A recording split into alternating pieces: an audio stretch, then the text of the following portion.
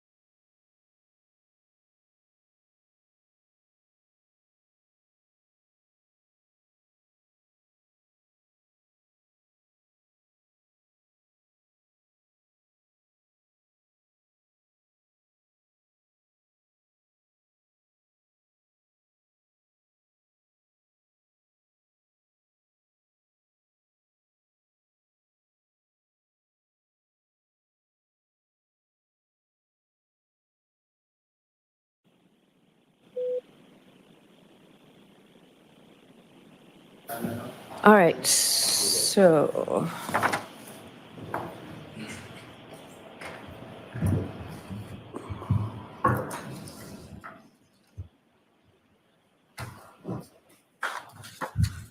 So moving on to the voir dire motion the other day, or voir dire hearing in response to the Commonwealth's renewed motion for reciprocal discovery and motion to exclude defendant's expert, Dr. Marie Russell. So the Commonwealth was alleging violations of Rule 14's reciprocal discovery requirement, and the Commonwealth asked for exclusion of Dr. Russell. I did find and do find that there was a violation of the reciprocal discovery obligations of the defendants. I was looking for a remedy. You called it a sanction, Mr. Jackson, but I called it a remedy. And I did tell counsel, as you know, at sidebar a couple of times, at least last week, that I did not want to exclude the testimony if I did not have to. So we had the voir dire, and I'm satisfied that the voir dire provided the Commonwealth the information that the defense should have provided the Commonwealth. So I am going to allow Dr. Russell to testify, but her testimony is very limited, and I think you even sort of acknowledged it the other day, Mr. Jackson. So she'll be allowed only to opine whether or not the marks on John O'Keefe's arm were the result of an animal attack. I find that she is a medical doctor. She's an experienced ER doctor, albeit, several years ago since she's worked in that capacity, but that she does have specialized knowledge in that field that may assist the jury in this regard. But she can't testify as an expert on police activity. There'll be none of that. And she will not be able to testify as to what the injuries are inconsistent with. She cannot testify that they're inconsistent with having been struck by a vehicle, road rash, scratches from broken glass or taillight matter, or anything else. So that's beyond the scope of which she can testify. The second part of the Commonwealth's motion, Commonwealth argued that they were not provided reciprocal discovery regarding the biomechanical engineers and others, but specifically ARCCA, Dr. Wolf, and Dr. Rentschler. And I do find, though I understand why the defense didn't respond, but it is a violation of Rule 14. So we had this voir dire. The Commonwealth was looking to see what each person did, their independent opinion, what their testimony would be, and whether they were qualified to render the opinions that they qualified. So from what I heard the other day, Dr. Wolf can testify to what his involvement. Dr. Rentschler, though, I have some concerns. It's clear to me that in Massachusetts, biomechanical engineers are not qualified to testify as to medical causation of an injury. Only an MD can do that. So I'm going to reserve ruling on the rest of his testimony. There are certain things he can testify, and I'll hear you again before he testifies next week. Let's just proceed with the trial today. So, Yes, Your Honor. Thank you. okay, so those are my rulings. Are they clear, Mr. Jackson? Yes, sir. Are they clear, Mr. Lally? Yes, Your Honor. Okay. All right, so are they ready to come in? Yes. Thank you.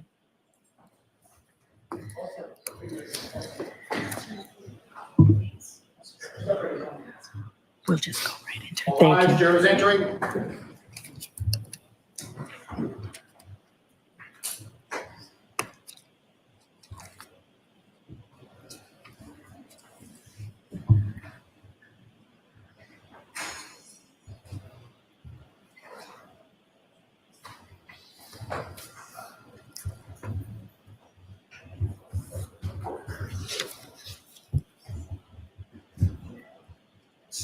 Yay. All persons have any business before the Honorable Beverly Cannoni, Justice of the Norfolk Superior Court, and for the County of Norfolk. Draw near, give your attendance, you shall be heard. God save the Commonwealth of Massachusetts. This court is now open. You may be seated. All right, good morning again, counsel and Ms. Reed. Good morning, jurors. So we appreciate that you were patient, that we got a lot of work done this morning before you came out. It's cool in here now, as long as you're away from the sun from the windows, it should be fine. The county has done a really terrific job of making sure that they got this building nice and cool for us today. So I appreciate what the county's done as well. I do have to ask you those 3 questions. Were you all able to follow my instructions and refrain from discussing this case with anyone since we left on Tuesday? Yes. Everyone said yes, nodded affirmatively. Were you also able to follow my instructions and refrain from doing any independent research or investigation into this case? Yes. Everyone said yes or nodded affirmatively.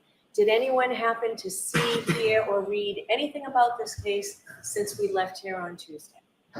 Everyone said no or shook their heads. All right, thank you very much. So may we call the witness, please? Trooper Garino, please.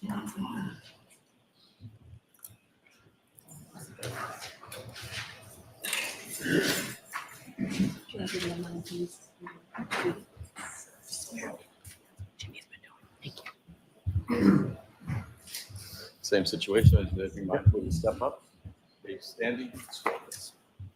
Do you solemnly swear that the testimony you shall give to the court and the jury in the matter now pending shall be the truth, the whole truth, and nothing but the truth, so help you God? Yes, ma'am. Thank you. Good morning, Trooper. Morning, everyone.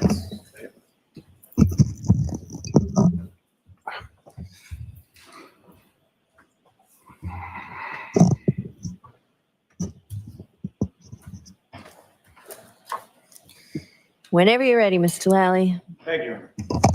Good morning, sir. Morning. Taking you back to the other day, I have been showing you, so you had testified about some extraction reports that you had conducted from the various forensic extractions that you had done pertaining to both the defendant's phone and Mr. O'Keefe's phone, correct? Yes, sir. And Your Honor, may I approach? Yes.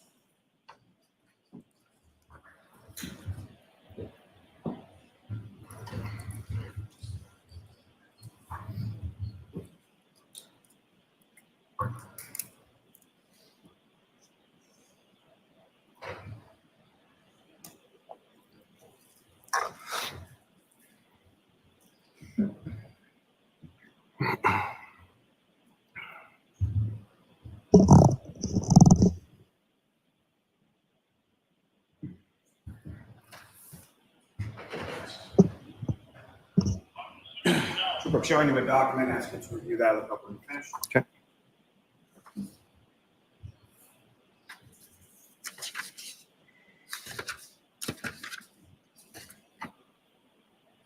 Okay. You recognize that, sir?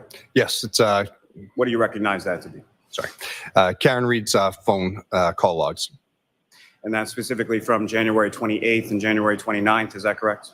Yes, it starts the 28th at 12:33 to, I'm sorry, the 29th at 12:33 to 3:19 p.m. on the 29th. And just for ease of reference, does it sort of go in descending order as far as the earlier calls are on the last page and then the more recent calls are on the first page? Yes, that's correct. May I approach, Your Honor? Yes. I'm about to introduce them as an exhibit. May we approach, please? Okay.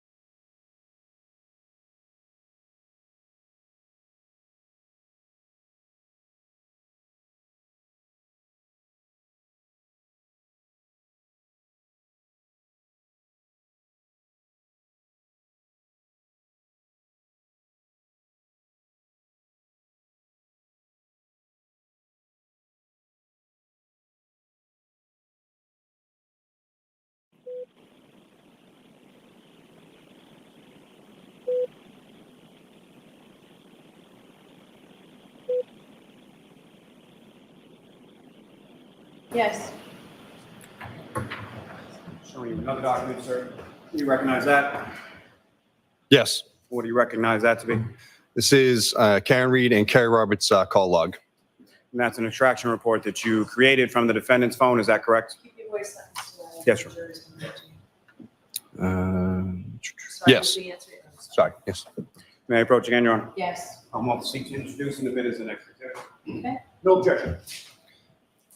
It's 6:34. May I approach again, Your Honor? Yes. Showing you another document, sir. Do you recognize that? Yes. What do you recognize that to be? This is the chats from John O'Keefe and Chris Albert.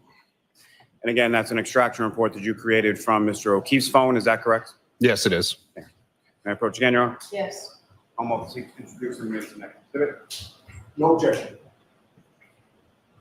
Mr. Lally, you really do need to keep your voice up. It's 6:35.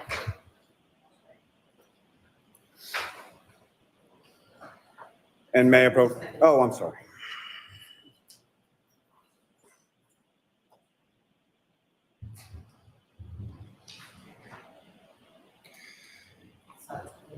My apologies. May I approach again, Your Honor? Yes. Showing you another document, sir. I ask you to look at that. Look up when you're finished.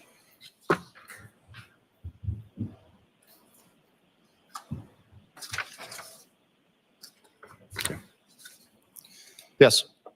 Do you recognize that, sir? Yes, this is Karen Reed's, the full chat report of everyone from the 29th on. So, May I approach, Your Honor? Yes. I'm going to seek to introduce and admit as the next exhibit. We have no objection. 6:36.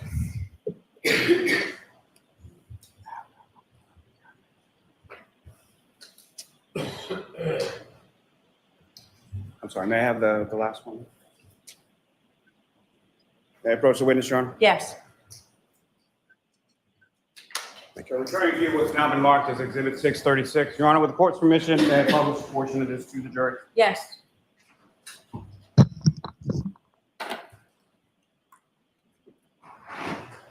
And sir, I'm going to direct your attention to the exhibit before you that's now been marked as Exhibit 636. And Ms. Gilman, if I could, I'm sorry, Trooper Garino and Ms. Gilman, if I could direct your attention to page 3.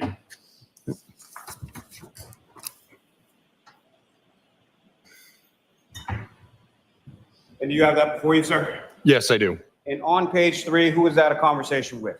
Laura Sullivan. And that conversation essentially continues from page 3 to page 6, is that correct?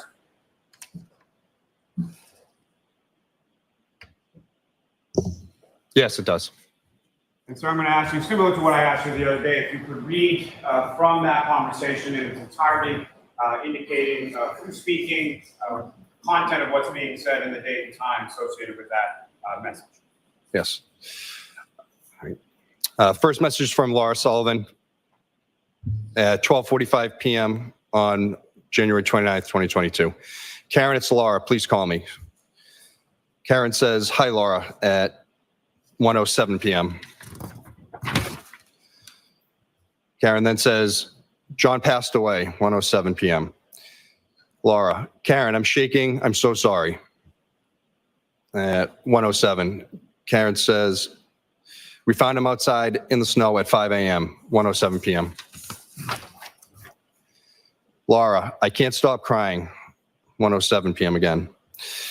Karen, thank you, 1:07. And Laura finally says, why was he out there, 1:07 p.m.? Oh, sorry. Karen replies, he left the party we were at.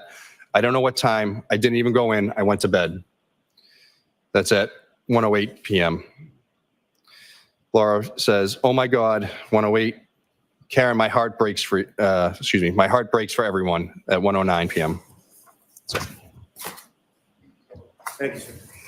So in those text messages, Ms. Sullivan, in the afternoon of the 29th, she indicates to Ms. Sullivan that they located Mr. O'Keefe around 5 a.m. Is that correct? Yes, it is. Now, sir, if I could direct your attention to page 28 through 29 of those messages in the exhibit before you.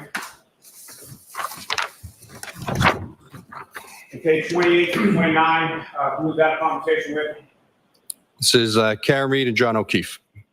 These are conversations from the I'm early. having trouble. Yeah. These conversations on page 28 through 29 of this exhibit occur in the early morning hours of January 29th, correct? Yes, that's correct. And if you could, sir, again, please read as far as who's speaking, what they're saying, and what date and time these are being sent. Yes. So, Karen Reed to John O'Keefe at 12:55 a.m. on the 29th. I'm going home. Followed by, see you later. At 1:02 a.m., she texts John again saying, your kids are cucking alone.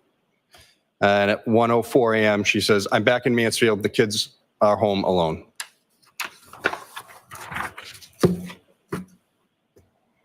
Thank you. May I approach this to retreat? Yes.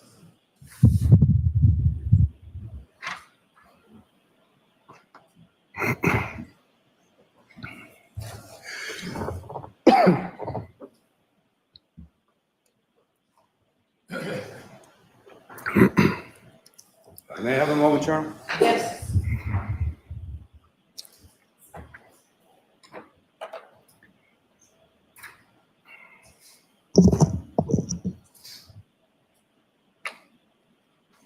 May I approach? Yes.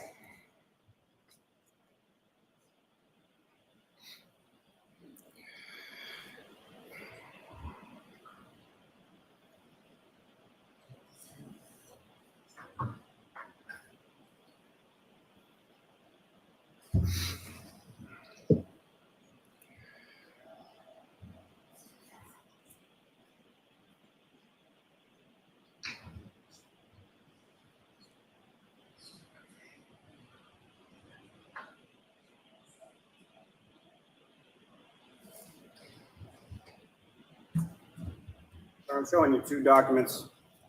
And Mr. Officer, we can put the lights on.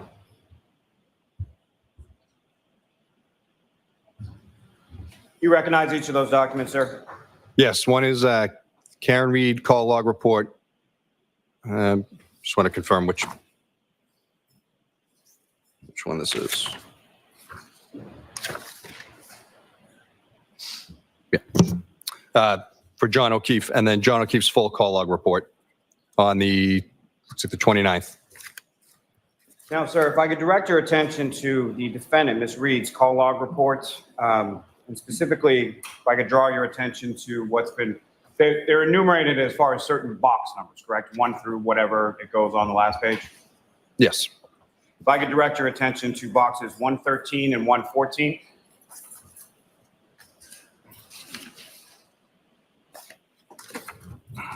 Okay. See those entries, sir? Yes. Now, as far as the time related to box 113 and 114, what are the timestamps associated with that?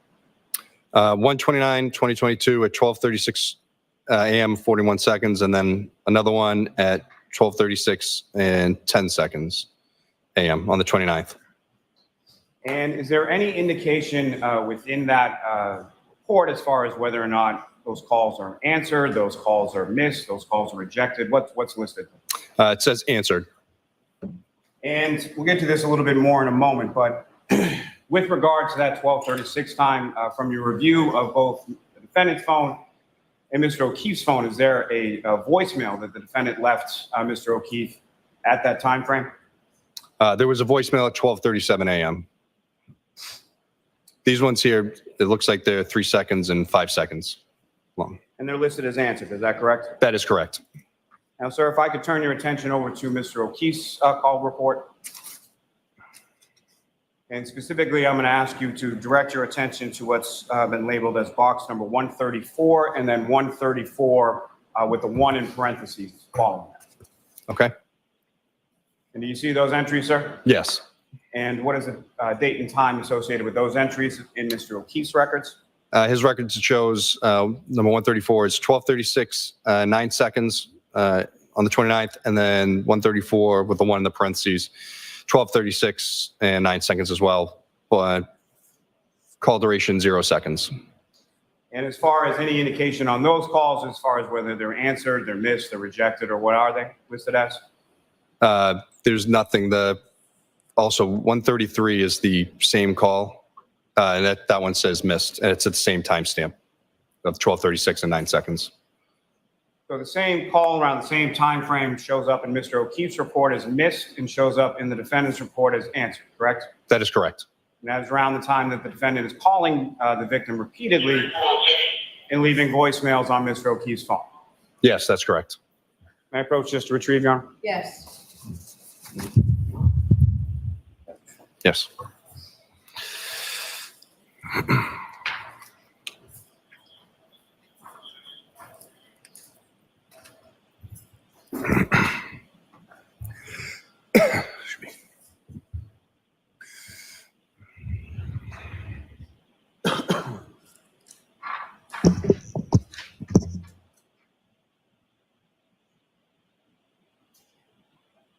Now, Trooper Guarino, you conducted an analysis of both the defendant's phone and Mr. O'Keefe's phone, correct? That's correct. And from your analysis of that phone, were you able to determine approximately how many calls occurred from the defendant's phone to Mr. O'Keefe's phone from the time period shortly after 12:30 a.m. To the time period shortly after 6 a.m.? There was over 50. I think it was 53 or 55. And any of those calls from your review of those records indicate any sort of conversation as far as duration, as far as being labeled as answered, anything to that effect? That Mr. O'Keefe actually picked up the phone and spoke to Ms. Reed? Yes. No. Now, with regards to those phone calls from the defendant to Mr. O'Keefe, what, if anything, did you find from Mr. O'Keefe's phone in relation to voicemails left by the defendant? There were 8 voicemails on Mr. O'Keefe's phone from the 29th till the phone was discovered. All from Ms. Reed, no one else. May I approach, Your Honor? Yes.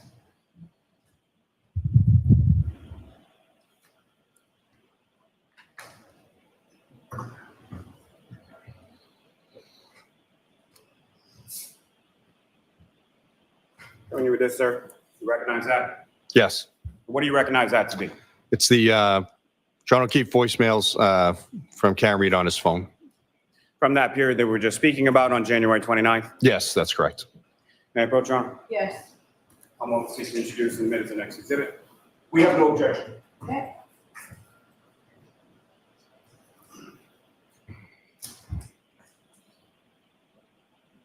It's 6:37. Now, sir, from your review of the defendant's phone, before we get to those, from your review of the defendant's phone, what, if anything, were you able to observe or ascertain that the defendant's phone did at approximately 12:36 a.m.?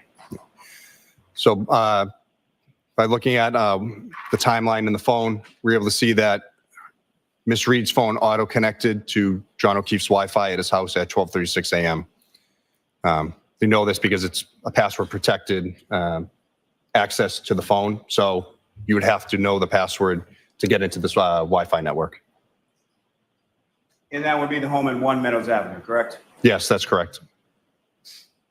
And Your Honor, with the court's permission, if we could publish each of the 8 voicemails to the jury. Okay. Are we going to hear which time each one is? Yes, Your Honor.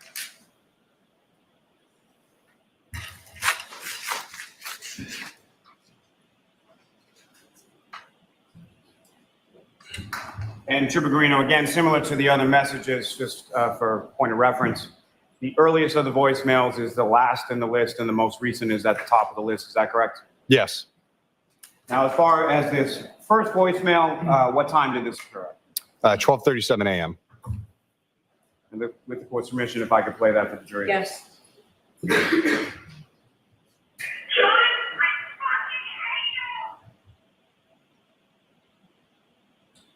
Ms. Gilman, if you could have the second message.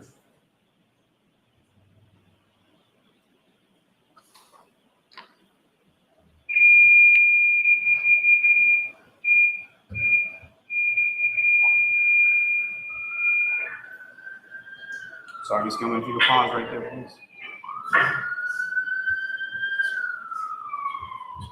My apologies, Your Honor, I just wanted the siren to go by. Oh, that's fine. And before Ms. Gilman presses play again, Trooper Guarino, what time is the second message? 12:42. Ms. Gilman, if you could.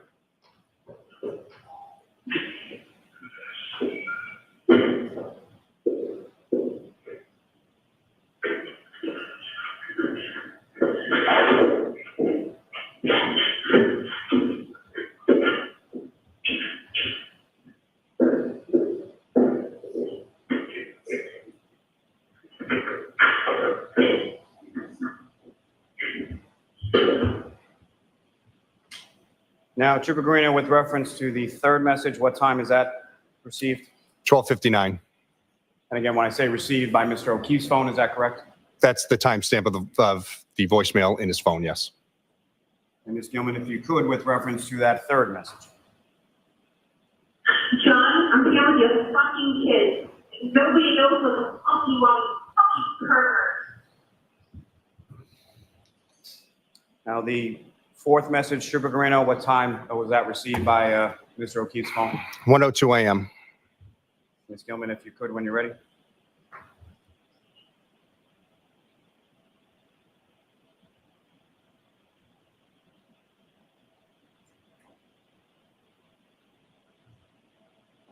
That was it.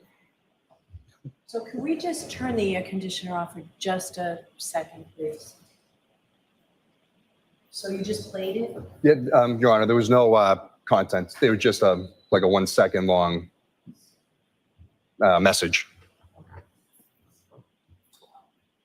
And Trooper Guarino, with regard to the fifth message, what time was that received by Mr. O'Keefe's phone?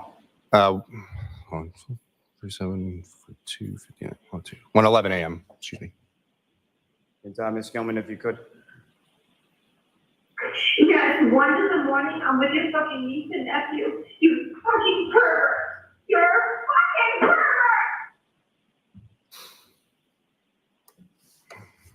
And the sixth message, sir, what time was that received by Mr. O'Keefe's phone? 1:18 a.m. Gilman, if you could. John, I'm going home. I cannot babysit your niece. I need to go home. You are fucking using me right now. You're fucking another girl. He's sleeping next to me. You're a fucking loser. Fuck yourself. The seventh message, sir, what time was that received by Mr. O'Keefe's phone? 5:23 a.m. Ms. Gilman, if you could.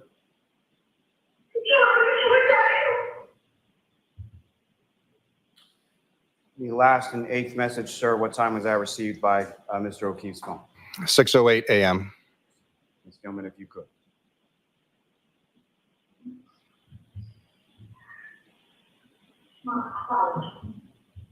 Gilman, if you could pause there for 1 second, I'm sorry. With respect to this message received on Mr. O'Keefe's phone at 6:08 a.m., from your knowledge of the investigation, where was the defendant, who, if anyone, was with her or around her at the time of this message at 6:08 a.m.? Jen McCabe, Kerry Roberts. During the message, you can hear someone on the phone with 911. Thank you, sir. Ms. Gilman, if you could.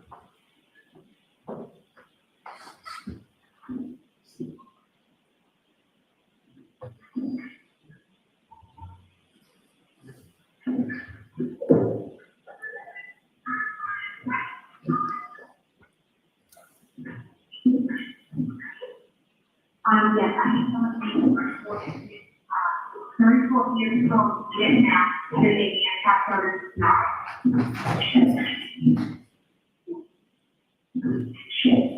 Yeah.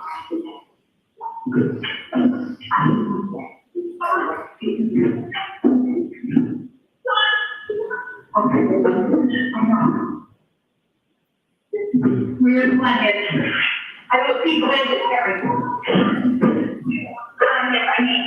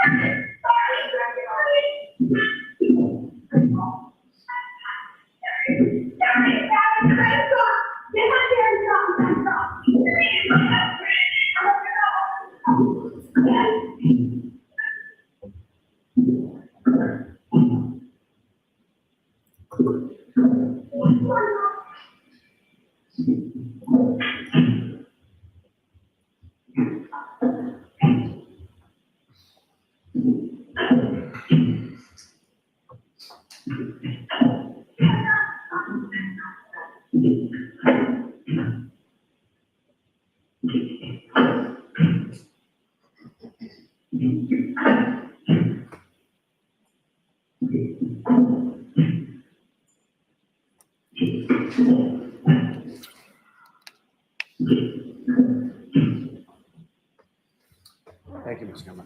Can we turn the air conditioning back on? Thank you very much. Now, Trooper Garino, in addition to the 53 phone calls that you've testified about, the defendant made to Mr. O'Keefe from that time frame following 12:30 a.m. to approximately just past 6 a.m. Did you note any other calls to a contact listed within the defendant's phone as mom? Yes. And when were those calls placed? I believe there's one at 1:10-ish in the morning. I forget the exact timestamp. There's also one at around 4:40 in the morning, and then at 4:42, right around 4 in the morning. Two of them, the first two weren't answered, and then the third phone call was answered. Now, with respect to Ms. Reed's phone from that same time period, what, if any, phone calls did you observe to a contact listed in the defendant's phone as dad? It's the same number. So when I looked at it in one report, it showed as dad. And then when I looked at it in Cellbrite, it came up as mom. So I don't know how it's attributing. Maybe she has it listed twice. I never looked at her actual phone. So this is what the extraction is showing me. Now, sir, you testified the other day that upon your review of the defendant's extraction reports, you were not able to determine there were no listed GPS locations for the defendant's phone? Correct. Like routes or anything like that. And that was because it was turned off in the phone, is that correct? That would lead me to believe, yes, that location services are turned off. So Objection, move to strike. Yeah, so no gas. What can you tell us about that? well, if GPS coordinates and location services on, that's what would get us locations in the phone. So if they're not there, they could be turned off. Objection, move to strike.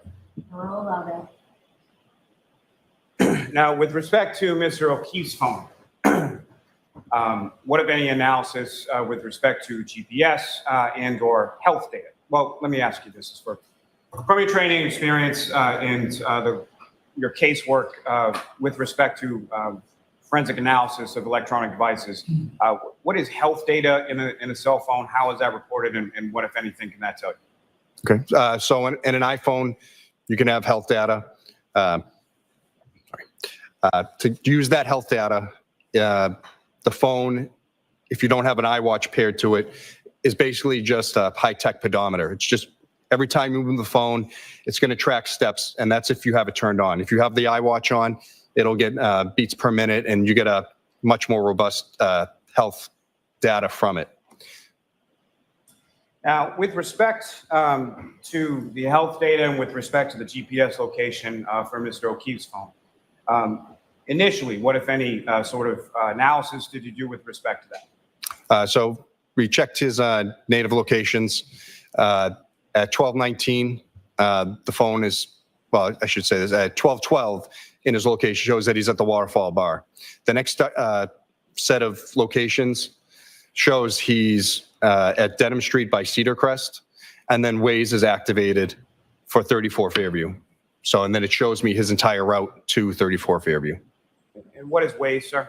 Waze is similar to Apple Maps. It is the GPS program that, punch in like a Garmin type thing.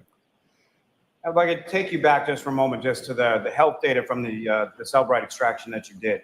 Specifically, you looked at data from 12 a.m. to 1 a.m. on January 29, 2022. Is that correct? Yes, that's correct. And as far as the health data was concerned,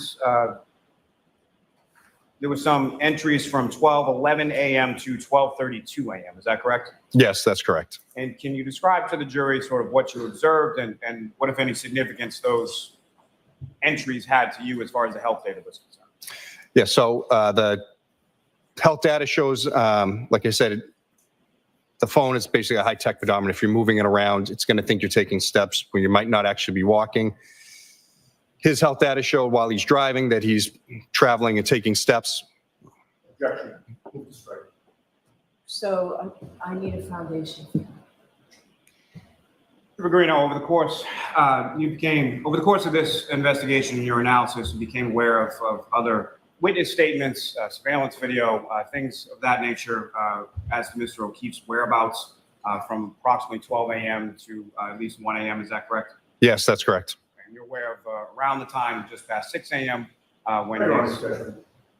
So let's hear the question first. Oh, that's my objection. Go ahead, Mr. Allen. You're aware of the time being just past 6 a.m. that you've already testified to as to when Mr. O'Keefe was discovered and 911 was called. Yes, that's correct. So, sir, with respect to, again, that time period starting at 12:11 a.m., what, if anything, did you observe with respect to the health data of Mr. O'Keefe as signified within the phone? So it marks when he's taking steps, ascending, ascending stairs, and distance traveled. And so from that period of 12:11 to 12:32, there were essentially 4 time periods that you delineated. Is that correct? Yes, that's correct. And do you remember the precise times and sort of the distance traveled within those time frames? I don't remember the precisely off the top of my head. Your Honor, with the court's permission, may the trooper refer to his report just for those numbers? Do you have it with you, Trooper? Yes, Your Honor. Thank you.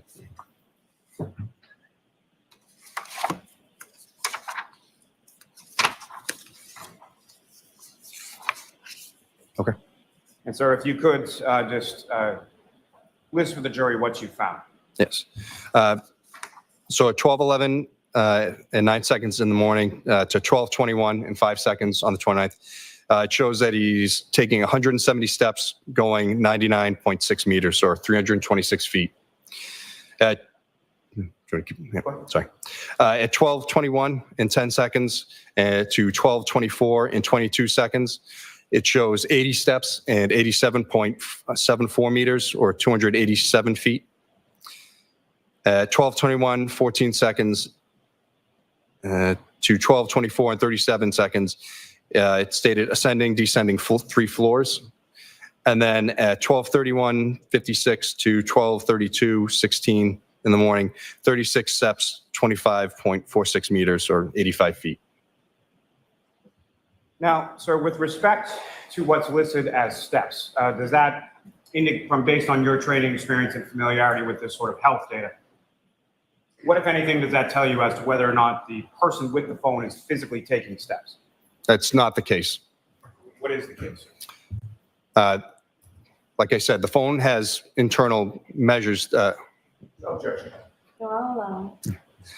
The phone has internal measures in it. Like I said, it's basically a pedometer. So the movement of the phone, the distance traveled, it's going to register as steps. You don't have to physically be walking and moving the phone for it to register movements.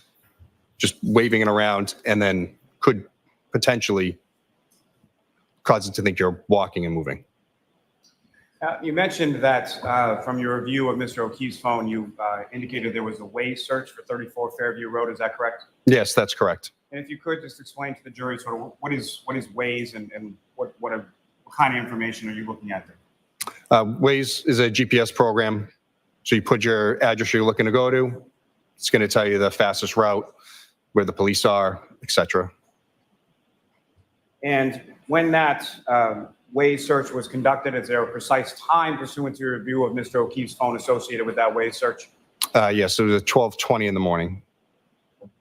And so from all of those steps and everything that you, if Mr. O'Keefe is searching for 34 Fairview Road, inferably he's not at 34 Fairview Road. Is that correct? That is correct. Now, with respect to the location, can you describe to the jury, are you familiar with the term based on your training experience known as native locations? Yes. And can you explain to the jury what that is? So native locations on an iPhone, the way it pulls GPS data, it uses satellite, Wi-Fi signal, Bluetooth, location services on apps. It takes all that data and uses it to get you the best location of where you are, unlike where you'd have like a handheld car-mounted Garmin GPS that's just using strictly satellite. Now, from your review of that data, when that Waze search is conducted at approximately 12:20 a.m., where is Mr. O'Keefe physically located at that time? The vehicle or whatever they're in is by 138 Dedham Street. They had already passed Cedar Crest Road.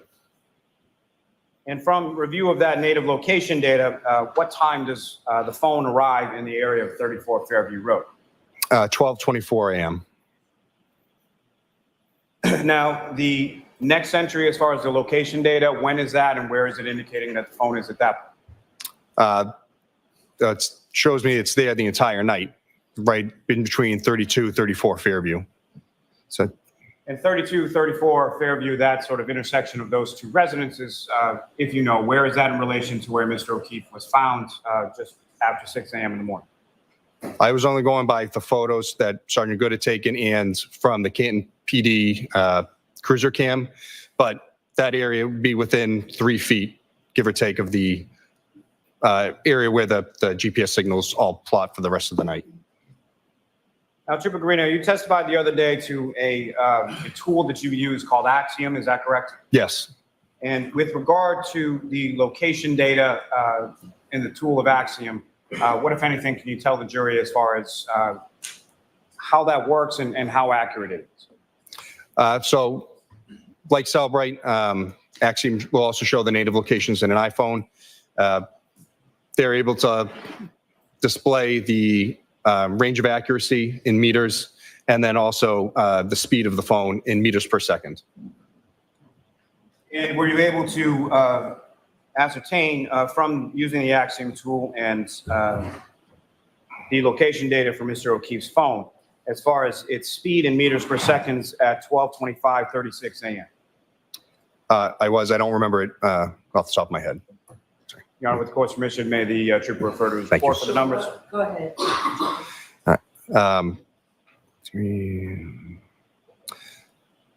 It's 0.6346 meters per second and a 16.75 meter lever of accuracy. So at about 54 feet measure of accuracy. Now, sir, if you could, just based on your training experience and your use, familiarity with this Axiom tool, for the record, that's AXIOM, is that correct? Yes, that is correct. So as far as that degree of certainty or accuracy with regard to the measurement, can you speak a little bit about that and explain that to the jury, how that how that works and what that means? Yeah. So, as I said, the iPhone tries to use multiple things to get you the best area of location where you're at. I can tell from personal experience that being at 34 Fairview, it's at the bottom, Fairview, where 34 is on Fairview. It's at the bottom of a hill, and it's also at the bottom of Cedar Crest where they sort of intersect. That area there has many hills. So the GPS signal can weaken due to natural landscape, buildings, weather, multiple factors. And as far as the degree of accuracy, what, if anything, does that tell you in regard to the location of the phone in reference to that degree of accuracy?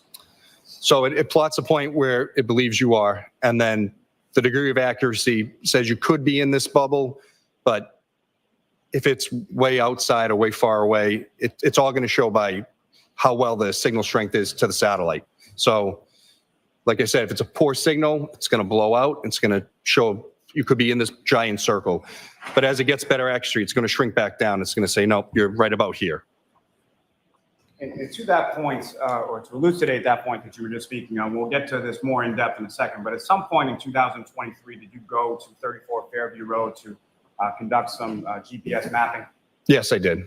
And when you were in that area of 34 Fairview Road, what, if anything, did you observe with reference to satellite connection, cell phone connection, things of that nature, as far as the strength of the signal? So on my way to work, I actually drive Fairview quite often, and being there in person with my phone, I'll go from 4 or 5 bars of service. When I'm there, it's 1 or 2. So that tells me that strength of signal there is not great. Now, turning back to this location data from Mr. O'Keefe's phone, you mentioned that you testified that at 12:25:36 a.m., it has a certain accuracy and it was traveling a certain speed, correct? Yes. Now, what, if any, speed is recorded in this location data between that 12:25 a.m. and 6:15:36 a.m.? Your Honor, may I just Yes. read? Thank you.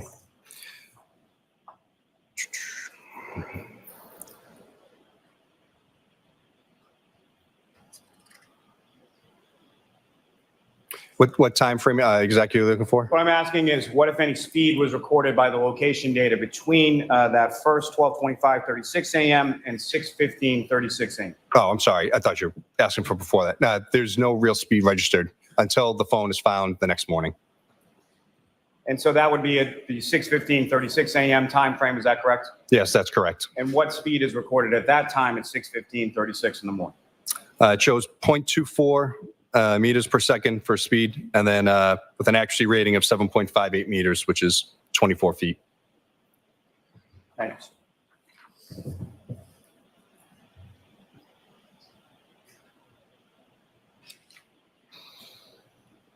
Now, sir, if I could turn your attention to May 8th, 2023, where did you go with relation to this investigation on that day?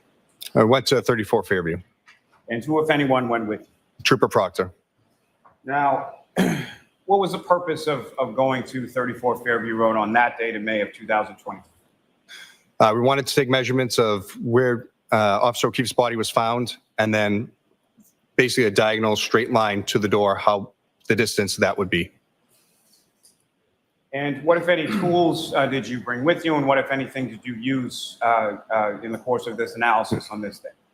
So I loaded in the GPS points into a program that the CERT team uses called SARTOPO. It's a GPS mapping program that you can view through an app. So that way I was able to see exactly where I was via the app. We also used one of the big long tape measures that's in like the big thing that would get us, from where we believed his body was to the front door. And from that, as far as the determination of where Mr. O'Keefe's body was located, what, if anything, did you use to determine that? As I said before, the photos and video from Sergeant Good of Canton PD and the Canton PD cruiser cam video. So the cruiser cam video that from Officer Sarah's cruiser, is that correct? Yes, that's correct. The one that shows where Mr. O'Keefe's body is when Officer Sarah arrives on scene, correct? That is correct. Now, with regard to those particular GPS points, what time frame did you start as far as your mapping was concerned? We took the last well, we mapped the entire route. So at the waterfall bar and then on from their drive on Dedham Street down to 34 Fairview. And as far as these locations, how were they measured as far as what kind of measurements were you using in order to plot those points? We loaded into Google Maps and just able to show it with a KMZ file to show exactly where he went. And so what I'm asking is, as far as the GPS locations that you were recording, how were those measured as far as longitude, latitude? Is that how they were measured? Yes, I'm sorry. Yeah, latitude and longitude. And you started with Mr. O'Keefe at the Waterfall Bar in Canton. What time was that, if you know? 12 a.m. was the last point. And then that time frame when Mr. O'Keefe's native locations are putting him in the area of 34 Fairview Roads, when was that first time frame? The time he arrives? Yes. About 12:24. I forget the seconds, but 12:24 a.m. Now, eventually, when you had all of these points as far as the direction of travel, location data, all of those things, what, if anything, were you then able to do with those GPS locations? I cross-referenced them with his health data and also mapped it out to see exactly where he would be.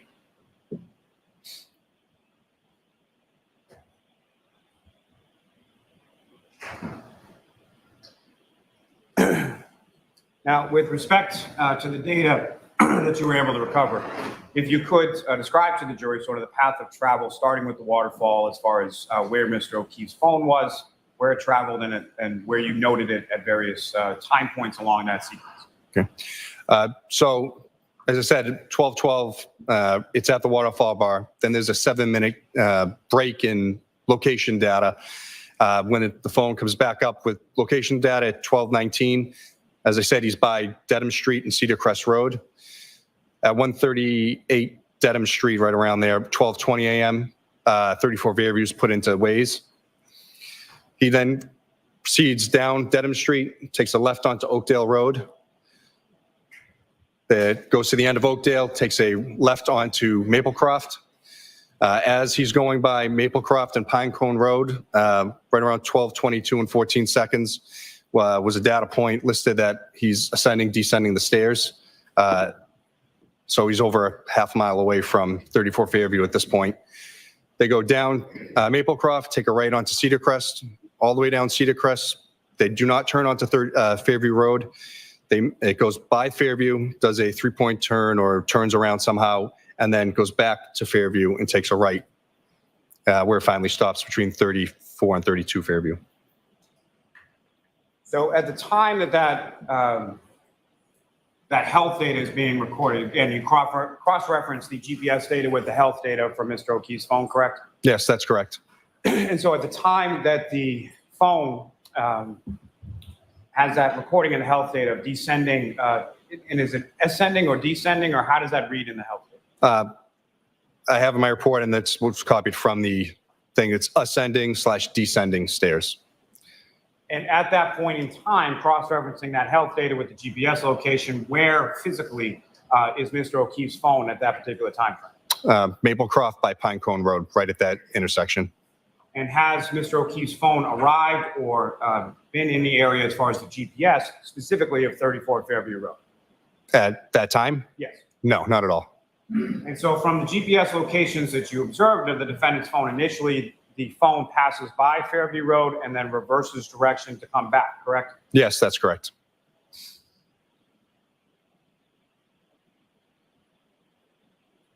And then as far as between 12:25 a.m. and 6:15 a.m., there's no movement of that phone, correct? Yes. What, if any, movement did you observe following 12:25 a.m. until the period of 6:15 a.m.?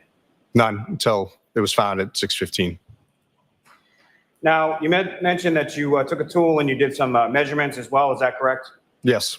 And were you able to ascertain then some GPS locations for where Mr. O'Keefe's body was found?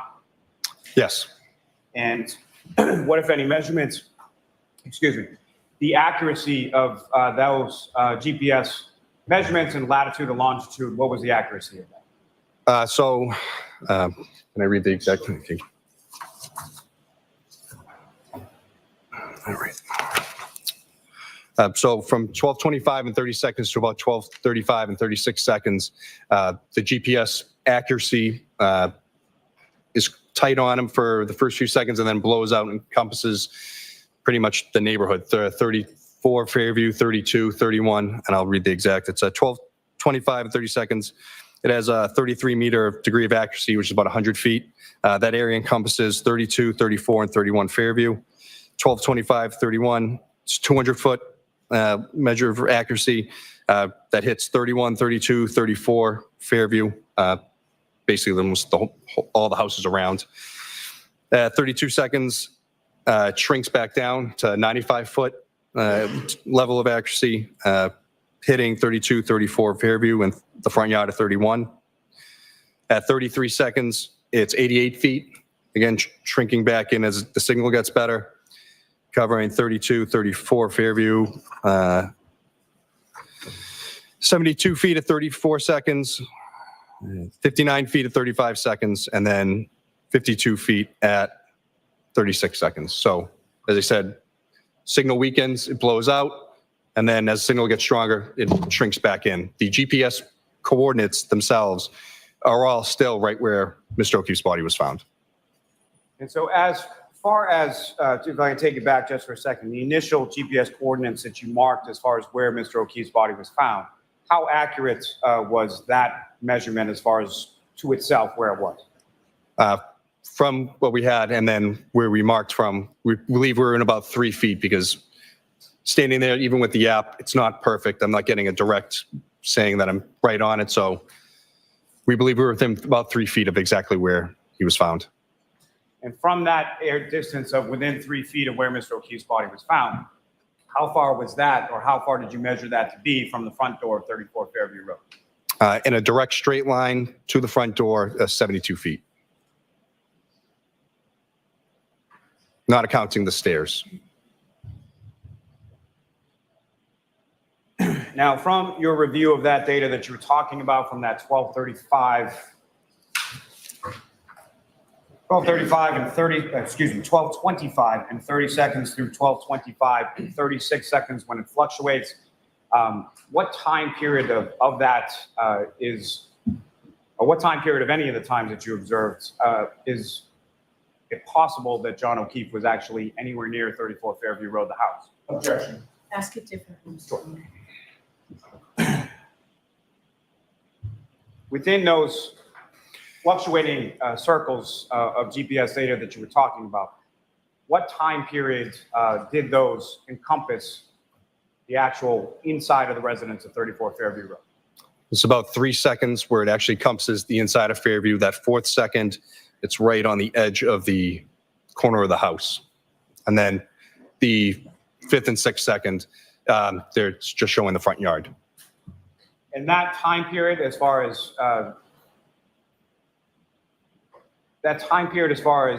those GPS data from those circles, with reference to the following time periods after those, what, if any, based on your training experience, what, if any, opinions were you able to draw from sort of that data? So he would have to go from the GPS point that's listed. It would take him, a second and a half to get to the house and then a second and a half back where his body was found, where his phone was underneath him. He'd have to go about 48 feet a second when I did a velocity calculation, which is about 32 miles an hour, a second to the house, a second back. There was no GPS points ever showing inside the home, the backyard of the home.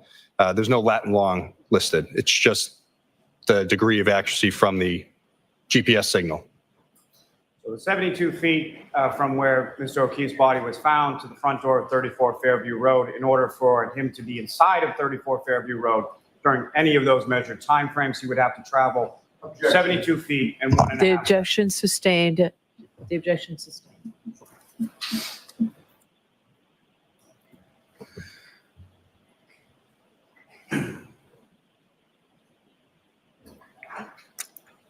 And sir, again, if I could ask you from Mr. O'Keefe's health data, as far as his specific physical location at the time that it indicates ascending and descending, how far away from 34 Fairview Road was it when it registered that?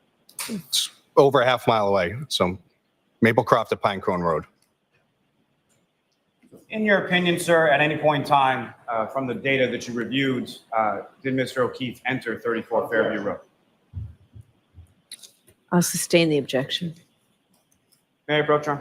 Yes.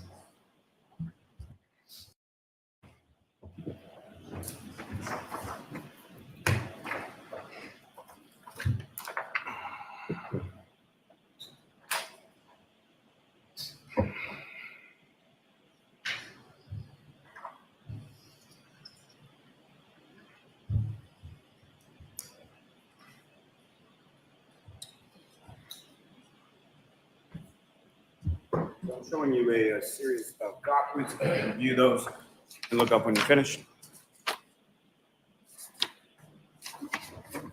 Okay. Do you recognize those, sir?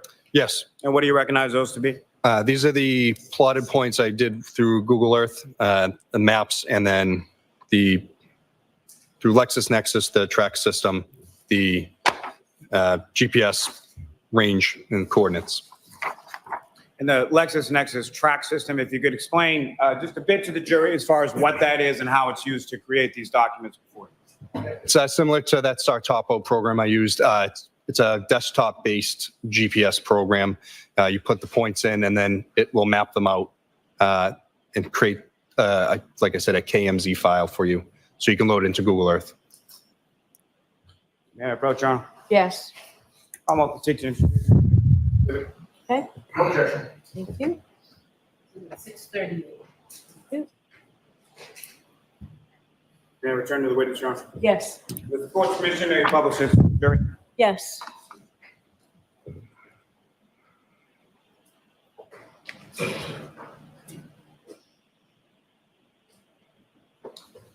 Ms. Gilman, if you could take that down. May I have a moment, Your Honor? Yes.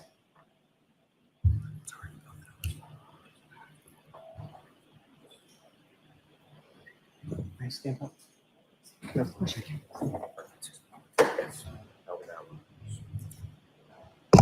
In fact, Trooper, if you're more comfortable standing for some of your testimony, you certainly can. Thank you, Holly. Gilman, if you could enlarge that just a bit. Thank you. Now, Trooper, there should be a laser pointer up on the stand before you. If you could, first of all, let me just ask you, recognize what's up on the screen now as the next exhibit? Yes. And again, if you could just explain to the jury sort of what we're looking at in this slide, and then using that laser pointer, if you could, direct the jury's attention to what, if anything, of significance you have in this particular slide. So I took an overview of the town of Canton. So this here is the GPS route, and then down over, I can barely see. Let me just look on the map here. It's not much better. The waterfall bar is right up, I can't really tell, honestly, from this, but it's on Washington Street. It's down here, I'm sorry. That's why I included an overview of everything, so you could see the full range from the time period with that GPS locations. Your Honor, if I may, just if it's possible, I don't know. Keep your voice up. I'm sorry. I don't know if this is going to work any better, but if I could ask if we could turn the lights back on just so the witness can see Sure. what's before him, and then. With the court's permission, I think the map is still viewable to the jury, and now the witness can actually see the exhibit. Can everybody see it? And so again, sir, Trooper, I'm sorry. Now with visible before you, if you could just indicate again what we're looking at in this. Yep. So when you zoomed in, it actually closed it out, but it's down over here is the waterfall bar. There's a couple of points there listed. And then right around here is when the GPS tracks go, and their route, once Waze is activated, down to 34 Fairview. There is a zoomed in version of by Fairview. And Ms. Cameron, if I could have the next slide.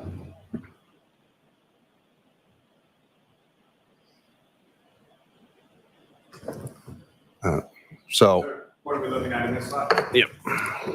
So this is the track.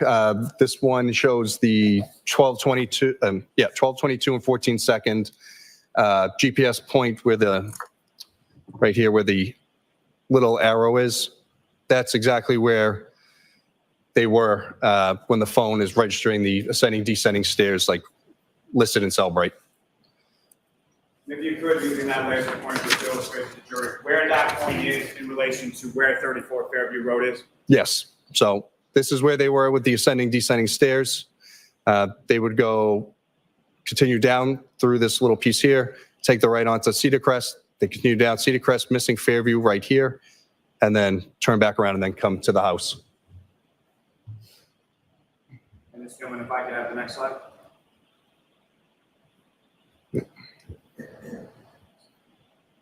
And Trooper, what are we looking at in this slide? And specifically, if you could explain to the jury as far as the blue circle with the attached to the If you Lexus. could look this way, please.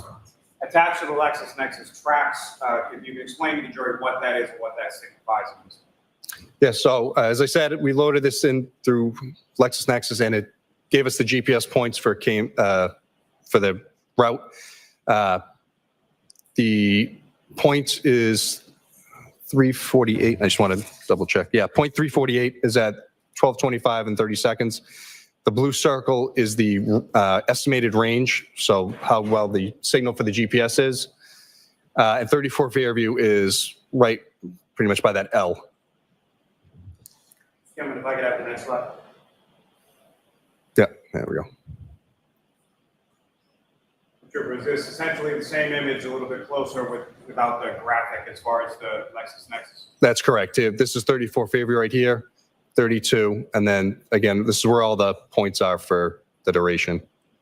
As far as the blue circle that's up on the screen, what does that represent as far as this particular point in time for this GPS point 348 at 12:25 and 30 seconds?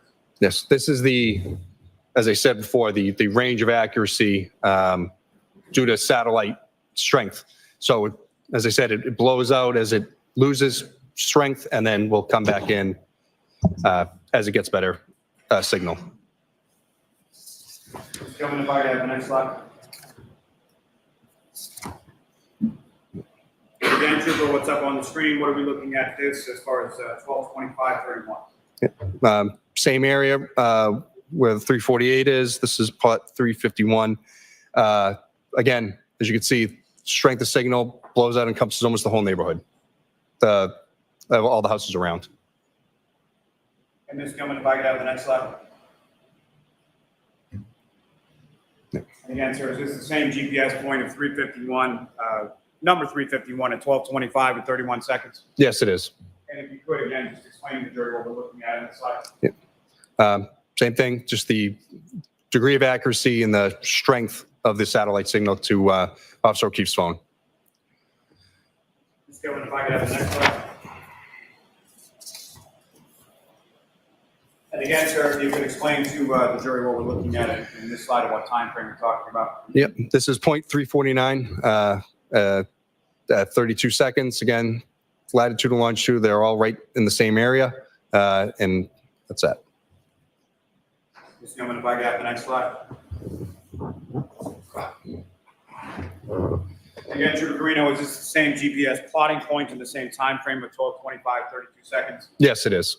And again, if you could explain to the jury what we're looking at in this, in particular in relation to the earlier slides with reference to the accuracy that you talked about. Yeah. So again, the accuracy blew out as it lost signal, and now it's shrinking back in as accuracy gets better. Ms. Gilman, if I could have the next slide. And sir, what GPS point or what time frame are we looking at in this particular slide? It's 12:25 and 33 seconds. Again, same area, lat long, right in the yard of 34 Fairview. And Ms. Gilman, if I could have the next slide. And Trooper Garino, is this the same GPS point of number 348 and 12:25 and 33 seconds? That's correct. And again, if you could explain to the jury as far as the accuracy and what we're looking at in this. Yep. So I believe they actually wasn't that much of a drop off. Yeah. So it went from 88 feet to 72 feet. So the circle still doesn't look like it really shrank much. Ms. Gilman, if I could have the next slide, please.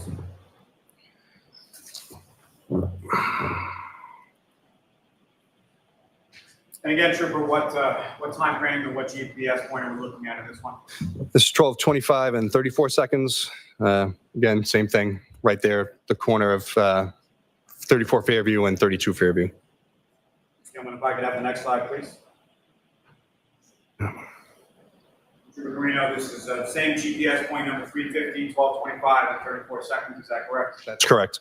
And again, using, if you could, using that laser pointer, direct the jury's attention to what we're looking at in this. Yep. So 34 Fairview is here. So as I said, this point here is the last one where it sort of cuts out the little corner of the house, but everything's still showing directly. This is where it's believed to be. Mr. Gilman, if I could have the next slide. What GPS point and what time are we looking at in this one, sir? This one's 35 seconds, 12:25, 35 seconds. Same thing again. GPS point's still saying it's right there where his body was, but again, it dropped from 72 feet of accuracy down to 59 feet. So it's going to show the outside only of the house. So the signal strength is strengthening at that point, is that correct? That is correct. If I could have the next slide, Mr. Gilman. And again, sir, same GPS point at number 346 and same time at 12:25, 35, is that correct? That's correct. Mr. Gilman, if I could have the next slide. Mr. Guarino, with regard to this slide, what GPS point is being depicted and what time frame are we looking at? This is GPS point number 345, and it's 12:25 and 36 seconds. Again, showing that the signal strength has, again, grown and gotten better. As far as grown and gotten better, what accuracy or what degree of accuracy in feet are we looking at? This is within 52 feet. Ms. Gilman, lastly, from this group, the next slide.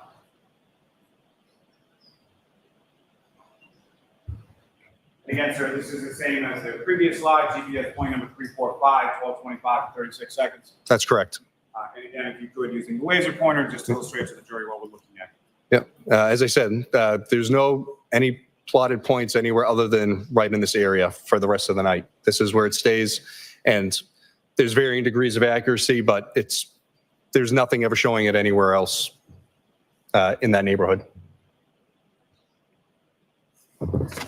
May I approach, John? Yes.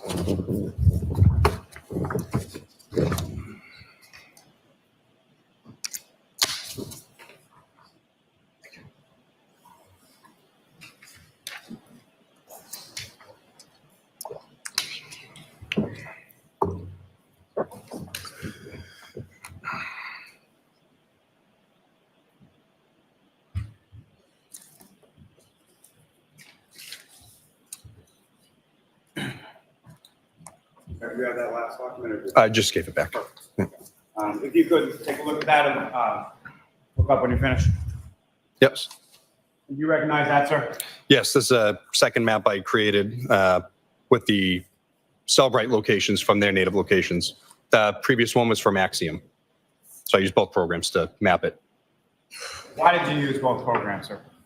As I said, Axiom showed movement and degree of accuracy where Cellbrite doesn't. It just gives you the native locations. I use two programs so I can corroborate what I'm seeing in one is the same as the other, because if not, then I need to find out why. And as far as the information from one program to the other program, were they corroborative of each other? Yes.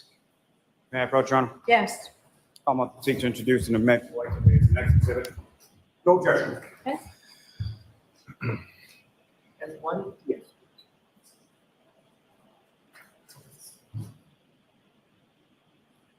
Statement.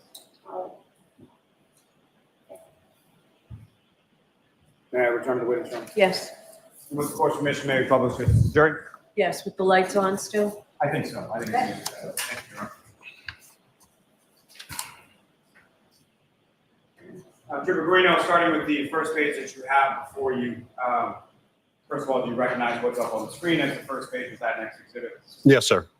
And again, if you could, using the laser pointer you have before you, direct the jury's attention to what, if anything, of significance you observe in this first page of this next exhibit.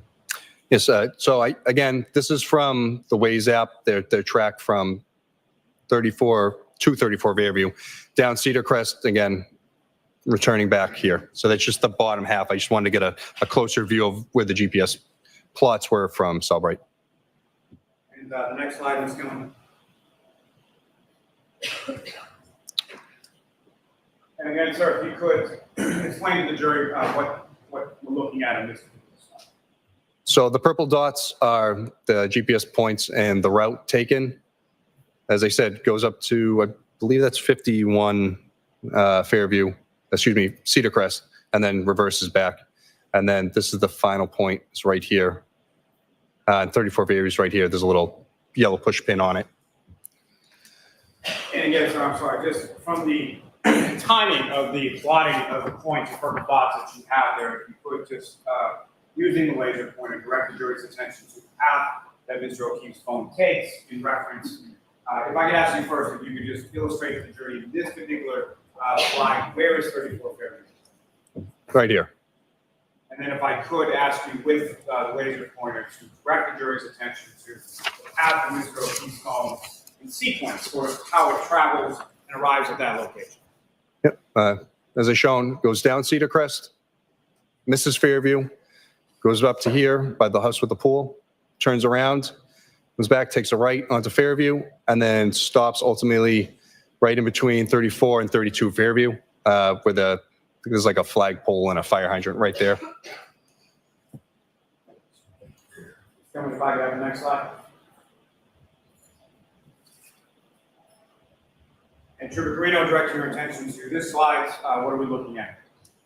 Again, I cross-referenced it with the points. This is Pine Cone Road, and then Maplecroft intersects here. And this is the ascending, descending stairs point in his phone.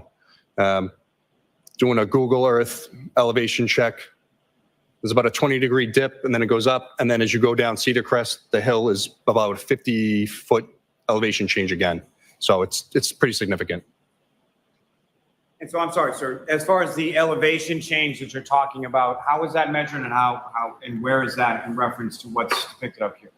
So again, like I said, in this area here, there's about a 20-foot drop. And then as you go down Cedar Crest, that hill, it's about 50 feet.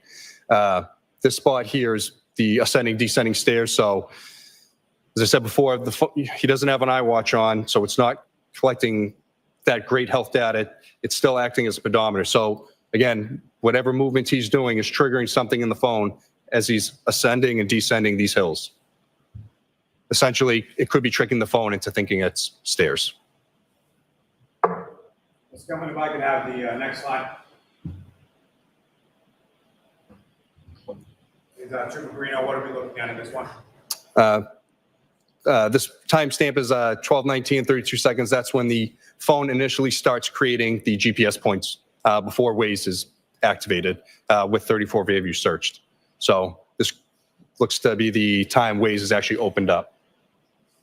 And so from the purple dots that are depicted on the screen, as far as where is Mr. O'Keefe's phone at 12:19 a.m. in reference to 34 Fairview Road? 12:19 is right here. 34 Fairview is down all the way here. Number, you can't really see, but it's right in the bottom corner. And the next slide.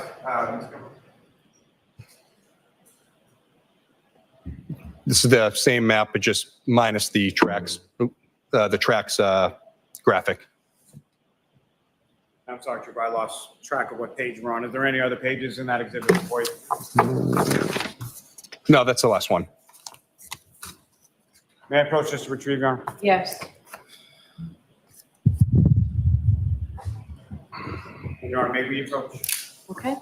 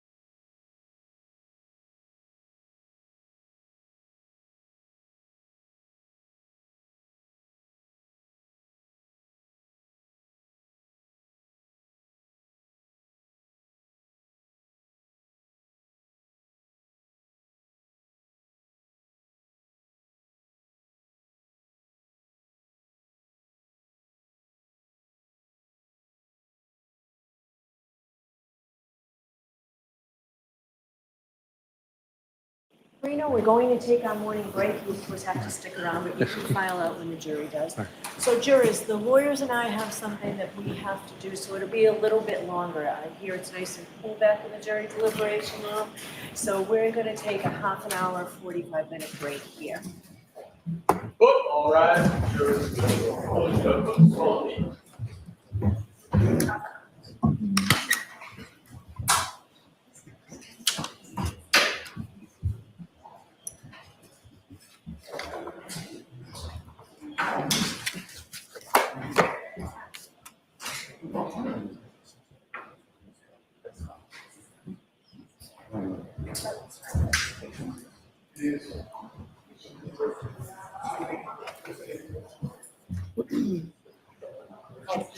Yes.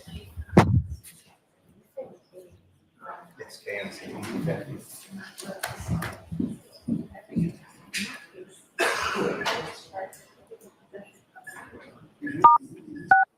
You are muted.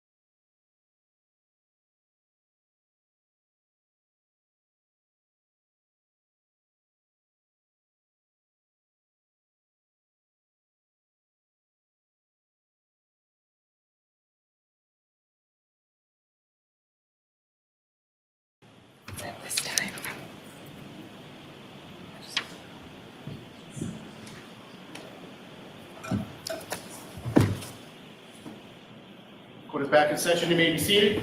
All right, so Ms. Giannetti, did that give you enough time? Oh, I had enough time, yes. Okay.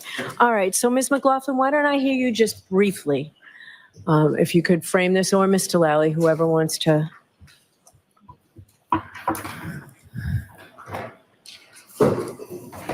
Yeah, sure. The Commonwealth is moving to introduce a Google search the defendant conducted at 1:27 p.m. on January 29th, 2022. The Commonwealth would argue that the probative value of this Google search outweighs any prejudice to the defendant.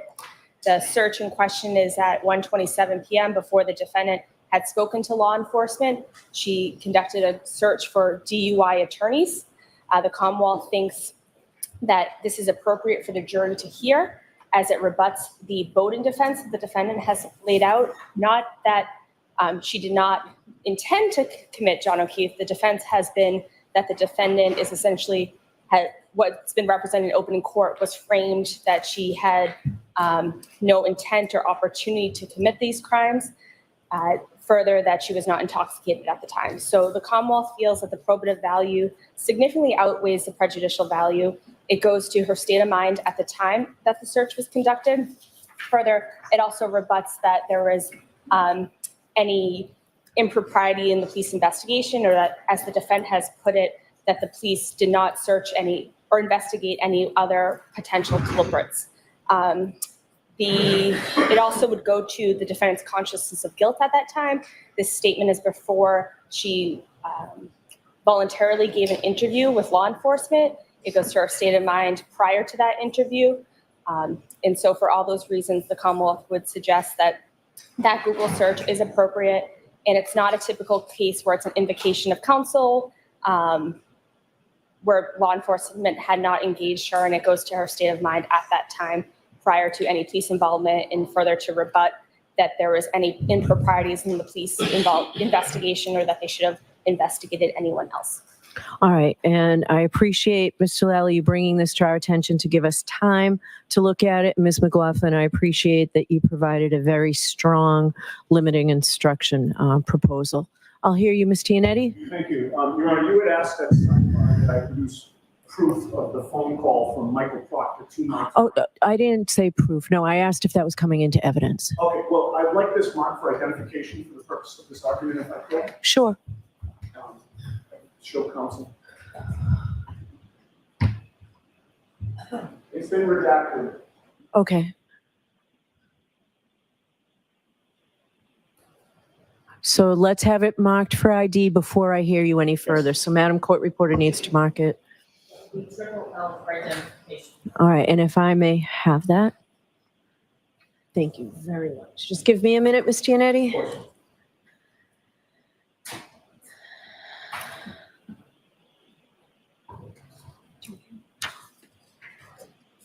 All right, so this is just that a call occurred, right? That a call was made from Michael Proctor's personal cell phone number, you can see the last 4 digits there, to my client at 1:19 p.m. on January 29th. Okay.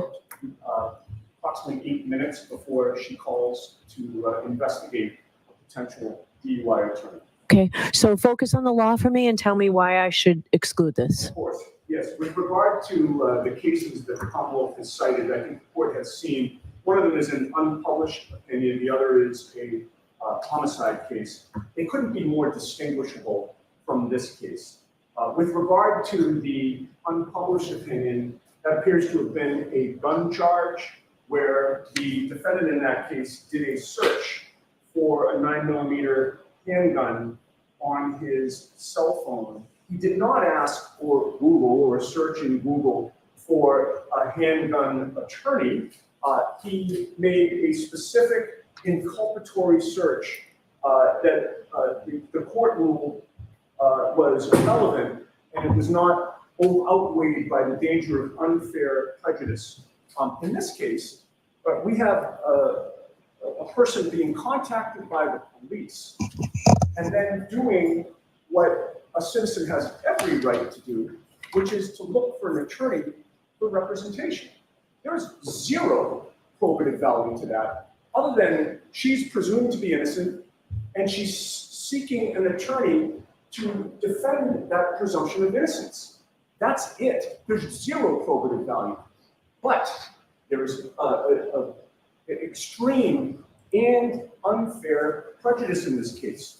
Your Honor, the limited instruction that the Commonwealth has provided asks this court to instruct the jury whether her action in doing an internet search for an attorney indicates feelings of guilt by a defendant. I can't even believe that argument's being So made. let's just focus on the Well, law. I'm trying to, Your Honor. I'm All right. flabbergasted. So what I'm going to do then is I'm going to stop you. So on the balancing act that I have to do, I find that the probative value is outweighed by the prejudicial impact. All right. So I'm not going to allow it in, Mr. Lally, in your case in chief. Now, if you feel that through this witness or through any other witness, Mr. Lally, that it then is admissible, I just ask that you come to sidebar beforehand. Absolutely, Your Honor. Okay. All right. Let's bring Trooper Garino back in, please. Yes, please.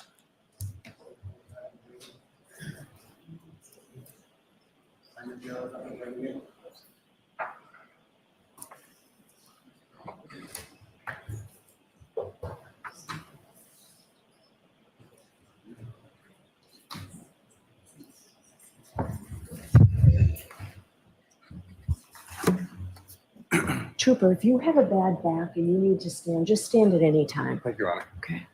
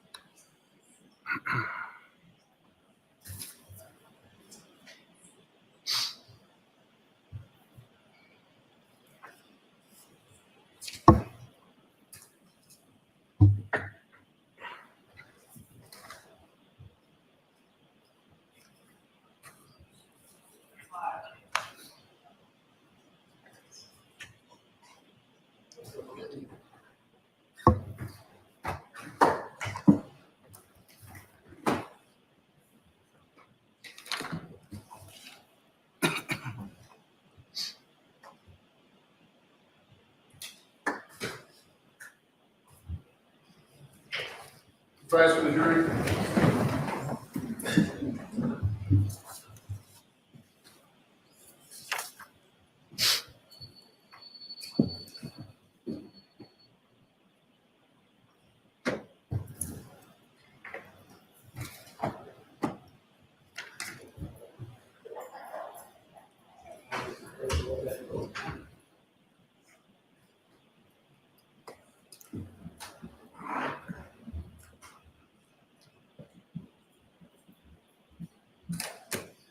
Hey, be seated. Close back a second.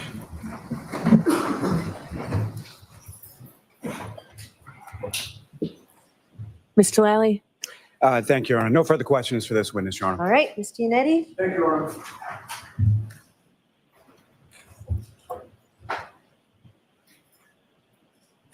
Mr. Lally, you left your material here. Thank you, sir. Trooper Guarino, you've testified that you disagree in many respects with the findings of the defense expert, Rick Green, which he outlined in his affidavit submitted in connection with this case, correct? Yes, that's correct. I'd like to ask you some questions about your training and education and your qualifications in the area of computer forensics. You graduated from Westfield State University in 2003. Yes, that's correct. You majored in criminal justice and mass communications, correct? Yes, I double majored. Right. You chose not to major in computer science, correct? Yes, that's correct. 2 years after graduating, you became a patrolman in Norwood, correct? Yes, that's right. The town of Norwood is right next to Canton, is it not? Yes, it is. You stayed as a patrolman in Norwood for 10 years with the Norwood Police Department, correct? Minus a stint in the National Guard, but yes. You then became a Massachusetts state trooper in 2015, Yes, I did. and you spent 4 years in the patrol division of the Mass State Police, correct? Yes, I did. And that was until 2019? Correct. And 2019 was the first time that you took a forensic computer course. Would you agree with that? No, that's not true. Would you agree with me that since then, your training has mainly consisted of online courses and webinars? That is also not true. Okay, well, you list, with regard to your training, some in-person trainings, sir, but you list 1, 2, 3, 4, 5, 6, 7, 8, 9, 10, 11, 12, 13, 14, 15, 16, 17, 18, 19, actually, over 20 online courses, do you not? Yes, that was during COVID. Well, 2019 was not during COVID, was it? 2020 was All right. when I took most of them. I got you, but you say 2019 to 2020 in terms of your online courses and webinars, correct? There's quite a few, yes. All right. And with regard to some of the courses that you were taking during that time period, would you agree with me that one of them was Introduction to Computer Networks? So that course was through the NW3C. I They didn't just had ask it you where it multiple. was from. I asked you whether one of the courses that you took was called Introduction to Computer Networks. That's correct. And another course that you took was Introduction to Cell Phone Investigations, correct? Yes. Introduction to Previewing, correct? Yes. You hold no degrees in the field of computer forensics, do you? I hold certifications. You hold no degrees in the field of computer forensics or computer science, correct? Like college degree? Correct. Yeah, correct. You have no publications in the field of computer forensics, do you? No, not yet. And you've never taught a course in computer forensics, have you? No. All right. Well, as a Norwood police officer for 10 years and a Massachusetts state trooper for 9 years, you would agree that you've written a lot of police reports over the years, have you not? Yeah, you could say that. Prior to becoming a Norwood police officer back in 2005, you attended a police academy, right? Yes, I did. And at the academy, one area of focus was the proper way to write a police report, was it not? Amongst others. You were taught that it's important to write police reports close in time to the events in question while they're still freshest in your memory, correct? That's not necessarily the case. Okay, so is it your testimony before this jury that it's preferable to wait months before you submit a police report on something that happened months ago, sir? Well, it depends on the data that I'm using. If I can't get into a phone, then yeah, I have to wait months. Okay. But once the information is received that you need to write a police report, would you agree with me that it's important to record it in a report as soon as you can? No, I stand by my previous statement that as soon as the data is available that I can do it, I will. And if, things come up, then, I do it when it's able. So I think you just answered my question. You said as soon as the data is available and you've completed your investigation. I never said I completed. I said if the data is available. Well, then let's say you've completed your investigation, sir. Are you going to argue with me that it's preferable not to wait to record that data in a report? Objection. Ask it differently, Ms. Giannetti. You were also taught that it's important to include all the important details in your police report, correct? Again, it depends on the report I'm writing. Okay, so in other words, there are times when you're writing a police report when you intentionally leave out important details, Trooper. Is that your testimony before this jury? Objection. I'll allow that question. Is that what you do, Trooper? No, ma'am. Okay. Your Honor. So you would agree with me, going back to my question, that it is important to include all the important details in your report, is it not? Again, it depends on the report that I'm writing. There's some data that goes in, there's some that doesn't. I can't have everything in. Again, for phone, I'm speaking to technically phone reports or cell phones, computers. I can't include everything. That's why we have the program that if I need to add something via Cellbrite or Axiom, I can create a report through that. If I did a handwritten report for everything, they'd be thousands of pages for the amount of data in these devices. One purpose of writing a police report is to share information with your fellow investigators, is it not? I suppose so. Another purpose of writing a police report is to be fair to the people that you're investigating by explaining as best you can what happened, correct? I don't understand that question, Denham. Okay. The fact is you did write some early police reports in this case dated February 4th, 2022, just 6 days after John O'Keefe was found mortally wounded on Brian Albert's front lawn, correct? That is correct. When you wrote those police reports, you knew this was a homicide investigation, correct? I was told that it was believed to be yes. So that underscored the importance of being accurate and truthful, correct? Especially in a homicide investigation? I write my reports, no matter what the investigation is, the same exact way.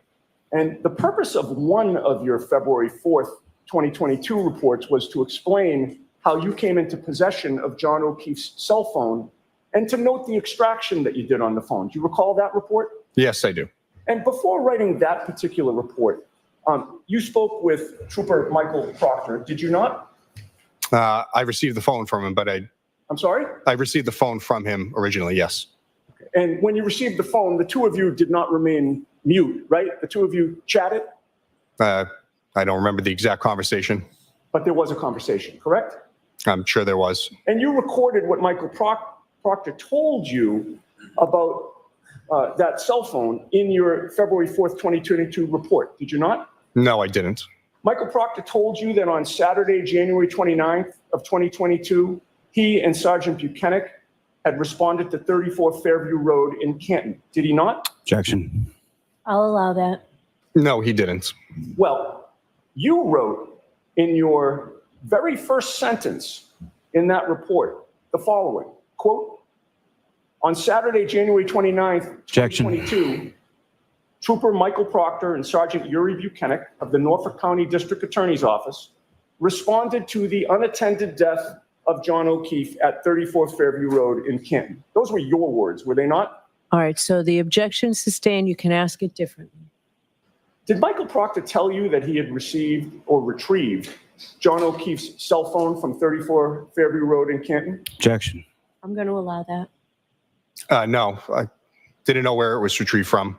You didn't know where it was retrieved from? Correct. All right.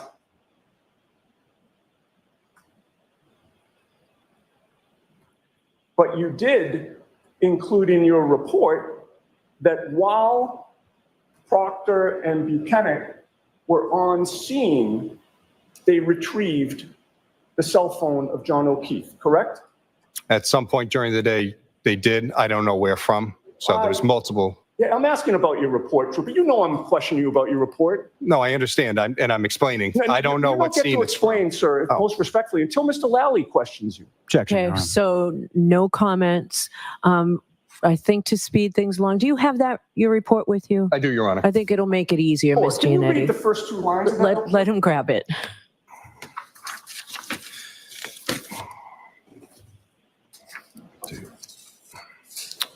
Go. Can you read the first two lines to the jury, please? Yep. On Saturday, January 29th, 2022, Trooper Michael Proctor and Sergeant Yuri Buchanan of the Norfolk District Attorney's Office responded to the unattended death of John O'Keefe at 34 Fairview Road in Canton. Through his investigation was found O'Keefe was a victim of a motor vehicle homicide. While on scene, Trooper Proctor secured O'Keefe's phone and brought it to the Norfolk DA's office for forensic analysis. Okay. So you'd agree with me that you included that clause, while on scene, they secured his phone, did you not? I did write that. Okay. And that was back on February 4th of 2022, correct? Yes, it was. Within 6 days of John O'Keefe being found mortally wounded on Albert's lawn, correct? Yes, sir. And at that time, you knew that the crime scene was 34 Fairview Road, correct? No. yet you put in your report while on scene, did you not? Yes, I don't know what scene they recovered from. I know they went multiple places on the 29th.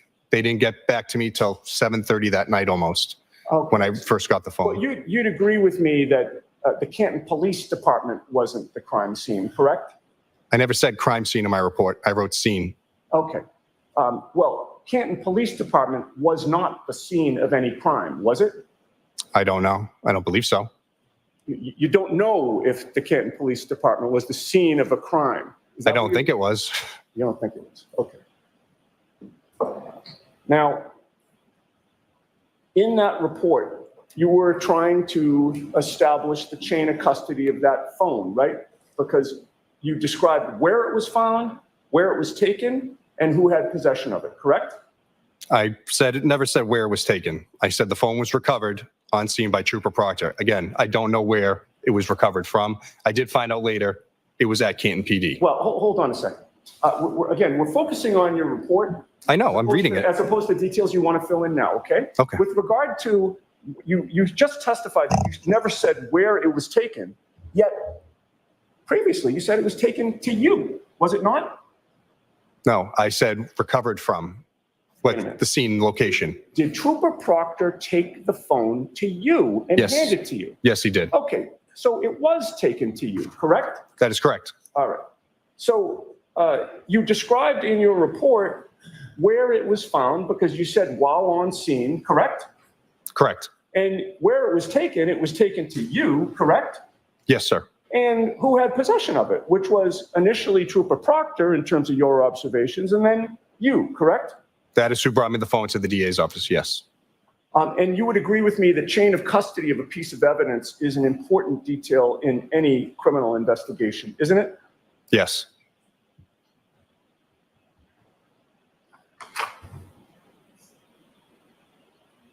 Would you agree with me that someone reading your report or listening to it as the jury listened today would understand you to be saying that Michael Proctor seized John O'Keefe's cell phone at 34 Road in Canton?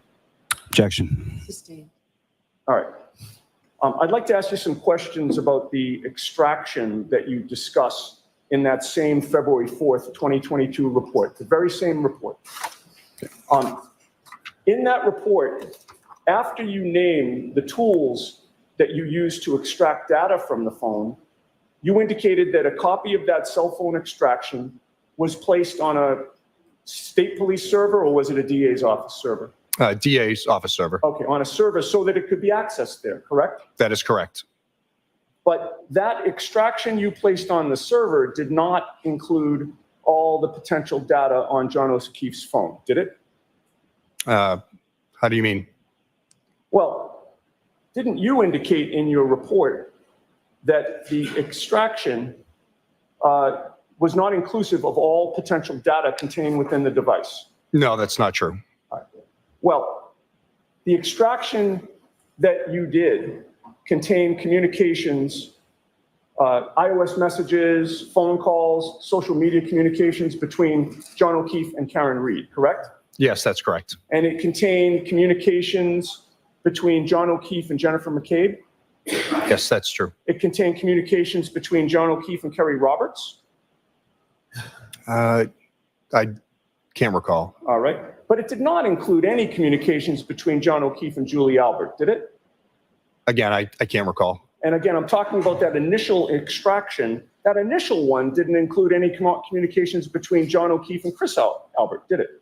I only created one extraction of John O'Keefe's phone.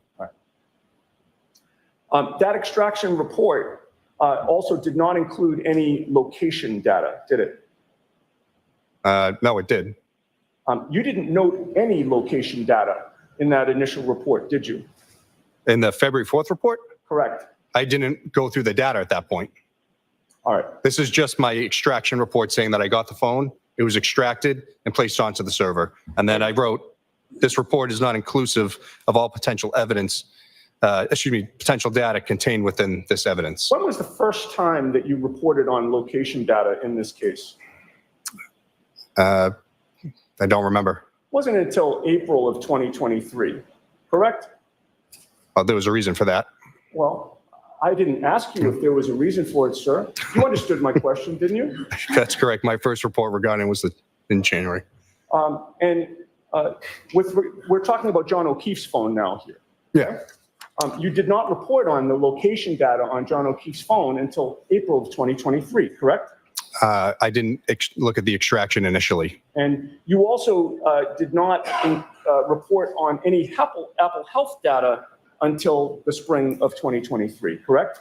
Again, I didn't look at the phone extraction. Trooper Proctor would have looked at it. I would have loaded it and given it to him. Okay, so Trooper Proctor had access to the phone first, and then you took care of it, correct? He had access to the extraction that I would load onto Cellbrite for him to look at, where you can't change the data. That is correct. Okay. And you would agree with me that you didn't address John O'Keefe's health or location data in any formal report until that April 23 report, correct? That is correct. I never went through it. Right, and you submitted your report in April of 2023 after you became aware of an affidavit filed by the defense expert, Rick Green, in which Mr. Green extracted and analyzed John O'Keefe's location data and his movements according to Apple Health data. Isn't that correct? Yes, that is correct. Before Rick Green submitted that affidavit, no member of the state police homicide investigation team, including you, had ever looked at or at least reported on the location data for anyone present at 34 Fairview, correct? For the devices that we had, sir? For John O'Keefe's device, Yeah. For Jennifer McCabe's device, etc. I can't speak to that. I don't know. All right, but you didn't, correct? Again, I didn't look at the extractions until later. Right. So you hadn't looked at John O'Keefe's location data in particular prior to Richard Green pointing out the location data in his affidavit, correct? Again, I don't know. I wasn't asked to look for that data when I did look at it. On it, correct? Yes, there's no report until then. Right. Same with Jennifer McCabe's location data. You didn't report on that either, correct? I didn't look at Jen McCabe's phone. All right. You didn't report on Brian Alberts or Colin Alberts or Brian Higgins' location data. Would you agree with that? I didn't have any of their phone extractions to get that data, so I wouldn't be able to anyways. But when you finally did check the location data, I want to ask you about your testimony on direct examination that you believe that at a certain point with regard to John O'Keefe's phone, the accuracy of the GPS points was within 3 feet. Do you remember that testimony? Yes, sir. All right. Can you show me where in any of your reports you specify that the GPS points are accurate within 3 feet? I don't know. I don't have it in front of me. In my reports or the action report? Yeah, no. Any reports that you have in front of you or any that you reviewed? Where is that? What do you that I wrote? Is it in writing anywhere, sir? Yes, I wrote in my report that we believe we were within 3 feet of the latitude and longitude points that were mapped in Sartopo when we went to scene. That is the second report that I did, sir. The May of 2023 report? May 9th, 2023. All right. Now, let me just have a moment. Yep. It's page.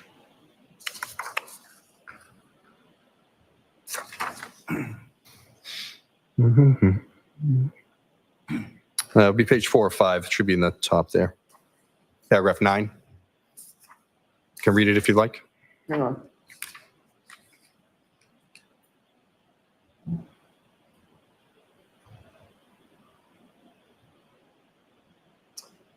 Would you agree with me in paragraph 9? There is nothing that mentions that the accuracy is within 3 feet? From the program? No, I'm asking you about a report that you authored, that you just mentioned to this jury. It's in paragraph Now, 12. I'm sorry. It says, Trooper Proctor and I began to measure. I'm sorry. Oh, sorry. Sorry, I'm sorry. I wrote, Trooper Proctor and I began measuring the approximate I'm location. not asking you to read it. Oh, okay. You're mentioning paragraph 12 and Yes, sir. you're talking about one particular spot in that, correct? Yes, that is the spot that we pointed on our Now, with location. regard to John O'Keefe's phone, would you agree with me that it's important to properly handle and secure a cell phone that is seized in connection with a homicide investigation? Yes. Was it important in this investigation to properly handle and secure John O'Keefe's cell phone since he was the homicide victim? I mean, it was. We locked it in a secure evidence lab. All right.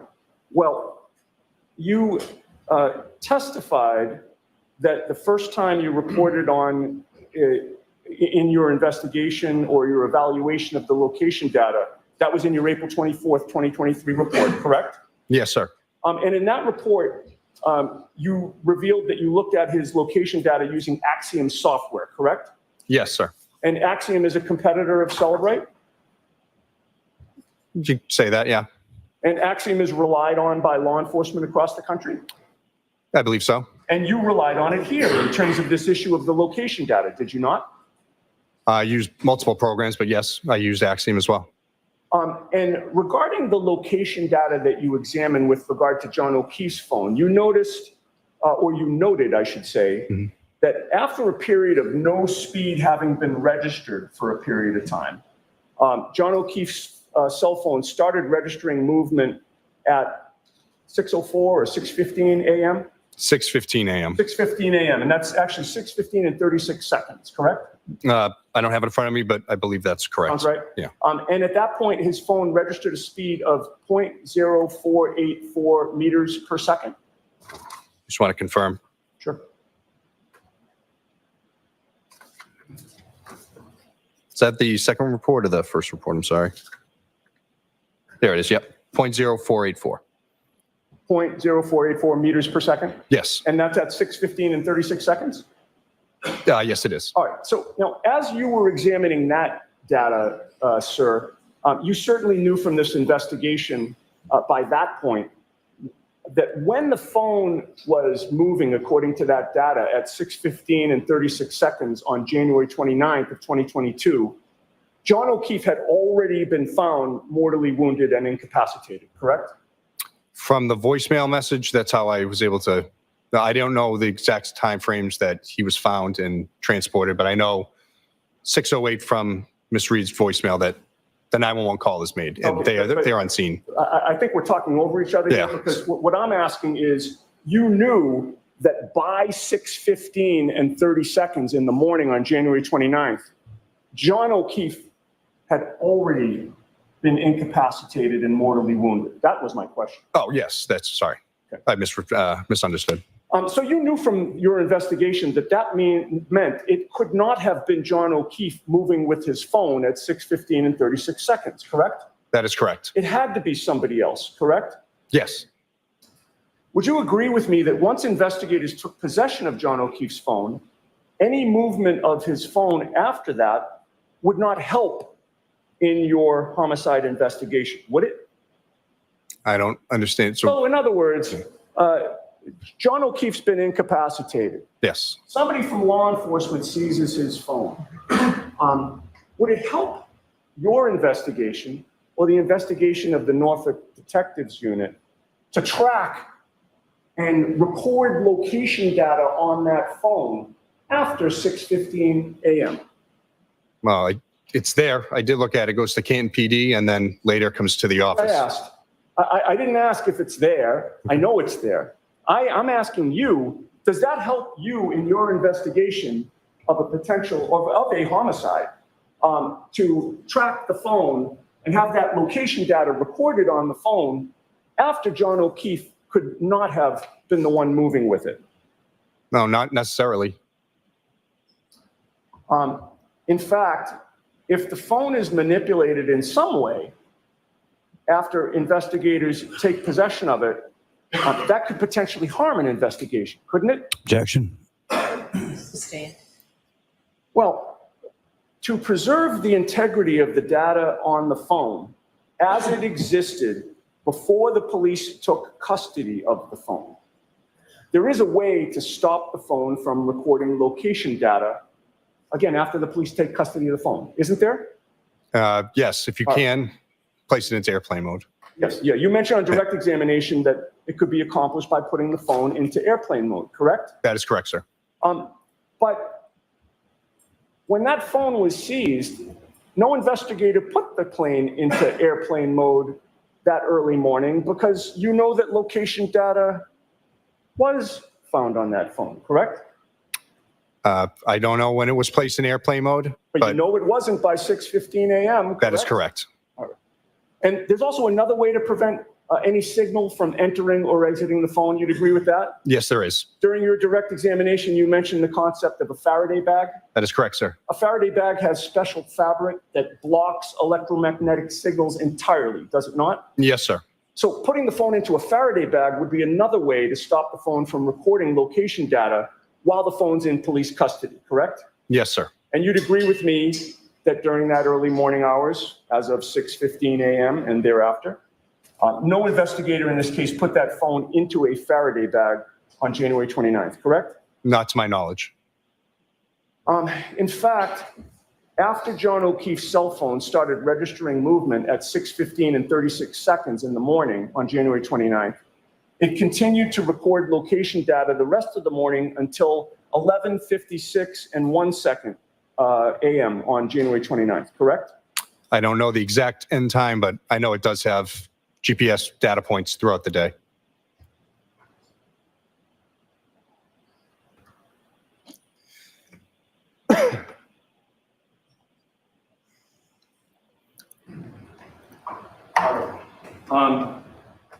So you would agree with me that for several hours after the police had the phone, it was not put in a Faraday bag and it was not put into airplane mode, correct? That is correct. All right. Now, with regard to the voicemails that you've previously testified to and that the jury has heard and they've been introduced into evidence, you had testified on direct examination that Karen Reed's phone connected to the Wi-Fi at 1 Meadows Ave at approximately 12:36 in the morning. Yes, sir. So you can testify based on that by 12:36 in the morning, Karen Reed was not at 34 Fairview, correct? That's correct. And that was the first of those voicemails that you testified to, correct?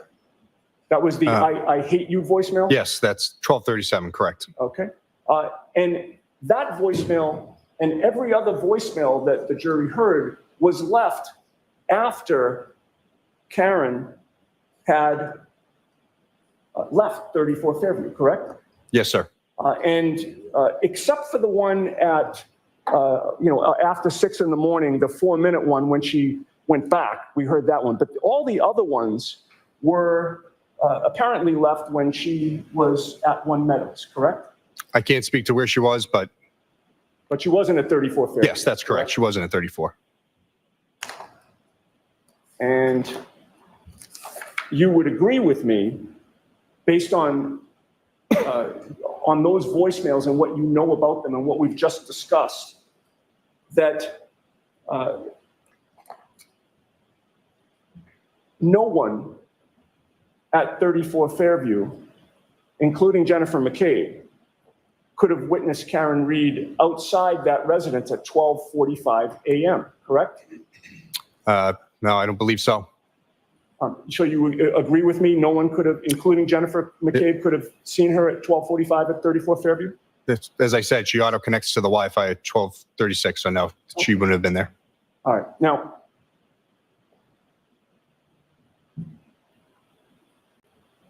we've talked about the findings of, or the fact that you reviewed the findings of Rick Green by reading the affidavit that he submitted, correct? Yes, sir. And you learned in that affidavit that Rick Green was able to track not only when John O'Keefe arrived at 34 Fairview, but also the route that he and Ms. Reed took to get there on January 29th, correct? I don't recall his report fully, but You learned that he was able to accomplish that by examining the data from the app Waze that you spoke of, correct? yes, I did find that myself. All right. And Waze is spelled W-A-Z-E, correct? Yes. All right.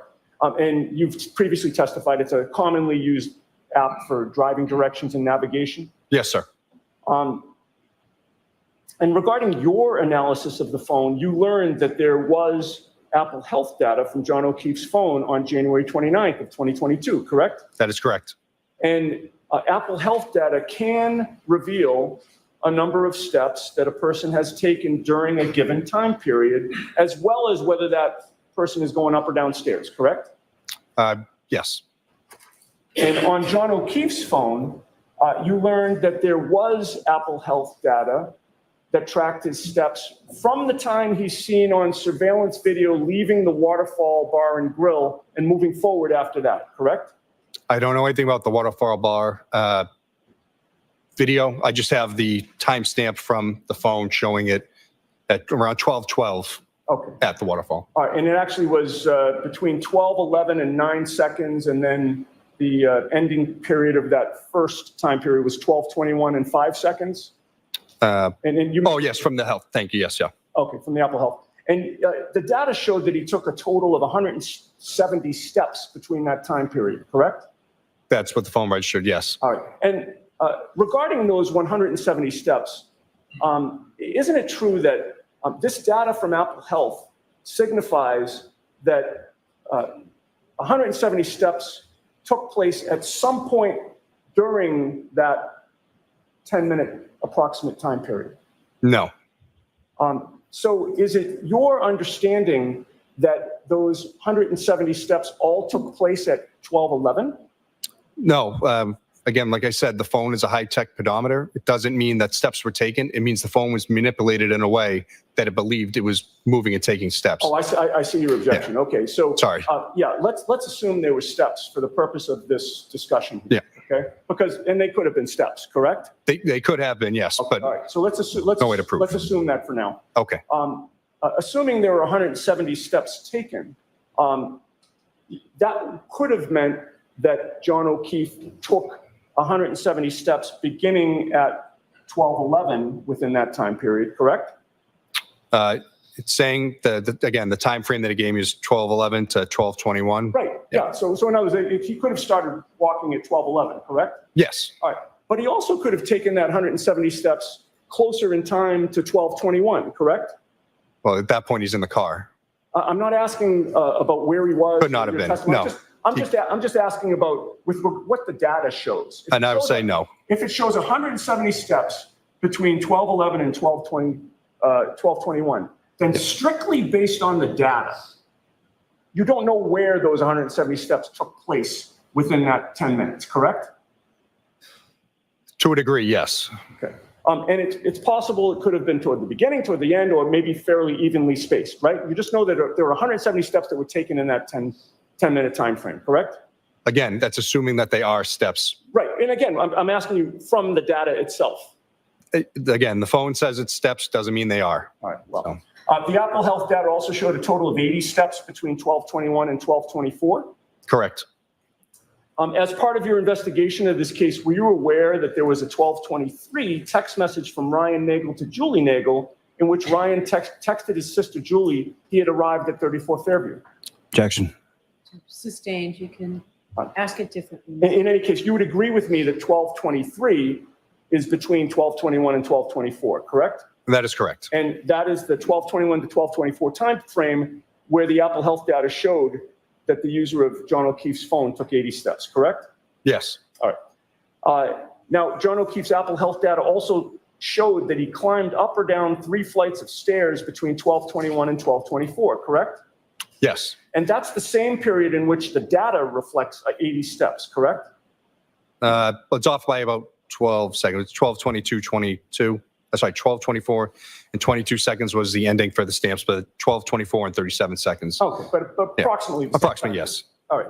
And regarding going up and down those 3 floors, Apple does not provide data precise enough to determine when within that range the 3 floors were transversed, correct? No. There was a second point at 12:22 and 14 seconds that had specifically on stairs. Okay. And you would agree with me that, and again, assuming that there were stairs as Apple Health data reflects, those stairs could have been ascended or descended toward the beginning, toward the end, or throughout that 3-minute time period, correct? In this case, no, because there's a set point that's in the Cellbrite report that shows it's 12:22 and 14 seconds. All right. Finally, his Apple Health data also showed a total of 36 steps between 12:31:56 and 12:32:16, correct? Yes, that is correct. So I would like to direct your attention to your May 9th, 2023 report, which was the second report that you wrote that we've already referenced, Yes, sir. specifically paragraph 15. Okay. You wrote that O'Keefe's health data in Celebrite shows him ascending, descending 3 flights of stairs at 12:22 and 14 seconds. Did I read that accurately? Yes, sir. And the native locations in Celebrite and the cached locations in Axiom both show O'Keefe's phone location by the intersection of Oakdale Road and Pinecone Road, which is in front of 36 Oakdale, and which is approximately a little over a half mile from 34 Fairview. Did I read that essentially correct? Yes, sir. Do you stand by the statement that he ascended and descended 3 flights of stairs precisely at 12:22 and 14 seconds? I'm going by what Celebrite has given me from that time point, and that's what I used. Isn't it true that what the Apple Health data actually state is that John O'Keefe's phone went up and down 3 flights of stairs sometime within the time period that began at 12:22:14 and ended at 12:24:37? I can't speak to it. I don't know. This is what, again, I'm looking at the report. This is what the information that is parsed out of the phone is giving me. Right. I'm just asking about the data itself. It gives you that time period and it tells you 3 flights of stairs, correct? Yes, that is correct. All right. So, assuming that those 3 flights of stairs were ascended or descended closer in time to 12:22:14, which was within that time period, that would still give him time to arrive at 34 Fairview within a couple minutes later, would it not? I'm sorry, the time, Yeah, so we have a time period that you've agreed with, which is 12:24:14, ending at 12:24:37, right?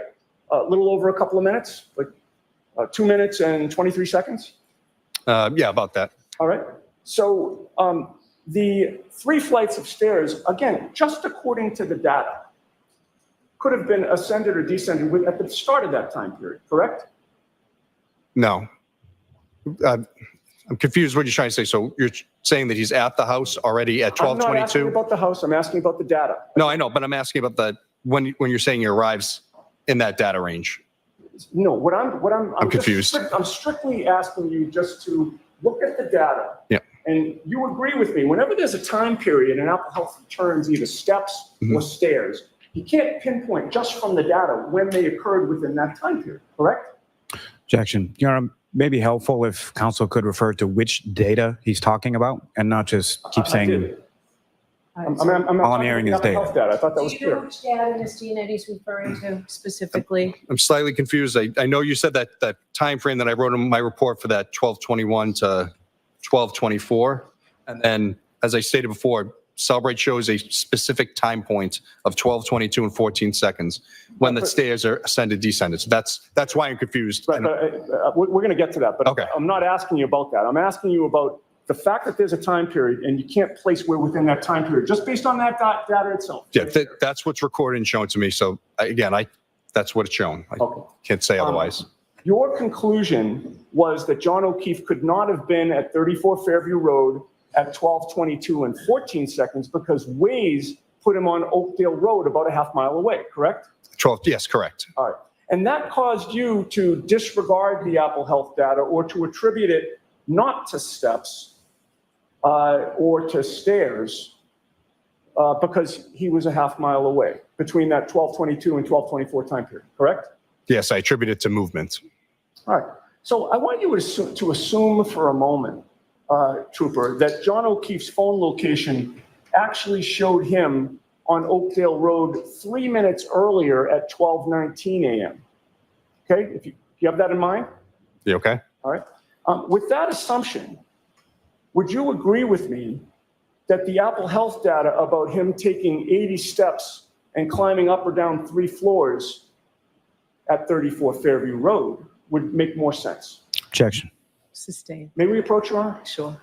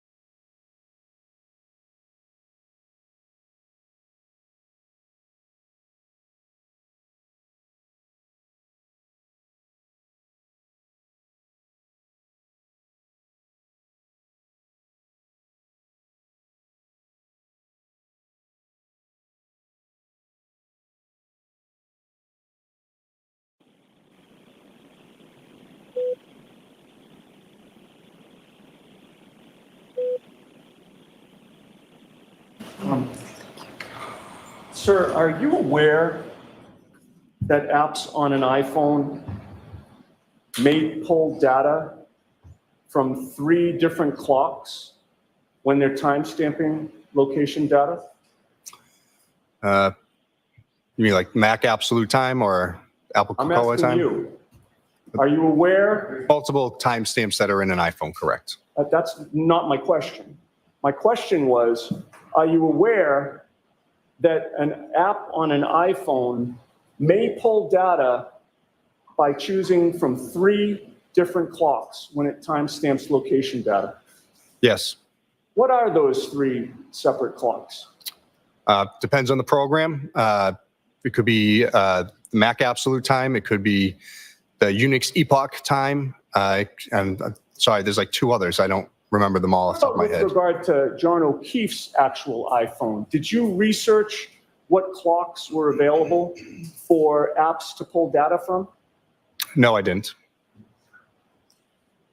Are you aware that those 3 clocks can vary in time? Yes. Sometimes for a matter of seconds. What do you mean? So In other words, the 3 clocks could be seconds apart, correct? I would have to see the data. And you would agree with me that sometimes the clocks could be off by 3 minutes, correct? No, again, I would have to see the data. May I approach? Yes. Mr. Lally, did you get a chance to look at that? No.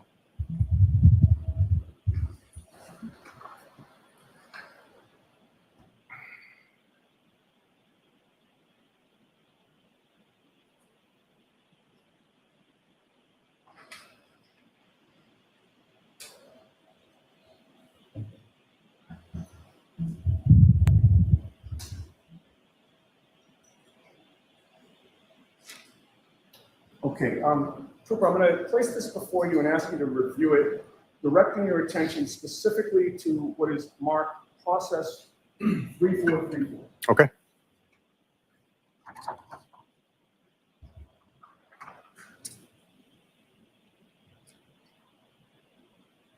Okay. Do you see the process 3434 highlighted in blue on what I've placed before you? Yes, sir. And with regard to the right side of that exhibit, do you also see process 3434 with more information on the right side? Yes. And do you see the 3 different clocks that are listed on that printout? I do. What are those 3 different clocks? Sorry, it's a bit blurry. Monotonic date time, baseband date time, and then display date time. And looking at that, and by the way, do you recognize that as being information that was available from John O'Keefe's phone from the extraction? Yes. I would offer that as an exhibit, Your Honor. Any objection, Mr. Lally? No, Your Honor. What are we going to call that, Mr. Yannetti? How are we going to refer to that? It could be called regarding 3434. Okay. Or printout from John O'Keefe's phone. Thank you. Thank you. Thank you. Now you have Exhibit 640 in front of you, sir. Looking at 640, is it clear to you that those 3 clocks were not in sync regarding that one process number? Yes. In fact, the monotonic clock regarding this particular Waze artifact from John O'Keefe's phone says 2:22 a.m., while the baseband and display clocks have timestamps 3 minutes earlier, correct? Yes. So if there's a 3-minute difference between the clocks, well, strike that. Do you know, with regard to that 2:22 a.m. location data on Waze, do you know which clock Waze was using for that? Or the iPhone was using with Waze? I don't. I didn't look through Axiom. I was using Cellbrite for that. Okay. But certainly that would have been available to you had you looked at it, correct? Well, but the artifact you show me is from the power log. It has nothing to do with the GPS, so it's not correct. You could have looked at that exhibit right? Yes, The and I'm- information in that exhibit to see the 3 different clocks, sir? Yes, but I can explain why this is incorrect. All right, maybe Mr. Lally will ask you. Sounds All right. good. But you would agree with me if there's a 3-minute difference between the clocks and you don't know which clock was used to put John O'Keefe's phone on Oakdale Road at 2:22 a.m., that could explain, let me just have a moment. It's not 2:22. No, I know what you meant. Thank you, Mr. Jackson, thank you. I'm sure everybody else did. With regard to the 3-minute discrepancy between the clocks, and you've said you don't know which clock Waze was using to put John O'Keefe's phone on Oakdale Road at 12:22 a.m., that could explain the discrepancy between the Apple Health data and the Waze data, could it not? No, But as you sit here today, you don't know whether Waze was relying on the baseband display or monotonic clock, correct? again, that's not, can't be used for that. Now, you're aware that Jennifer McCabe signed a consent form on February 2nd of 2022 for her cell phone to be imaged? Yes, And a full forensic extraction was performed on that phone sometime shortly after February 2nd of 2022? I don't remember the exact date. I didn't download her phone. But in any case, you generated a Celebrite full file system extraction report on May 31st of 2022, correct? Yes, And you were aware that that Celebrite report was the one that was turned over to the defense in this case, correct? that is correct. But you'd agree with me that that extraction report didn't contain anything close to the full file system, despite the name on it, correct? It did. Well, that report was filtered to return only Jen McCabe's communications with Karen Reed, Kerry Roberts, John O'Keefe, and Kaylee Furbish, correct? That is not correct. Did Michael Proctor instruct you to pull only those communications? Objection. You didn't seek to obtain any of Jennifer McCabe's communications with her sister, Nicole Albert, did you? I didn't go through, like I said, didn't go through Jen McCabe's info. And you didn't seek to obtain any of her communications with her daughter, Allie Albert, did you? I'm sorry, Allie McCabe. Objection. May we approach? Sure.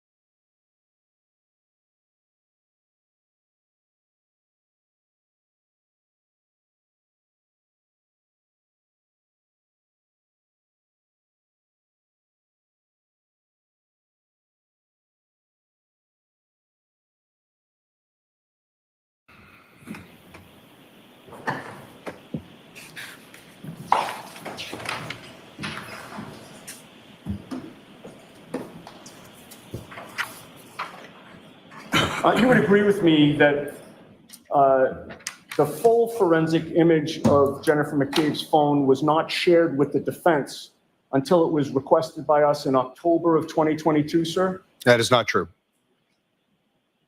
When you wrote your report on April 24th of 2023, in response to an affidavit provided by Rick Green, the defense forensic computer expert, it was in that report that you finally disclosed for the first time the existence of 3 Google searches by Jennifer McCabe, correct? Objection. All right, so ask that differently. Prior to April 24th of 2023, you had not reported in any formal manner with anything that was shared with the defense about the existence of 3 Google searches by Jennifer McCabe, correct? I never looked at Jennifer McCabe's phone. And so was there anybody else from your unit or anybody else that you worked on that provided that material to us? Not that I know of. All right. Page 2, I may just have a moment.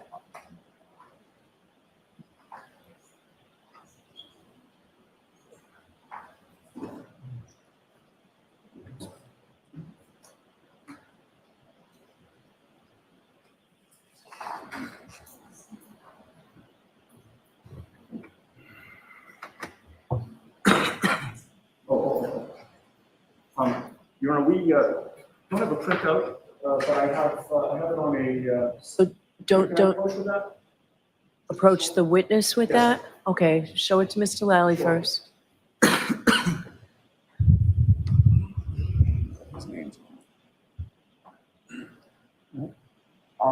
So I'm gonna see if I can Yeah. place this before you without destroying the I got it. computer. Yep. Sorry, sir. You take a moment to familiarize yourself with that. Do you understand, or can you tell the jury what that is? Yep, this is you could put in a PDF. This isn't one I gave to you. This is a PDF version of the UFED reader report that I gave. So I gave the portable Cellbrite version to you. This is a copy of it, and I will not testify that anything in this is correct, because this could have been filtered. But your name is on there, is it not, sir? Yes, it is. All right, and what's the date? May 31st, 2022. Thank you. Yeah.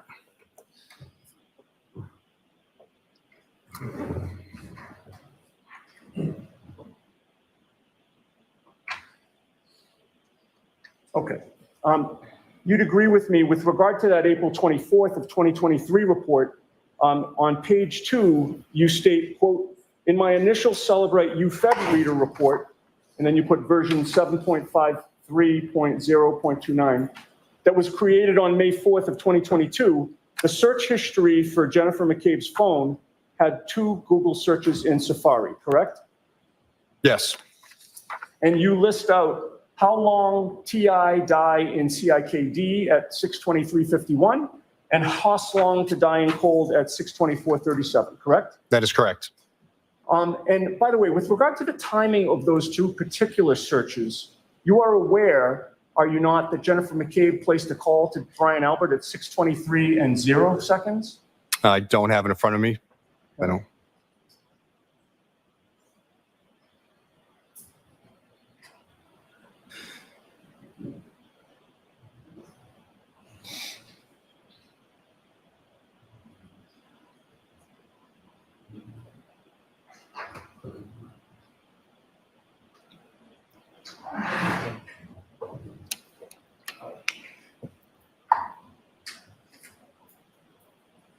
Can I approach you on? Yes.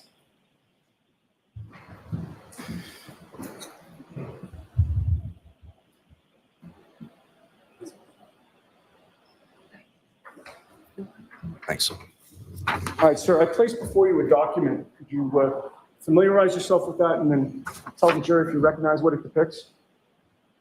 I have a call log that says 20888 with no name at 6:23. That's incomplete because there should be 3 other records accounting for this call. Okay, but that record itself reflects a call from Jennifer McCabe's phone at 6:23:0.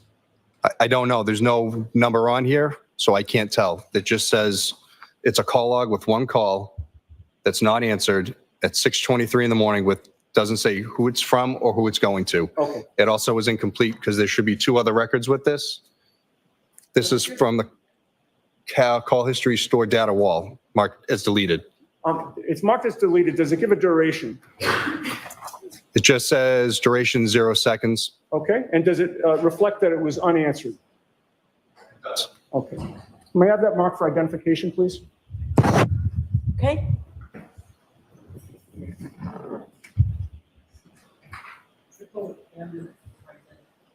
Thank you.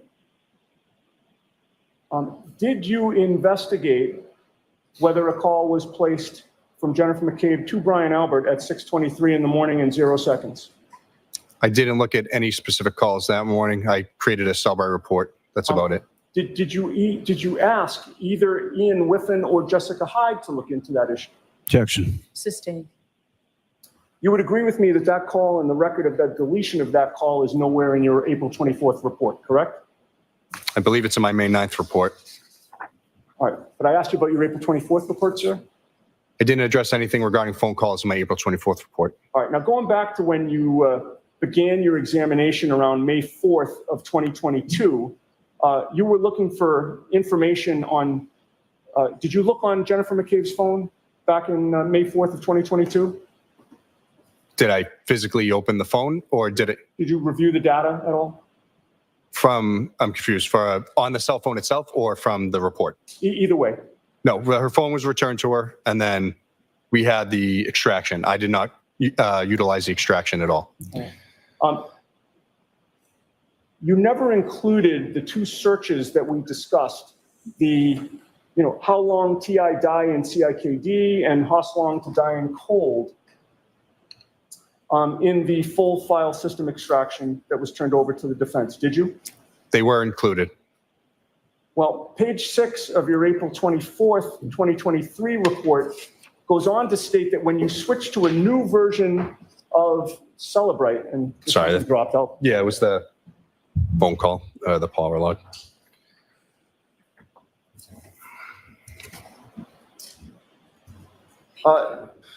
Page 6 of your April 24th, 2023 report says that when you switch to a new version of Celebrite Physical Analyzer, which was version 7.61.0.12, you found an artifact from the browser state DB wall file for a Google search of Hoslong to die in cold at 2:27 and 40 seconds, correct?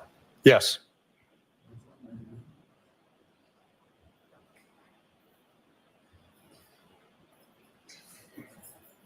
May I approach? Yes.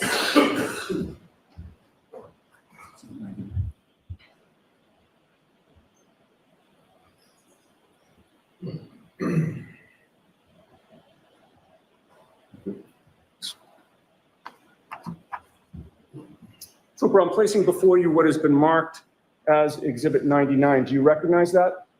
Yes. And what is that? It's the searches that were done at 6:23 regarding the misspelled how long to die in the cold.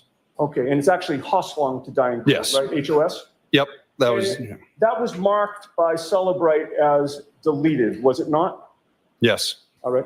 And your April 24th, 2023 report goes on to mention 2 deleted calls to Jen McCabe's sister, Nicole, who was saved as Coco in her phone, correct? I'd have to see it, but I believe so. Okay. May I approach? Yes.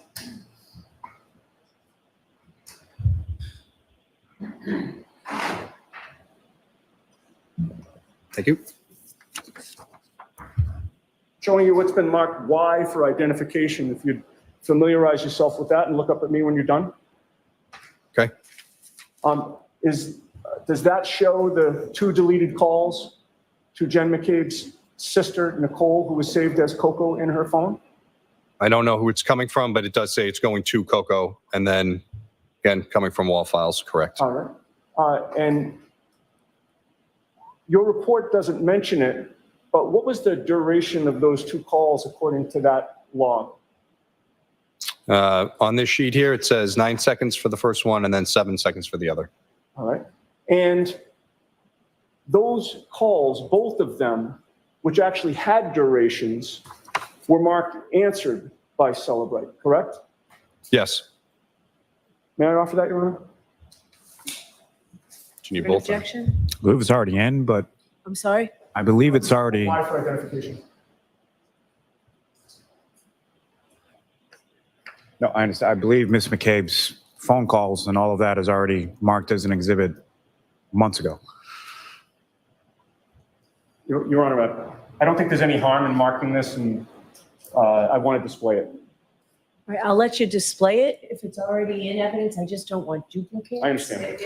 So what I'll do is I'll let you display it, and then, Mr. Lally, at some point you find where this is and we will mark this like A to whatever Okay, that makes a lot of whatever sense. the number is. Thank you. All right, Mr. Bates, if you could display what was marked Y for identification.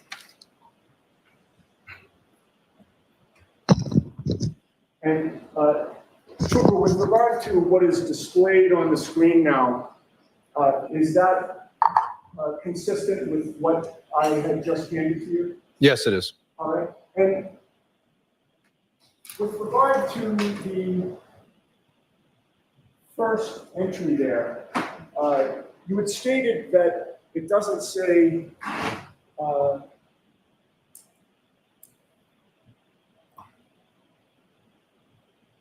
you said it doesn't say who was making the call. Was that your testimony? Yes, just says right here, Yep. 2. I'm guessing that's the last 4 of the number, since the rest is blurred, and then, yeah, that's it. Okay, and you know that 0204 last 4 digits, that is to somebody who was listed as Coco in the phone, correct? I don't know any of these phone numbers or people. But you previously testified these 2 calls were somebody who was named Coco in the phone. Oh, yeah, from the sheet you gave me that shows it. Okay. And the time of the first call was 6:07:42, is that right? That's correct. And you testified that that's the one that had the duration of 9 seconds? Yes. Listed as answered Correct. and deleted, correct? Yes and no, and I can explain if you'd like. It's listed as deleted, is it not? There's a reason why. Is it listed as deleted? It is, but there's a reason why. With regard to the second call, that appears to be to the same number, or at least the same last 4 digits. Yes. And in the sheet in front of you, that's also to Coco, correct? Yes, And that has a timestamp of 6:08 and 17 seconds, correct? that is correct. That also has a duration, and that's of 7 seconds, Yes. also listed as answered, Yes. and also marked deleted, correct? Yes, and there's a reason. And are you aware that Ms. McCabe made other calls that morning, which were in fact marked unanswered by Celebrate? Again, I'd have to see what you're referring to. So as you testified to here today, you have no memory as to whether or not she made a number of other calls that were marked deleted, sir? There are a number of calls that morning. I have not memorized all of them. And again, Your Honor, if I may approach and show something that's on a computer screen.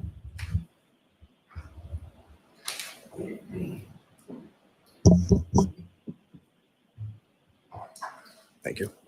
Got it. Okay. I've placed before you what appears to be a PDF document on a computer screen. If you familiarize yourself with it and look up at me when you're done. Okay. What does that appear to be, sir?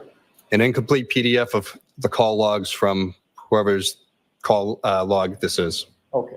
And do you see in that PDF that there were a number of calls that were marked unanswered by Celebrate? Again, I can't testify to any of this because I can't confirm that where this data came from. There's no source file. This is it's incomplete. So I do see what you're talking about in that column, but I don't know what any of this data is from or who made this. Is your name on it? At the very top, it would show my name no matter what because I created the UFED and the extraction. I did not create this PDF. So the answer to my question is your name is on that document, correct? It is, but I didn't create it. Right. And with regard to the calls that were marked unanswered, would you agree with me that Celebrate had them with durations of 0 seconds? Objection. Can you agree with that? Can you answer that question? If you can, please answer it. With the data given here, I can't because, like I said, I don't know where they got this from, Your Honor. So who created that document? I don't know. So are you testifying that nobody in law enforcement created that document, or no forensic expert for the Commonwealth created that document? I created the extraction and made a UFED reader report, which is basically a portable Celebrate version that I use at the office. I gave that to defense. I don't know who created this PDF version of data with specific things. I did not. Was it Michael Proctor? No.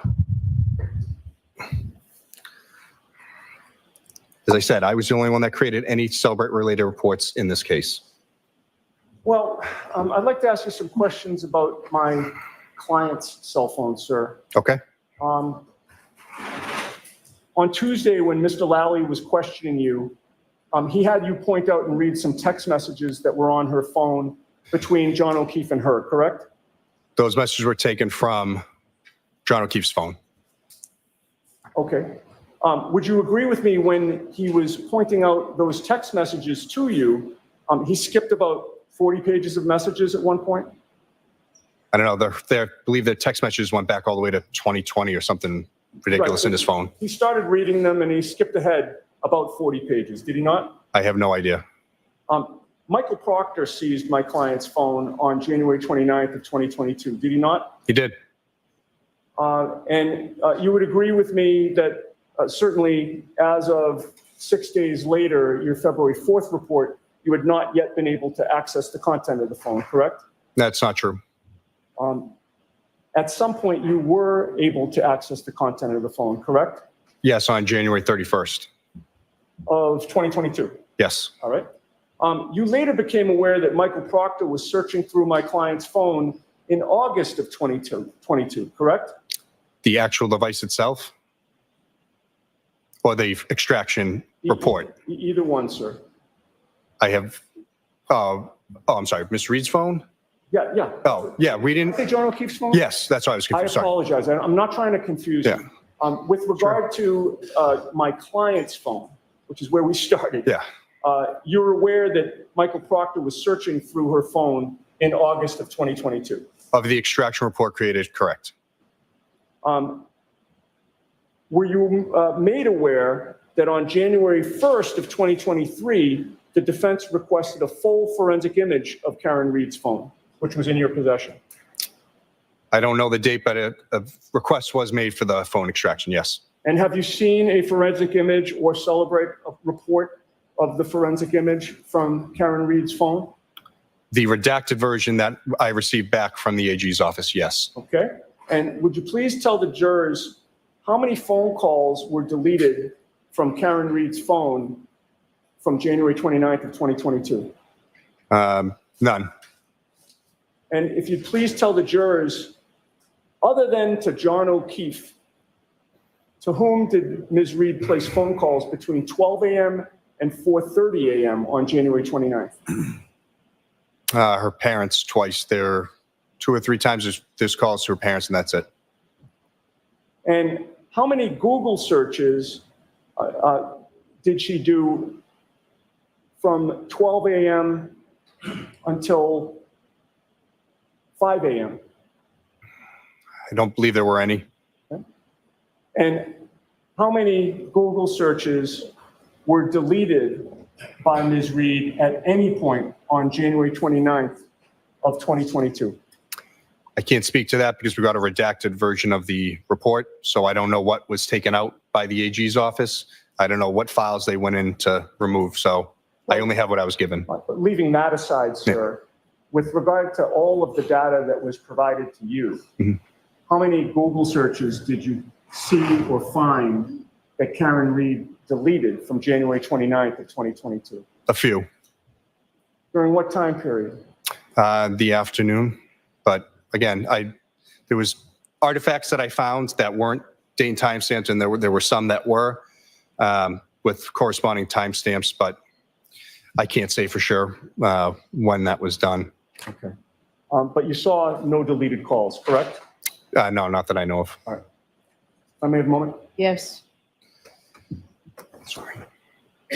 No further questions. Thank you. Okay. Yes. Okay, thank you.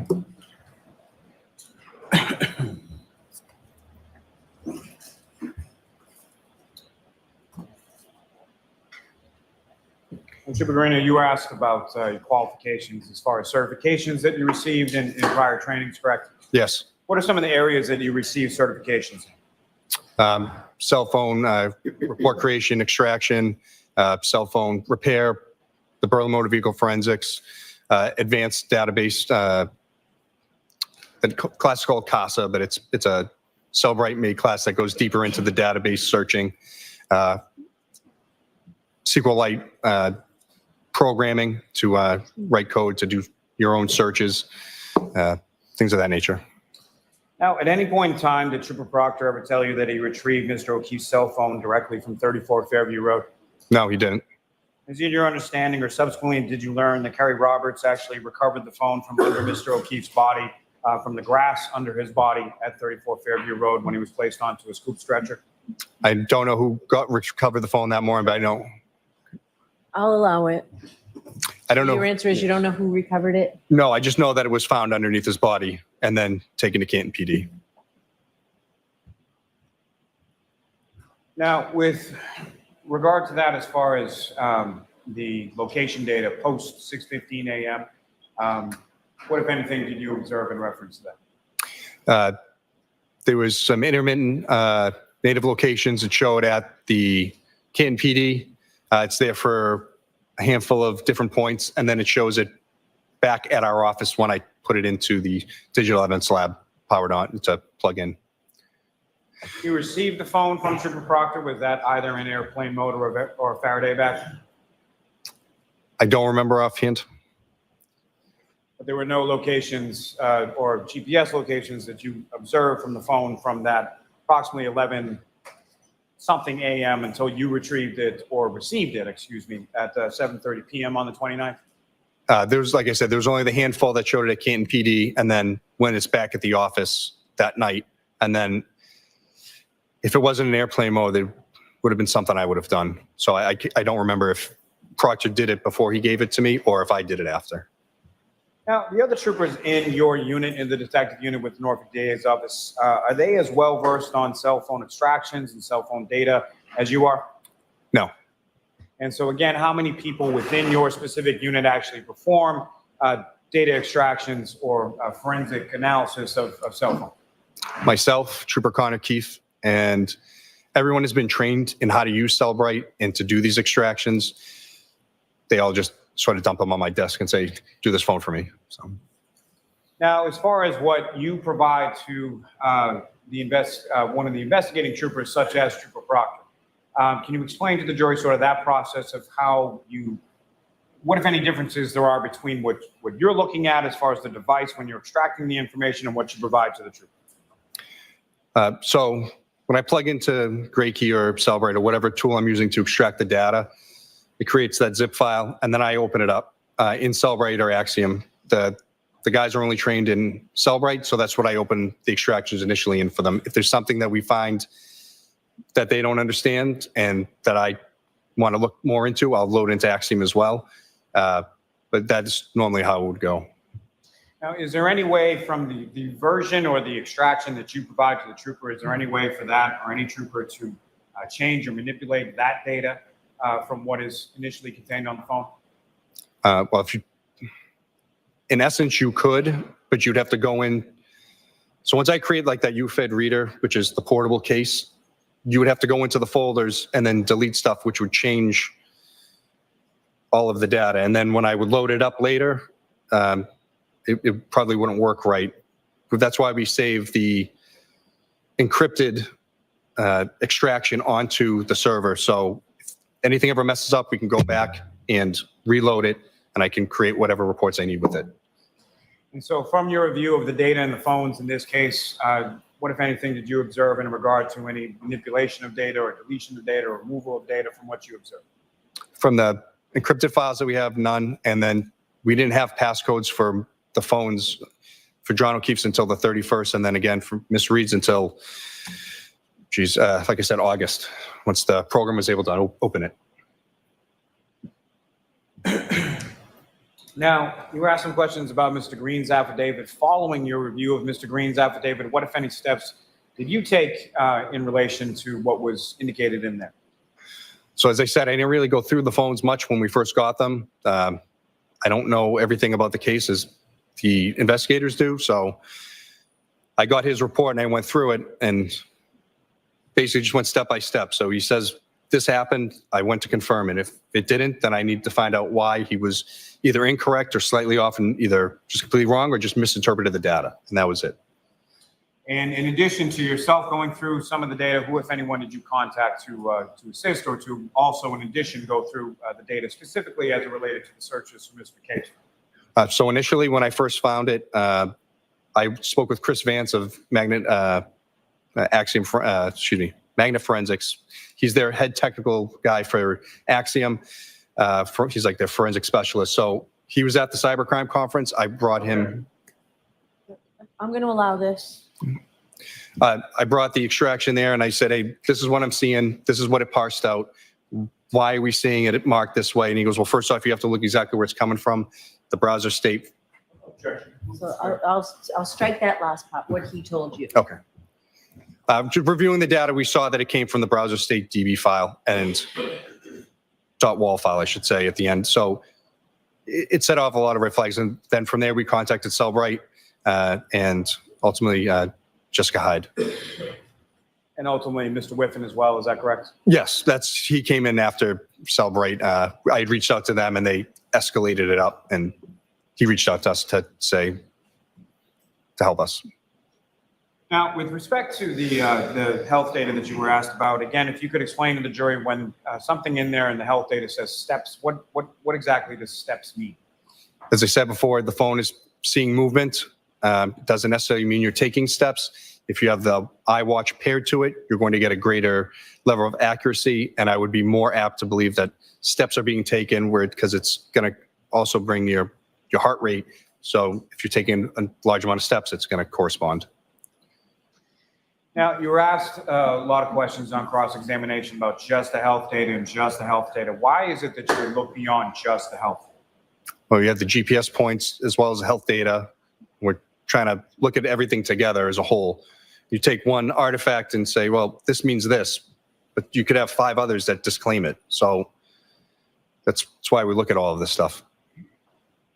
Now, from that same information as far as the GPS data, that indicated that Mr. O'Keefe's phone arrived at 34 Fairview Road at 12:25 a.m., correct? Yes. Now, as far as the clocks or the 3 different clocks that was presented to you, that's now been marked for identification, you indicated that those were not accurate, is that correct?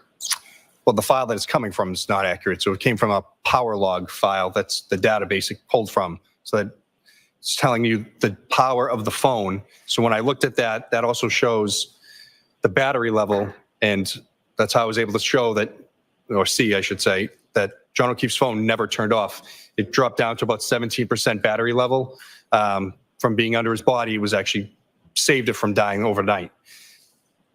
Then it also shows the timestamps of when it gets plugged in and as it goes up. That has 3 different timestamps. That's what that is from. That is not when Waze has started. That is not when the address is put in. That is strictly for the power log. There's nothing to do with anything else. And so, again, just sort of to that point, what, if any, connection to those timestamps in the the document marked for identification Mr. Unetti showed you, what, if any, relationship does that have to the timestamps contained within either the Waze or the GPS native locations or anything else that you were testifying about before? It's literally showing that Waze has been opened and that it's pulling power from the phone, and that is it. That is nothing else. Now, with regard to, you were asked some questions about Ms. McCabe signing a consent for extraction on February 2nd, 2022, correct? Yes. And Ms. Kerry Roberts, she did the same on the same date. Is that also correct? Yes, I believe so. Now, the entirety of those extractions from both Ms. McCabe's phone and Ms. Roberts' phones, those were both provided well in advance of the dates the council was indicating, correct? That is correct.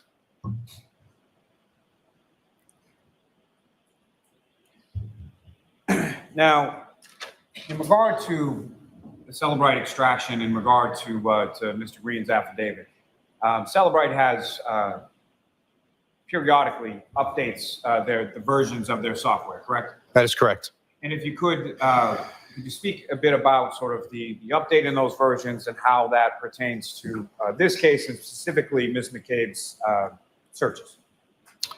So the initial report that I created with version 7.53 did not have that item to be able to be taken out. I was told by Celebrate that 7.55 was the version that was enabled. Mr. Green used version 7.61, so that's why it presented itself then. Can I just stop you there for 1 second? The version that Mr. Green used, was that available at the time that you did the initial extraction? No, it wasn't available for like a year later. It was like 10 upgrades later. I'm sorry, sir, continue. So again, he did the extraction, he looked at it, finds this artifact that's parsed out, and then I had to go back in and scramble to say, well, why didn't I see it the first time when that report, why didn't it pull? So I reloaded the 7.53 version. It's not there. And then when I loaded into 7.61, it is. So there's just an issue with the software at the time. So, sir, with regard to those Google searches, what, if any, opinion do you have as to when those Google searches were conducted? When Ms. McCabe told us that it happened at 6:23 and 6:24.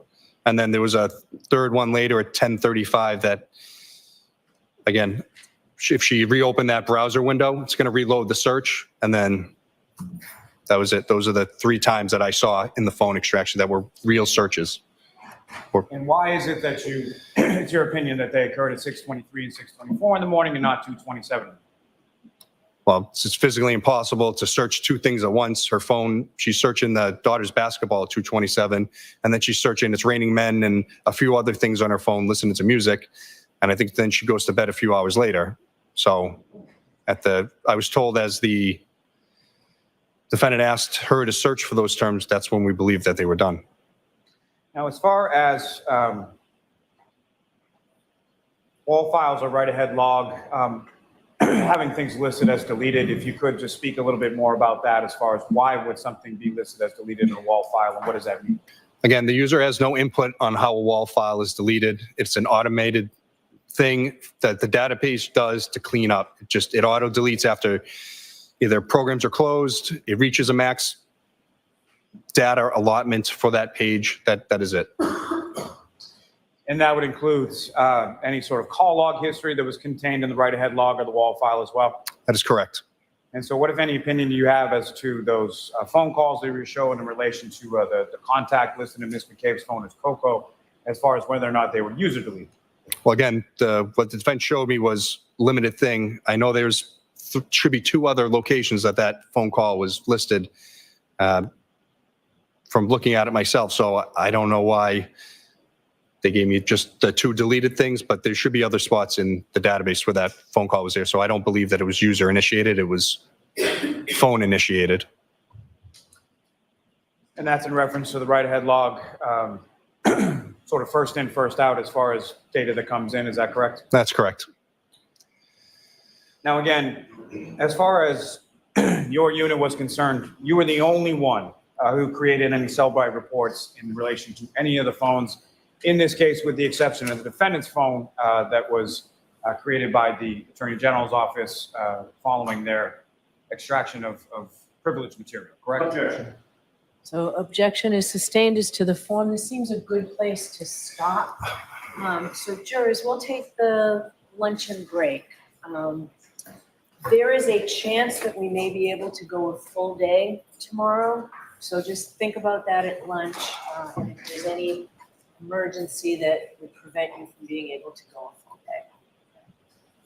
Sure, it's closing your notebooks, leaving on the chairs. All right, well, all right. Yeah, so Mac has your next. No problem.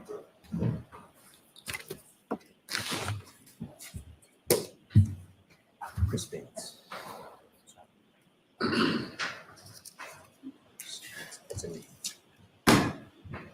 Yeah, no problem. You are muted.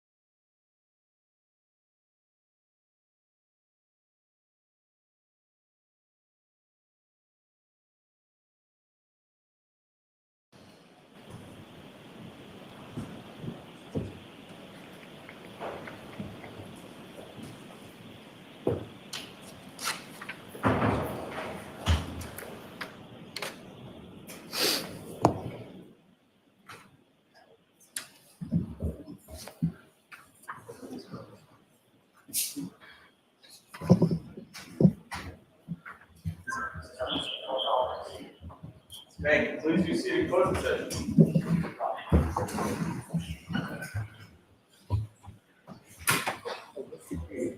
All right, so jurors, when we were doing scheduling, and I know scheduling has changed a lot in this case, but my main goal is to get this case to you folks by next week, when we all want the case to you by next week.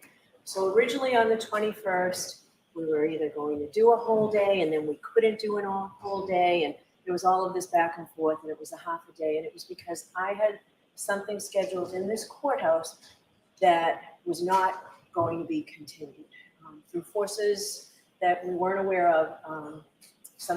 It is going to be continued tomorrow. So in light of that, I would like us, and we will be doing a whole day.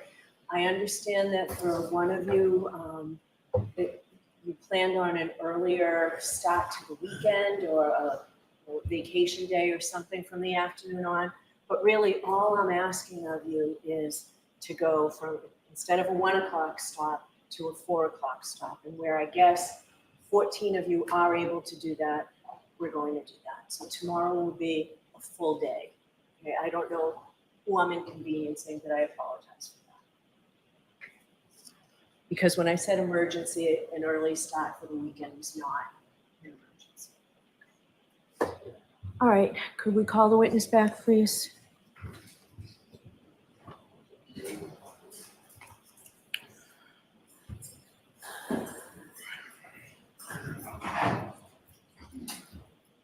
Trooper, same thing, just be mindful when you step up and you remain under oath. Thank you. No, what's your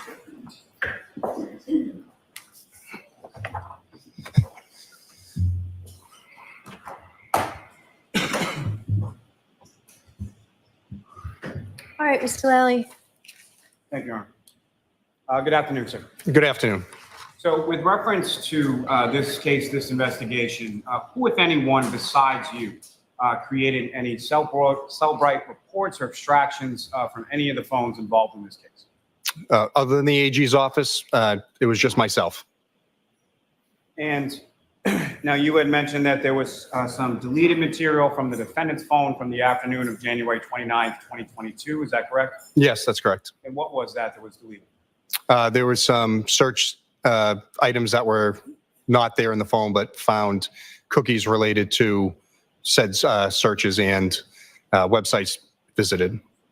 So as far as search terms or web history, were those the areas that were deleted? Yes, that's correct. I have nothing further, Your Honor. Oh, okay. Nothing further, thank you. Okay, so we brought you back for that, Trooper. Thank you very much. Thank you. All right. Thank you. Your next witness, Mr. Lally. Yes, Your Honor. The Commonwealth called Dr. Renee Stonebridge to the stand. Okay.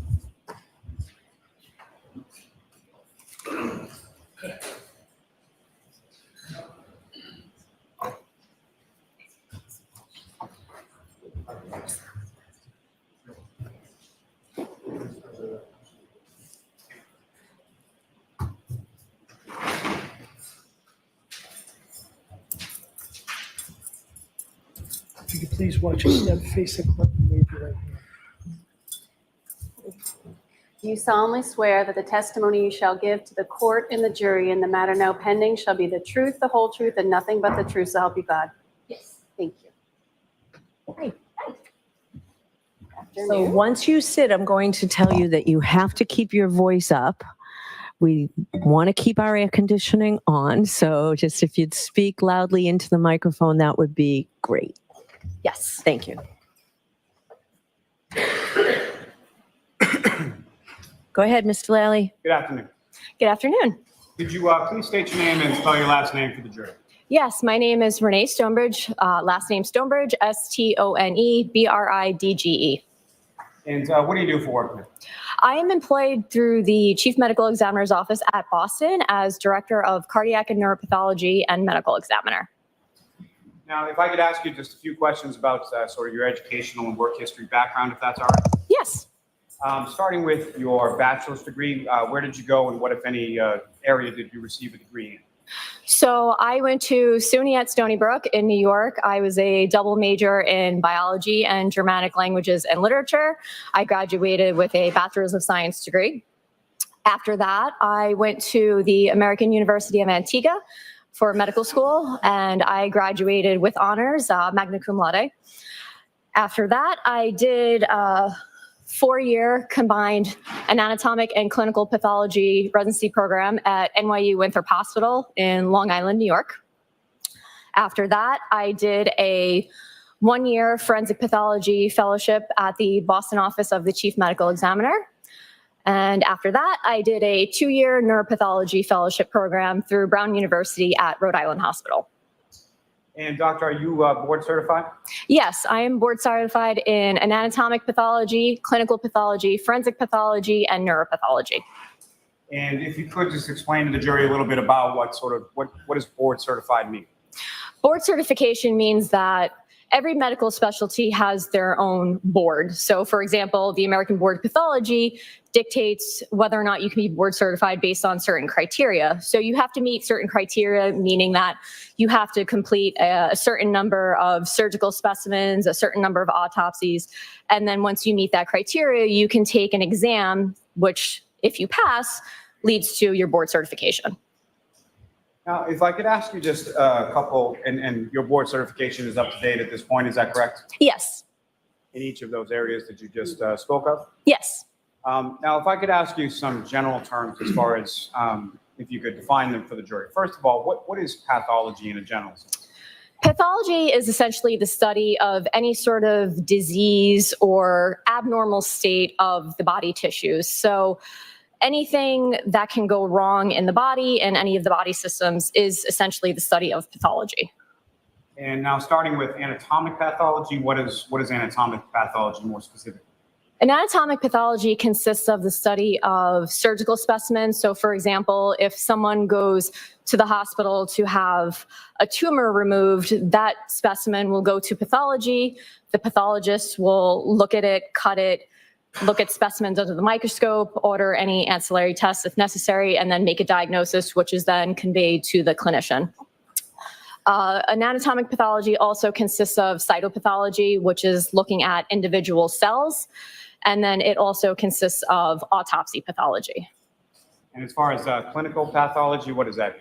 Clinical pathology is anything that is lab related in pathology. So if you have to get blood drawn and then the results come back, that is clinical pathology. If there's any sort of blood work that needs to be done, for example, if you're going to have a surgery and they have to cross-match and type you in case of a blood transfusion, that's considered clinical pathology. Also microbiology, so anything infectious.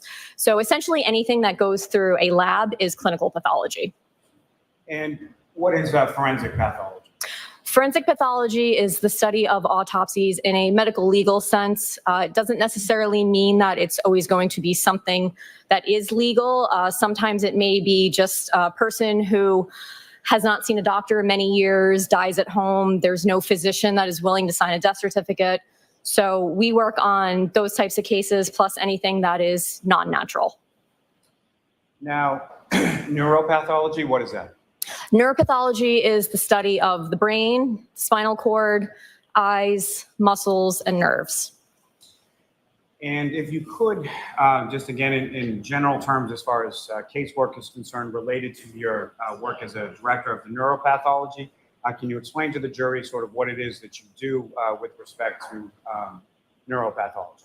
Yes, so my job primarily entails me to be a consultant for the medical examiners. So the medical examiners have a certain set of criteria that they follow in order to determine whether or not a brain needs to be saved for a neuropathologic analysis. So upon following that criteria, if the brain is saved, it gets put into formalin, which essentially fixes the brain so it firms it up, so it makes it easier to analyze. So after the brain has been fixed, I usually let them fix about 2 weeks. Sometimes it could be a little more, a little less, depending on circumstances.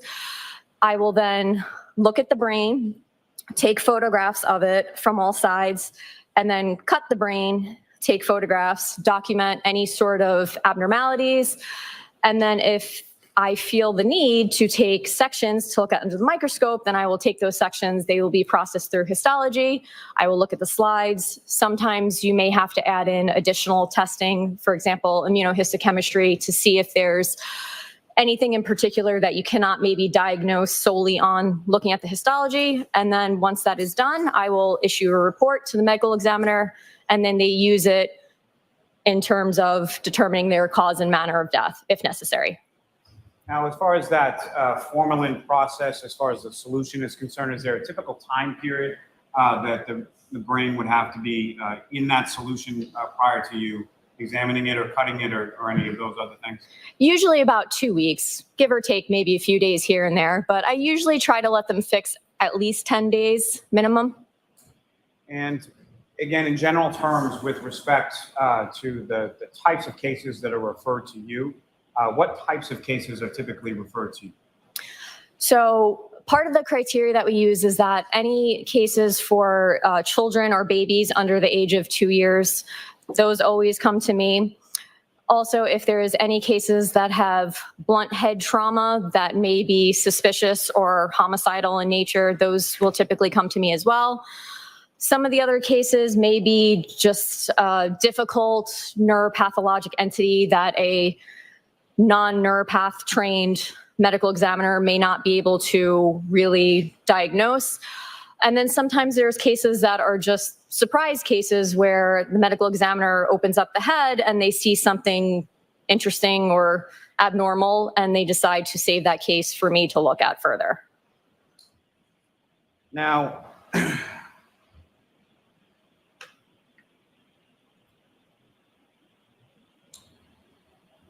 with respect to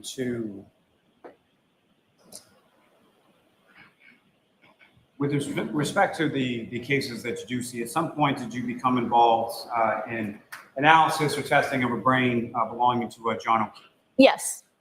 And who was the doctor that was the medical examiner that made that referral in this case? It was Dr. Irini Scordi-Bello. And with respect to your analysis here, obviously you looked at the brain. What, if any, other sources of information did you review or did you look at in ultimately formulating your opinion in this case? So at the time when I was able to cut the brain of Mr. O'Keefe, I had information that was relayed to us from our intake department. So when a case gets called into the medical examiner, it gets taken by the intake department and they're given kind of just a rough summary of the case. I also had the police report, I had the EMS report, I had the medical records from when Mr. O'Keefe was in the hospital. I also had medical records from the primary care physician. I had autopsy photos, and I also had, I believe just refer to my notes here because I had a lot of notes. I also had the inventory and tracking sheets, which are notes created by the medical examiner, and the neuropath request itself.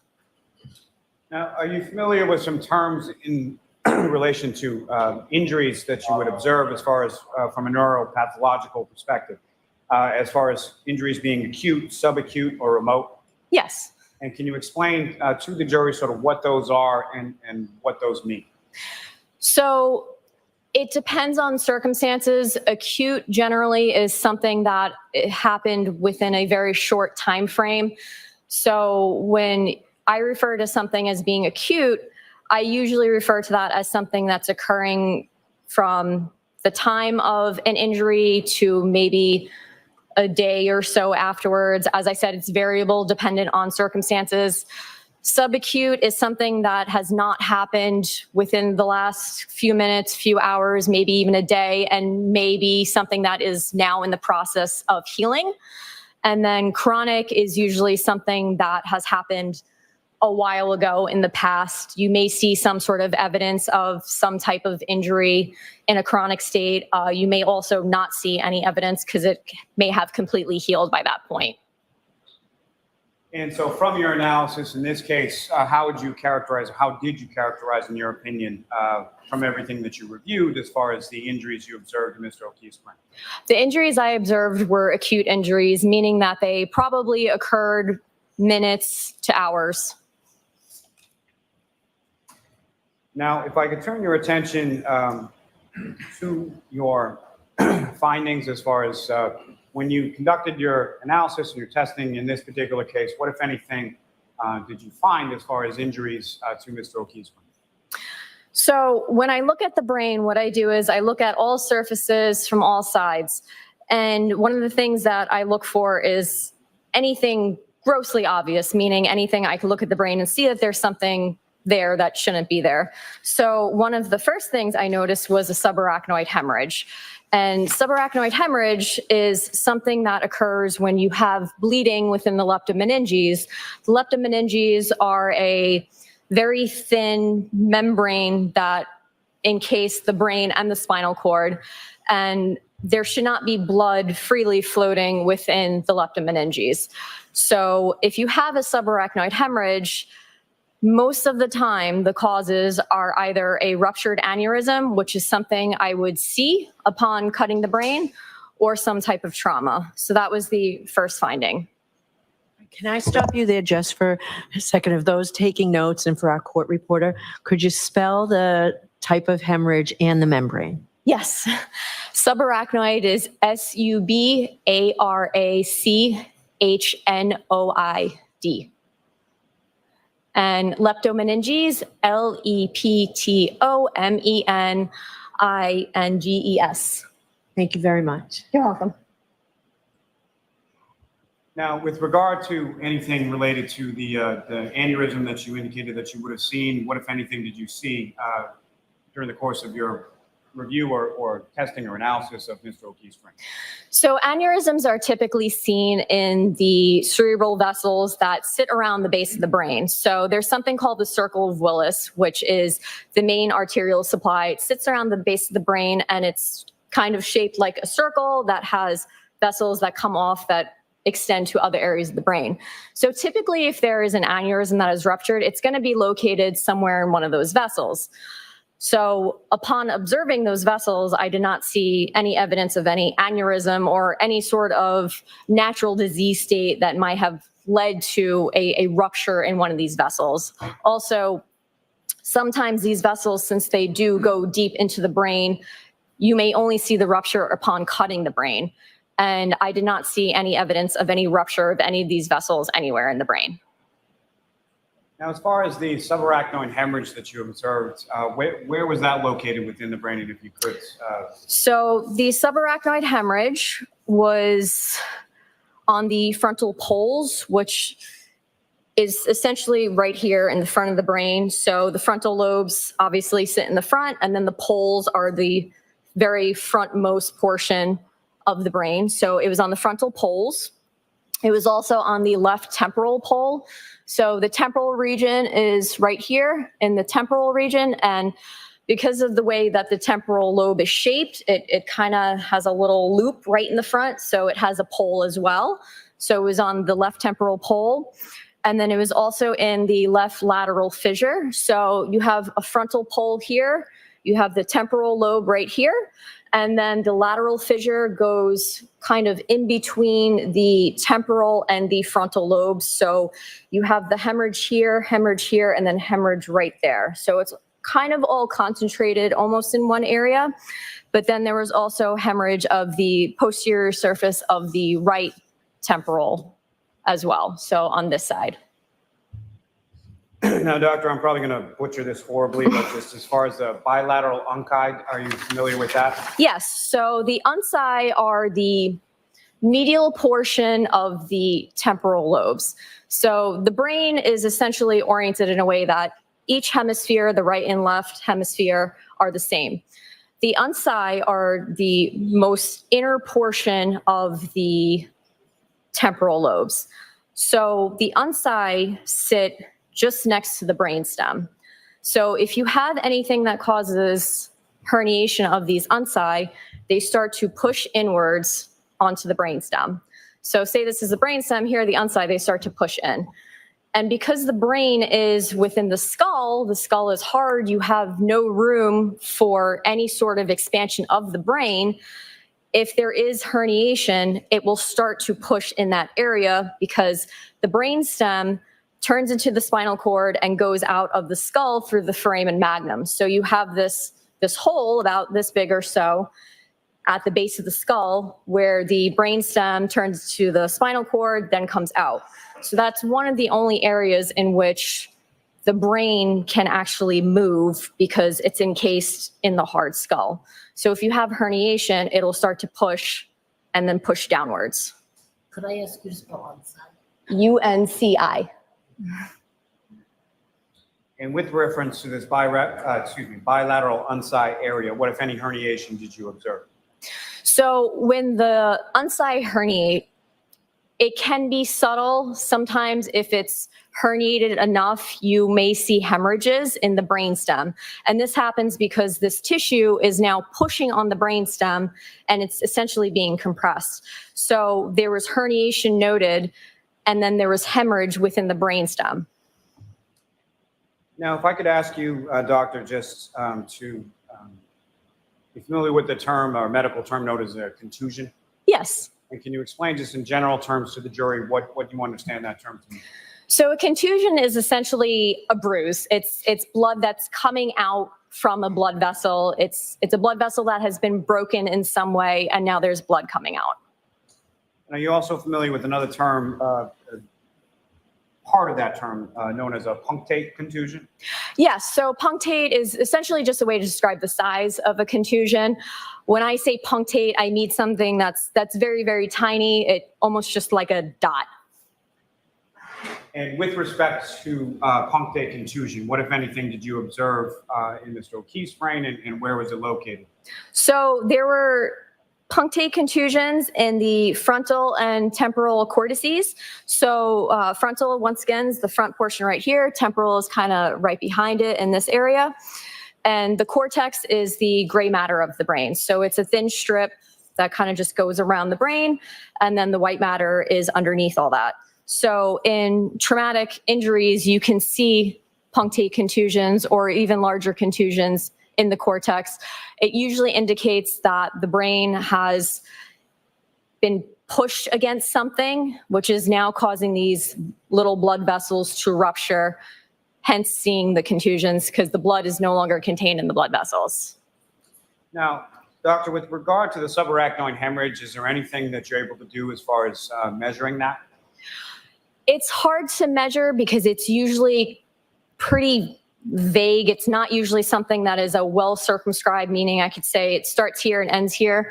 A lot of times with subarachnoid hemorrhage, because it's sitting in this space that it's not supposed to be in, it can spread. So it may be thicker in one area, thinner in another. So you may have some that may appear just as a very faint hemorrhage, and then some that might be very thick, which you can physically measure. So I usually just give an area where it is and say it's here, it's there, because it's almost like measuring something that has blurred edges. You can't really get a completely accurate measurement. And what, if anything, were you able to observe or measure with regard to the subarachnoid hemorrhage in the area of the left prefrontal lobe? So it appeared thicker in that area, meaning that as opposed to it looking just like a faint red color that should not be that color, it was actually thick enough that it was obscuring the underlying brain parenchyma. If I could turn your attention, doctor, just back for a moment to the punctate contusions that you were testifying about before. As far as your observations of those, was that one or more than one, or how many did you observe? So there were multiple. There were multiple contusions to the point where it's not something that you can count. I mean, you could count it, but it would probably take a very long time. If it had been something like 1 or 2, 3, 4, maybe a handful, it would probably be something I would say there are 3 here, 4 there, but there were so many that it didn't serve a purpose to count. And the number of those, what, if any, significance did that have in regard to your analysis, your observations, or your opinion? So given that there's multiple, it means that there's enough pressure in the brain that there were many surfaces that were pressing on the bony prominences of the skull, which was leading to a lot of blood vessels rupturing, causing these contusions.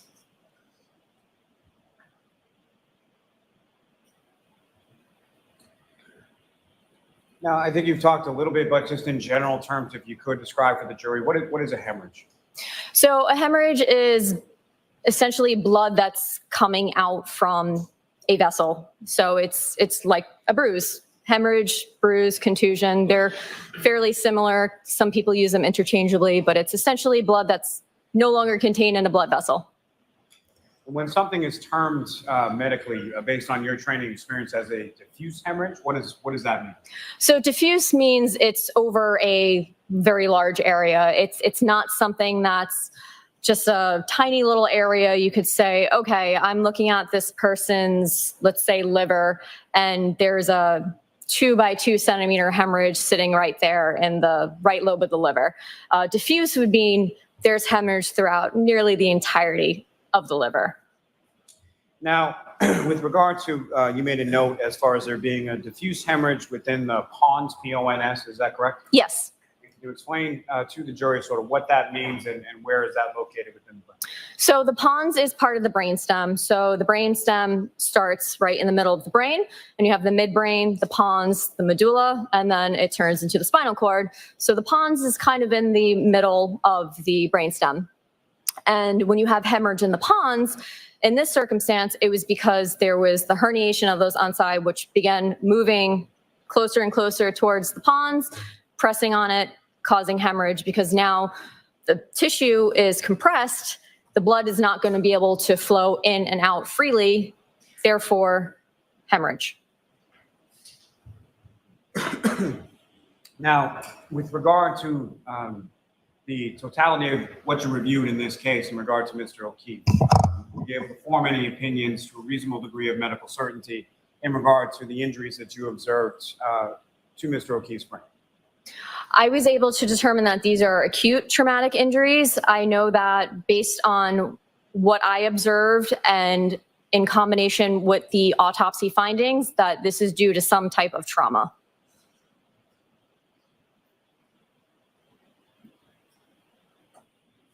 If I could ask, as far as you have certain findings as far as an intraventricular hemorrhage and occipital horns of the lateral ventricles, correct? Yes. If you could please explain to the jury what exactly does that mean? Yes. So the ventricles are almost like a tunnel system of the brain in which the cerebrospinal fluid flows through. So the cerebrospinal fluid serves as a fluid that nourishes the brain. It provides a flow of nutrients, oxygen, things like that. And it starts in the frontal portion of the brain, and then it goes backwards towards the occipital, which is the back. And it also flows downward through the brainstem and then into the spinal cord as well.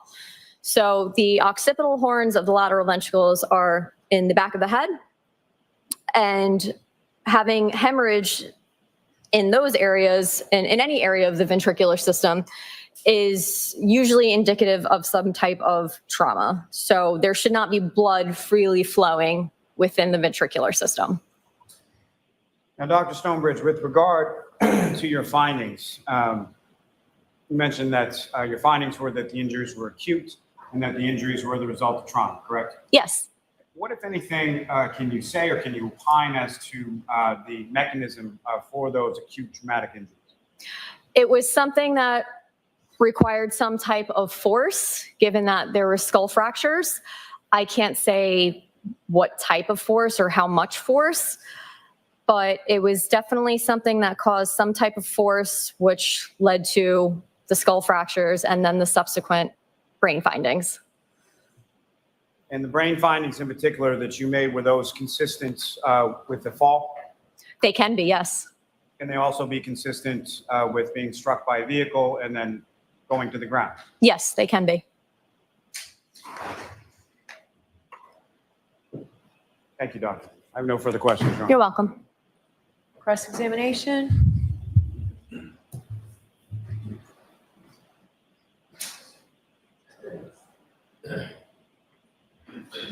No questions, thank you. You're welcome. Okay, Doctor, thank you very much. You are all set. Thank you.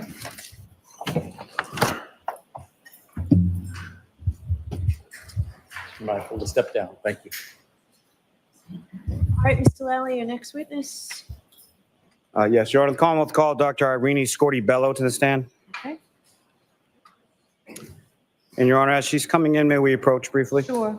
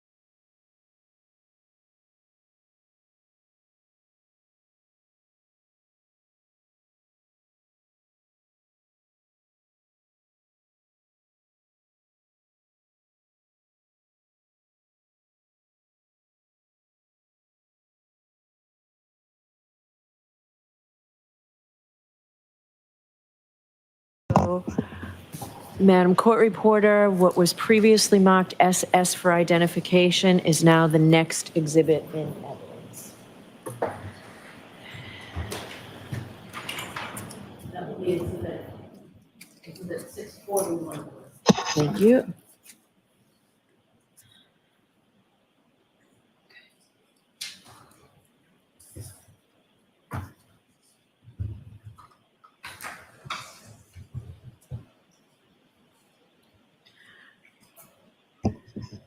All right, so are you looking for my instruction now, Mr. Lally?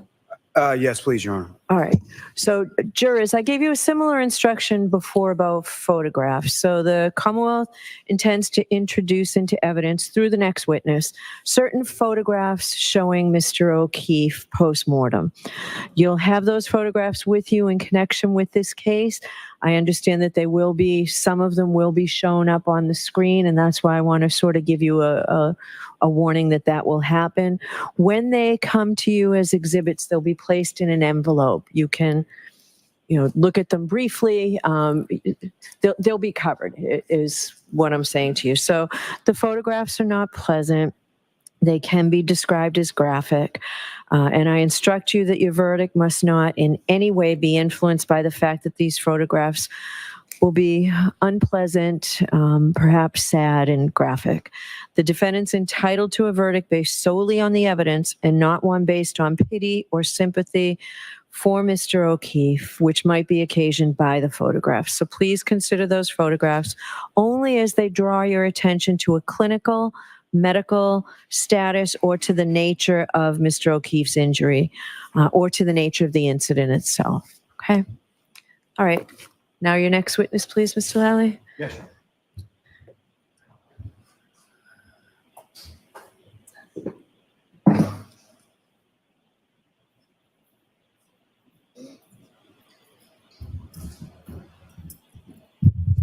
Ask you mindfully to step up. You could remain standing if it's. Oh, gosh. Do you solemnly swear that the testimony you shall give to the court and the jury in the matter now pending shall be the truth, the whole truth, and nothing but the truth, so help you God? I do. Thank you. Good afternoon, doctor. Good afternoon.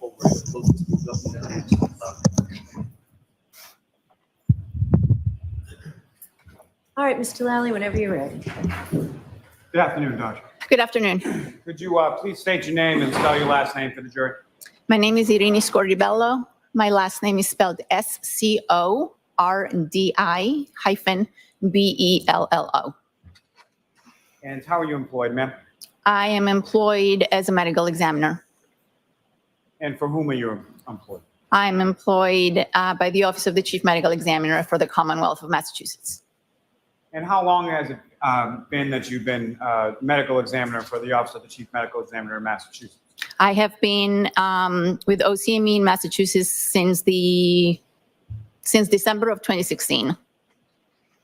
Now, ma'am, if I could take you back and just ask you a few questions regarding your educational background, work history a little bit prior to working at the OCME in Massachusetts. If I could start with your undergraduate work, as far as where did you go and what, if anything, did you receive a degree? I completed a bachelor's degree in microbiology at the University of California. And after receiving that degree, where did you go from there? I went on to the University of Miami, where I completed my doctorate degree in immunology. And following that, I moved up to New York City, where I went to medical school. I completed 4 years of medical school at the Mount Sinai School of Medicine. And following medical school, I completed 3 years of pathology residency at the Mount Sinai Hospital. And then following your residency at Mount Sinai, where did you go from there? And from there, I went downtown in New York City, and I completed a 1-year fellowship in forensic pathology at the Office of the Chief Medical Examiner for the City of New York. And following that 1-year fellowship there, where did you go from there? I worked in New York City until 2016 when I moved here to Massachusetts. Now, are you board certified? Yes, I am. What are you board certified in? I'm board certified in anatomic pathology and forensic pathology. And if you could explain to the jury just briefly, what does it mean to be board certified and sort of what is entailed in that process? Board certification is actually a voluntary process that a physician decides to go through. It involves completing an accredited program in the specialty of choice. In my case, it was pathology and forensic pathology, and then completing a number of requirements, as well as taking and successfully passing exams, and then being able to say that you're board certified. And is that certification at this time, is that up to date? Yes. Now, with regard to the time that you've been working as a forensic pathologist, are there any organizations that you belong to in relation to your work in that field? Yes, I am a member of the National Association of Medical Examiners. And that's an acronym as far as name. Name. Is that correct? Yes. Now, with respect to that time frame as well, what, if any, experience do you have in regard to teaching the areas related to your field? I have always been interested in teaching. I started teaching as a pathology resident, teaching other residents and medical students. And during my time in New York City, I enjoyed teaching medical students and residents. We had a very active education program in New York City. So I've always been involved with teaching both pathology and forensic pathology. Now, to those terms themselves, if I could ask you briefly just to describe to the jury as far as pathology in general sense, what does pathology mean? Pathology is a specialty of medicine, and pathology looks at disease processes and as well as trauma and the effect they have on the human body. And what is forensic pathology? Forensic pathology looks at disease processes and injuries in the human body and tries to determine the cause of death in deceased individuals. And as far as anatomic pathology, what exactly is that? Anatomic pathology, as opposed to clinical pathology, is it has to do with any organ that is in the body, versus clinical pathology that deals with fluids and blood analysis and things like that.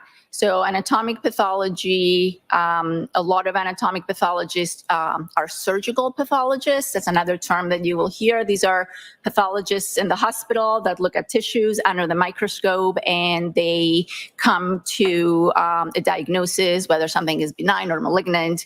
And forensic pathology takes anatomic pathology to another step, to another level, by looking at the whole body and trying to determine the cause of death instead of organ specific. Instead of just looking at one organ, forensic pathology looks at the whole body. Now, you're also familiar through your work and training experience in regard to forensic pathology with a term called autopsy. Yes. And is that something that typically you would do in the case of sort of your investigation and your analysis in regard to pathological analysis when it came to a body or a patient that comes in? Yes, an autopsy is a procedure that we do to determine the cause and manner of death.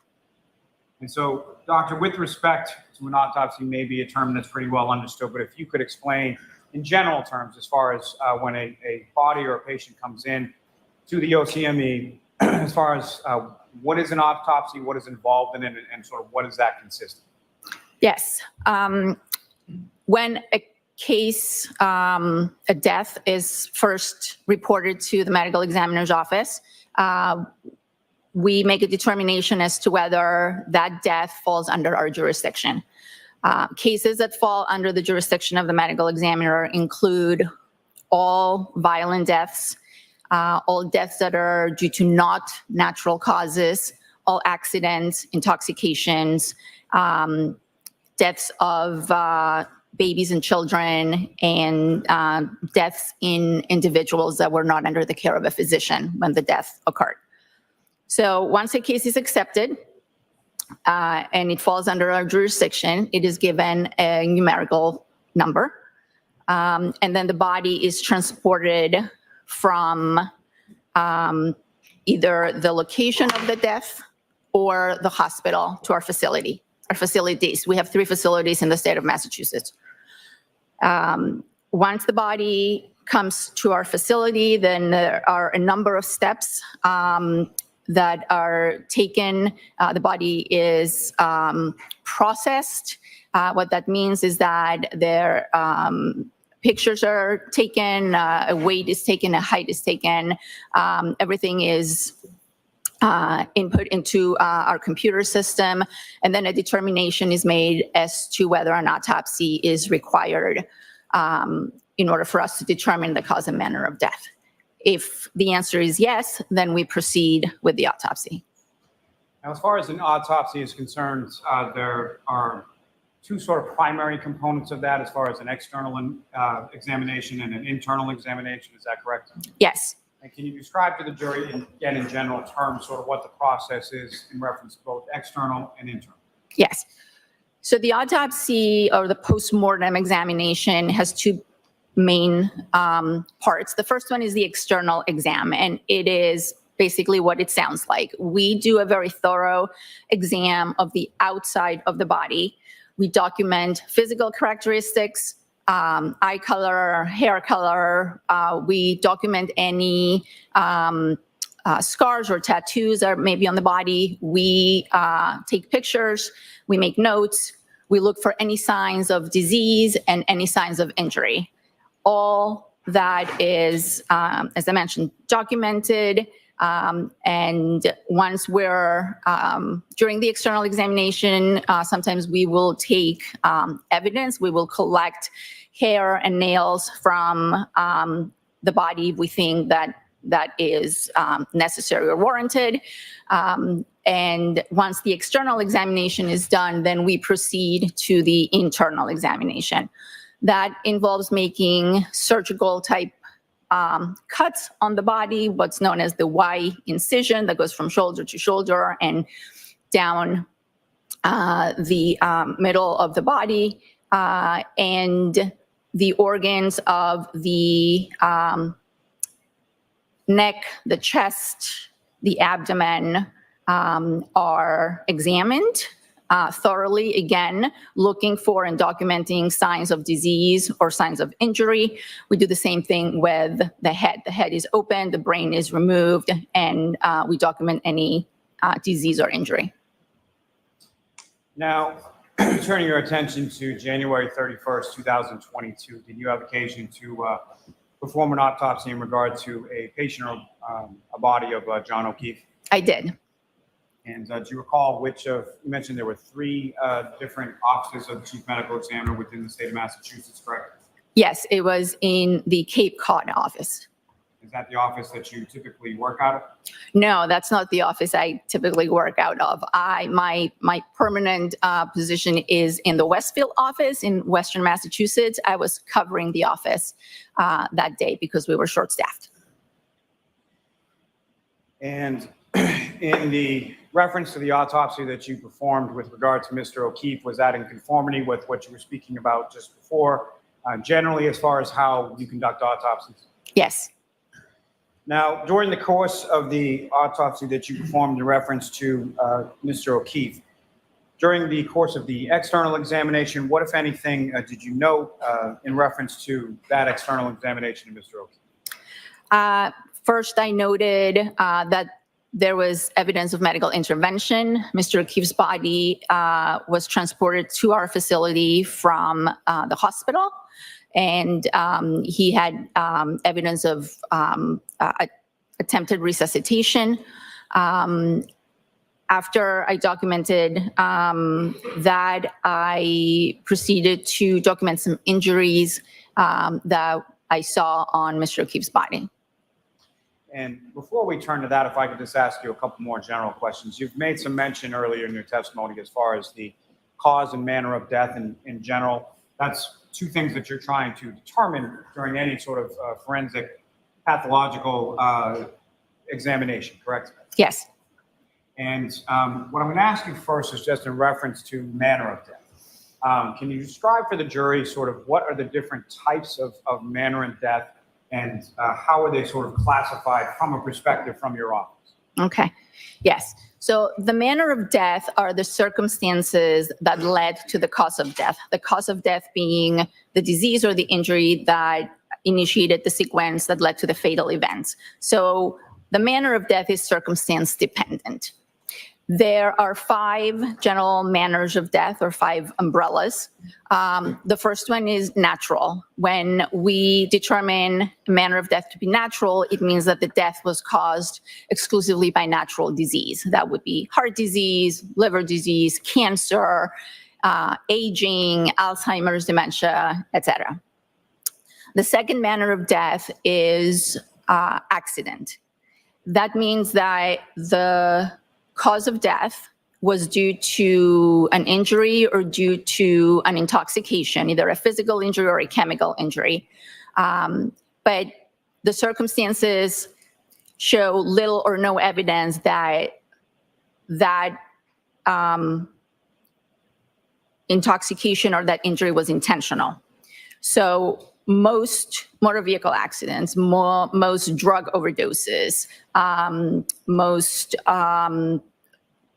elderly falls are classified as accidents. The fatal outcome was not intentional. Homicide is a manner of death when there is injury inflicted by another person, but there is evidence that there was intent to cause fear, harm, or death to the other individual. And suicide is due to either an injury or an intoxication. And again, the circumstances and the evidence suggest or point strongly to the fact that that was a self-inflicted, intentional act on behalf of the person with the intent to cause harm to themselves or cause death to themselves. So most hangings, intentional overdoses by prescription medications are classified as suicides. And then we have, I'm sorry, and then we have one more manner that we call undetermined. Some jurisdictions, they call it could not be determined. That means that evidence pointing towards one set of circumstances or one manner is no more compelling than evidence pointing towards another manner of death. So if we don't have enough information to know whether something, or to be able to determine the circumstances, then we are left with an undetermined manner of death. Now, am I correct in stating that the cause of death is something that's more like a medical determination? Is that correct? Yes, the cause. So watch the leading questions, Mr. Elliott, sustained. How would you characterize the determination that you make in regard to a cause of death? The cause of death is based on my findings at the time of autopsy, along with any medical information that I may have on that deceased individual. Now, as far as the manner of death, how are you making that determination?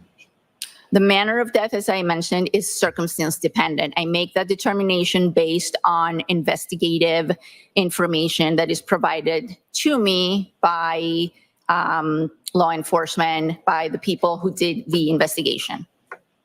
And what, if any, legal determination are you making as far as when you classify something as either of those 5 categories in a manner of death?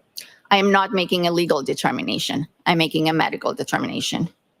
And so as far as the medical determination as manner of death, specifically when I'm talking about something that could be ruled or listed as manner of death as accident, is that, what if any determination are you making as far as that is concerned? I'm making the determination that the information that I have either shows no evidence or very little evidence that the injury that led to the cause of death was intentional. So I don't have any information to suggest that that was an intentional act. And am I correct in saying that routinely people charged with, say, motor vehicle homicides, it gets classified as a manner of death as accident, correct? Objection. Sustained. May I approach, Your Honor? Yes.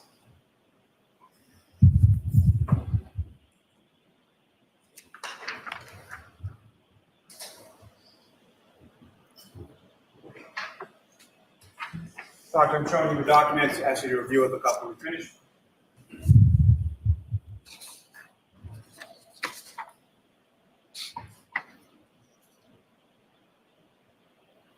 Yes, And do you recognize that document, Doctor? I do. And what do you recognize that to be? This is a copy of the death certificate for Mr. John O'Keefe. That's signed by yourself, is that correct? Correct. And as far as the listing related to cause of death, what did you list as cause of death on Mr. O'Keefe with regard to his death certificate? Cause of death was blunt impact injuries of head and hypothermia. And with reference to manner of death, what, if anything, did you list on Mr. O'Keefe's death certificate in relation to manner of death? I listed could not be determined. And as far as that listing for could not be determined, if you could explain to the jury why it was that you have that listed as a manner of death with relation to Mr. O'Keefe. Again, the cause of death is something that I can determine by the autopsy. I did the autopsy on Mr. O'Keefe and determined that he had injuries to his head as well as signs of hypothermia. So the combination of those two was the cause of death. The manner of death has to do with the circumstances under which Mr. O'Keefe sustained those injuries. And I did not have enough information to be able to determine whether those injuries were accidental or not. And so my manner of death was undetermined or could not be determined. And just from the spectrum that you had just talked about, sort of the 5 different manners of death, fair to say that you did not determine that this was either suicides or natural causes, correct? Correct. And so as far as your determination of the manner of death being could not be determined, which of the two were you sort of in between? The two manners of death that remain are accident and homicide. Your Honor, may I approach? Yes. I want to see you to introduce in a minute the next exhibit. No objection. Okay. We have 6-4.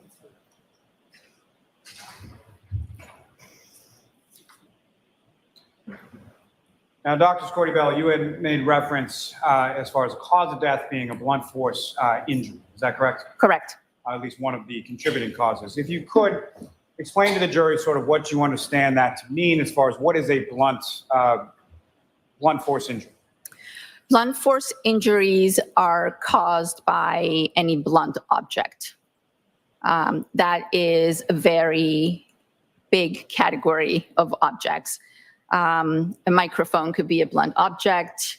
This bottle, if heavy enough, could be a blunt object. The ground can be a blunt object. So anything that doesn't have a sharp edge or a razor edge, not a knife, not a scalpel, is a blunt object. Blunt impact injuries are categorized into contusions, which are bruises, abrasions, which are scratches, fractures, which are a break in the bone, and lacerations, which are tears in the skin. So when we say blunt impact injuries, we could be referring to any of those or a combination of those four types. And all those are the result of impact of the body with a blunt object. Now, we'll get more into specifics in a moment, just in general terms as far as from your external examination of Mr. O'Keefe's body, whereabouts sort of geographically on the body did you observe these blunt force injuries? The majority of the blunt force injuries were to the face and the head, as well as to the upper extremities, the arms. Now, starting with Mr. O'Keefe's head, what was it specifically, or where was it that you observed blunt force injuries to Mr. O'Keefe's head? Okay. I observed a number of different injuries on Mr. O'Keefe's head, starting with his eyes. He had hemorrhage or bleeding on the upper eyelids of both eyes, as well as swelling of the eyes. He had a small laceration, a small tear in the skin on the right eyelid, again associated with the bleeding. He had some abrasions. Abrasions are superficial scratches on the skin on the left side of his nose, I believe. And when I looked at the back of Mr. O'Keefe's head, he had a laceration. It's a tear in the skin that was surrounded, or it was associated with an abrasion, a scrape. Now, in terms of the extremities, and I'll start with upper extremities as far as his arms, what, if anything, did you observe in regard to blunt impact injuries to his arms? He had, on the right upper extremity, he had a number of somewhat linear, somewhat patterned abrasions, scrapes, varying sizes, ranging from small, 2 to 3 millimeters to, I believe, 5 or 6 centimeters, both on the upper arm and part of his forearm. He had some contusions or some bruising on the dorsal aspect of the right hand that I measured and documented. He had he had a very small abrasion, I believe, on the lower extremities near the right knee, but I would have to look at my notes to be absolutely sure. You can go ahead and look at your notes anytime you need to, Doctor. I can Okay? go into my notes? Yes. Okay.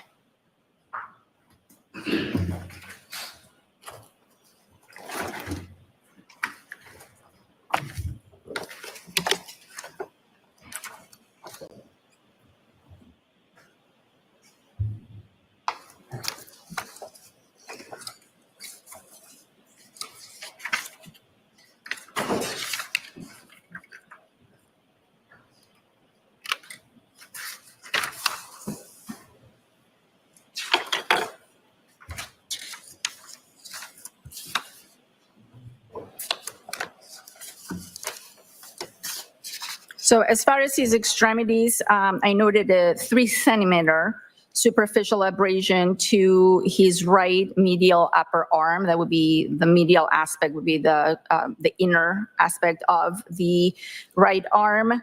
I noted the abrasions on his posterior right arm and forearm. Those ranged from 3 millimeters to up to 7 centimeters. I noted 2 red contusions on the dorsal aspect of the right hand. Again, that's the back of the hand. A faint abrasion, a faint scratch on the dorsal aspect of the left hand, and a small 0.5 centimeter abrasion on his right lateral knee, on the side of his knee, on the right side. Now, I think you've defined it fairly well so far, but I'm just going to ask you, just for delineation purposes, if you could explain to the jury sort of what is the difference between an abrasion versus a contusion versus a laceration. Okay. An abrasion is a scrape. It's a scrape of the superficial layers of the skin. A contusion is a bruise. So if I hit myself hard enough on my nightstand, and I break blood vessels under the skin, then I can end up with a bruise or a contusion. A laceration is a tear, not necessarily a cut. There's a distinction between a cut and a tear. A tear in the skin is due to a blunt object, maybe the corner of the nightstand that's sharp enough to tear my skin, but not so sharp as a blade that would actually cut the skin smoothly. So we differentiate between lacerations and cuts because cuts are due to sharp objects, lacerations are due to blunt objects. And fractures are basically a break in the bone, again, due to blunt trauma. Are you familiar with what is termed as an incised wound? I'm sorry, I didn't hear you. Incised, I-N-C-I. Incised, yes. If you could explain the difference between sort of the mechanism and sort of what you observe between a laceration and an incised wound. Yes, so an incised wound is what I previously called a cut. So the analogy I like to give is if you have a loaf of bread and you're trying to cut the bread. If you take a very good bread knife, sharp knife, you will be able to smoothly cut the bread. If you take a hammer, which is a blunt object, and you try to cut the bread, you're going to shred it up. So an incised wound is a smooth cut. Knives, razors will cause incised wounds on the skin. A blunt object will cause a laceration. It will break the skin, and the edges will not be uniform, and there might even be some bruising around it.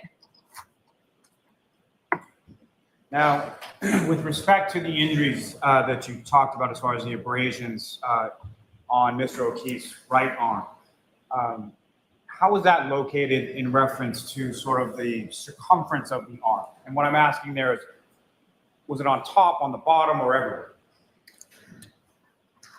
I described them as being on the posterior right arm and forearm. So when we examine a body, we examine the body in what's known as the anatomic position, which is the body on the table with the palms upwards.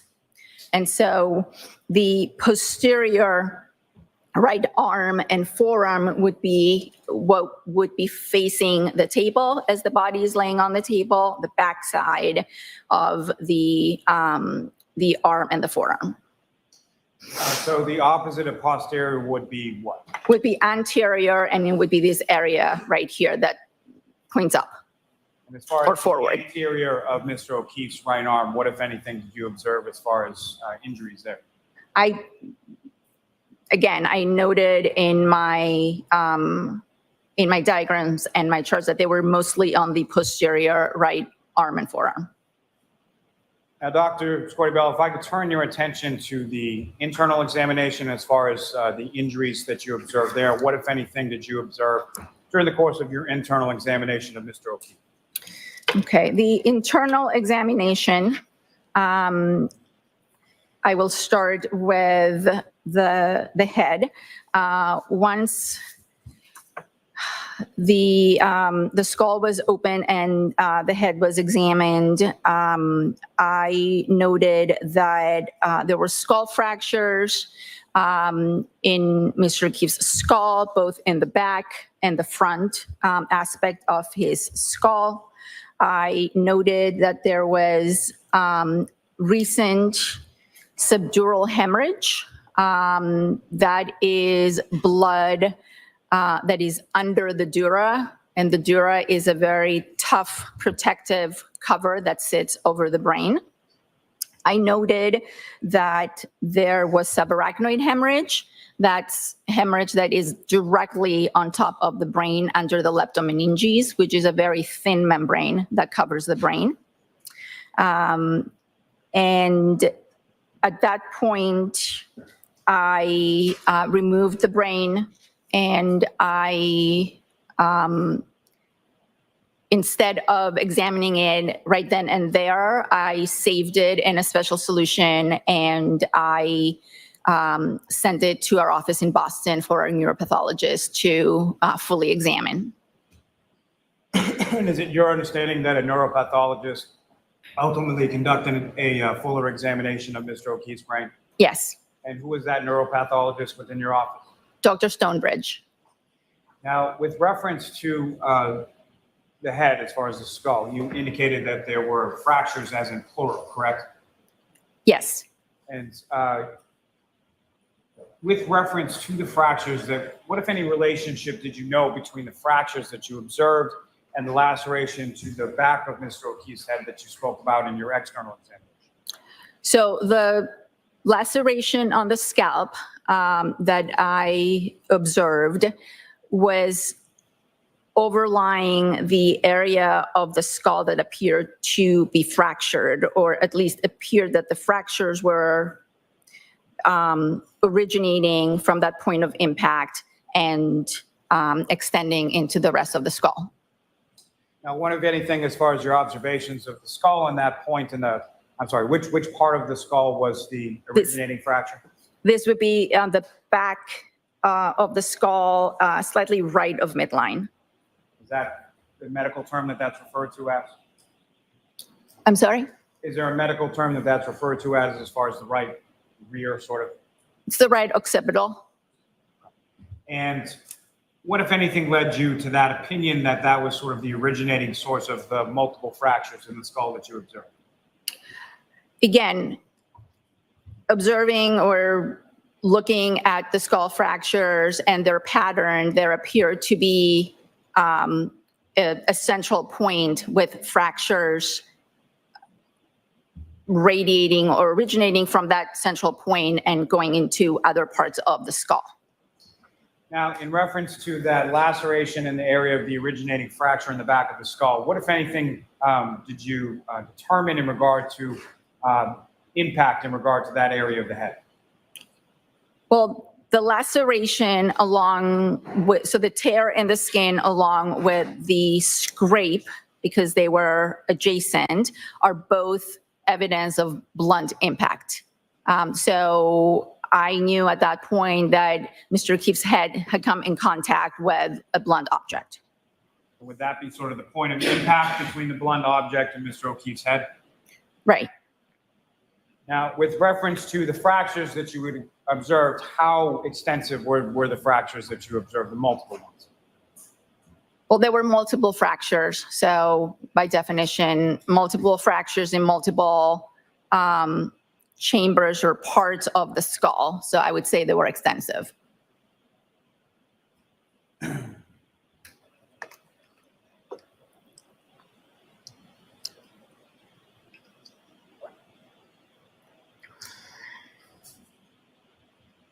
Have a moment, Your Honor. Yes.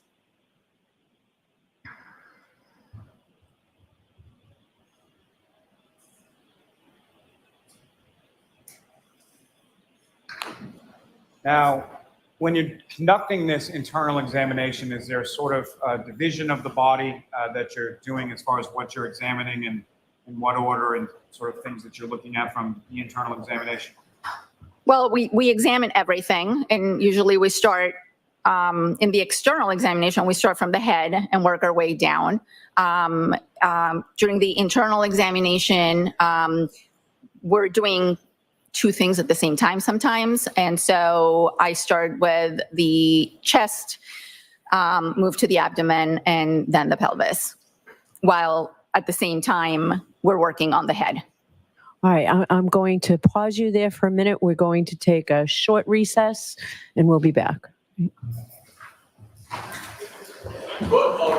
Doctor, you can step down if you'd like to. You don't have to, but you can step down if you want to, and I'd ask that you just call over the jurors. Okay. I'll just, thank you.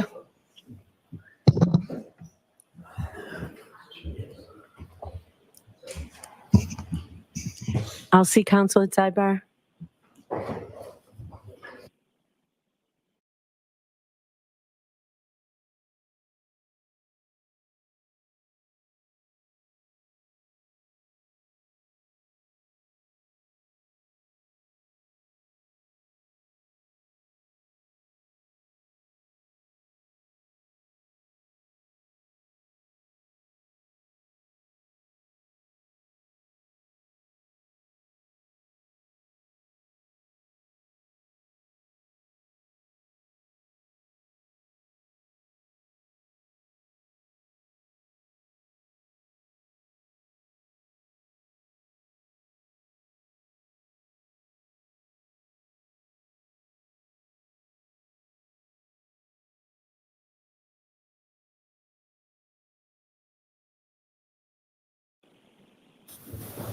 All rise for the court, please.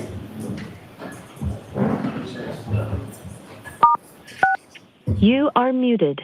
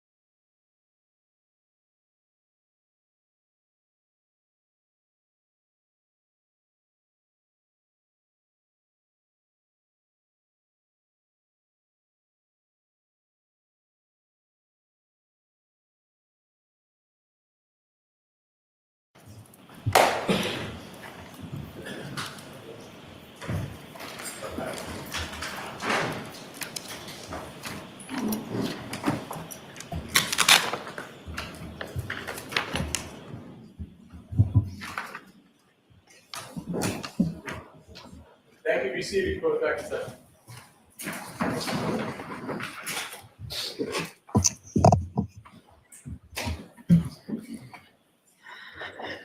All right, Mr. Lally? Thank you. Now, doctor, as far as the internal examination was concerned with regard to Mr. O'Keefe, starting with his stomach, what, if anything, did you observe of any significance in that area? I observed that there were some small hemorrhages, small areas of bleeding in Mr. O'Keefe's stomach. And are those described in medical literature as a specific type of spot? They have a name. They're called Wisniewski spots. Wischnewski.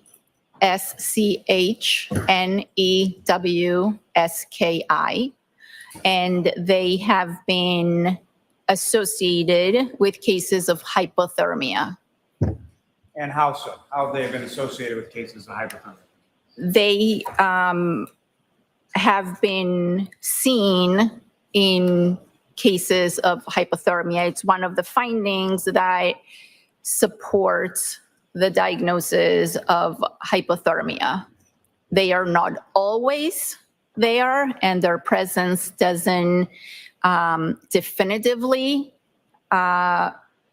diagnose hypothermia, but they are one of the findings that, if present, suggest the diagnosis of hypothermia. And based on your training and experience, and based on other types of literature that you've reviewed in regard to hypothermia, what is, as far as these Wisniewski spots, and thank you very much for saving me from saying that until after you had said it. With regard to that, what if anything does it say as far as the causality of that, or how that occurs or is related to hypothermia? We don't really know the pathophysiology of these spots. There have been various hypotheses. People have suggested that they are a response to stress. Some people have suggested that hypothermia increases secretion of acid in the stomach, and that leads to these spots, but their exact pathophysiology is still under investigation. Now, in addition to these areas of small hemorrhage in Mr. O'Keefe's stomach, what, if anything, did you observe in the pancreas? In the pancreas, I again observed some more diffuse hemorrhage of the pancreas and the tissues around it.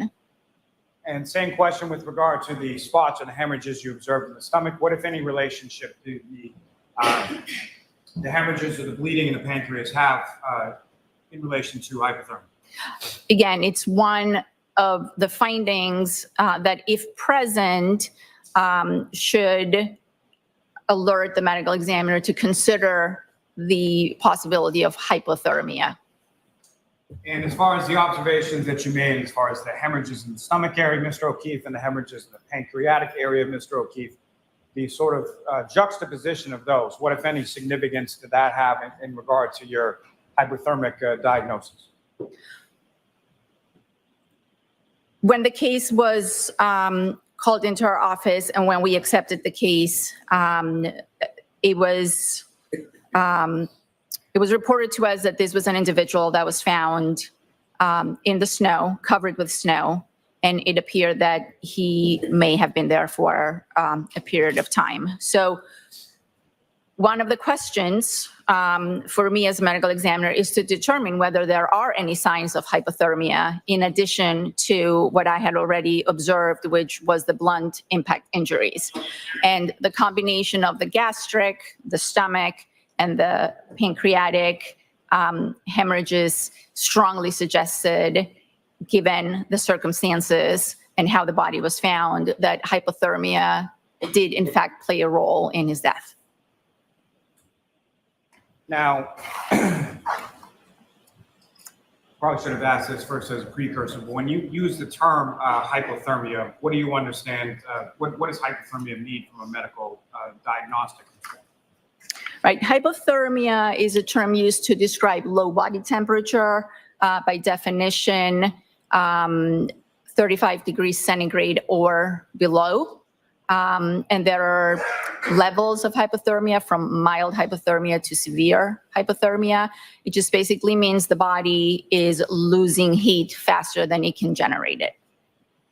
And typically, what would be the sort of core body temperature that would determine someone is hypothermic versus not? We're usually at 98 degrees or 37 degrees centigrade. So anything higher than that is considered a fever or hyperthermia. Anything lower than 35 degrees centigrade or 95 degrees Fahrenheit is considered hypothermia. Now, if you could explain to the jury sort of a little bit about the type of diagnosis that is involved in hypothermia, and sort of what other sort of types of information you would be looking at in order to make that diagnosis.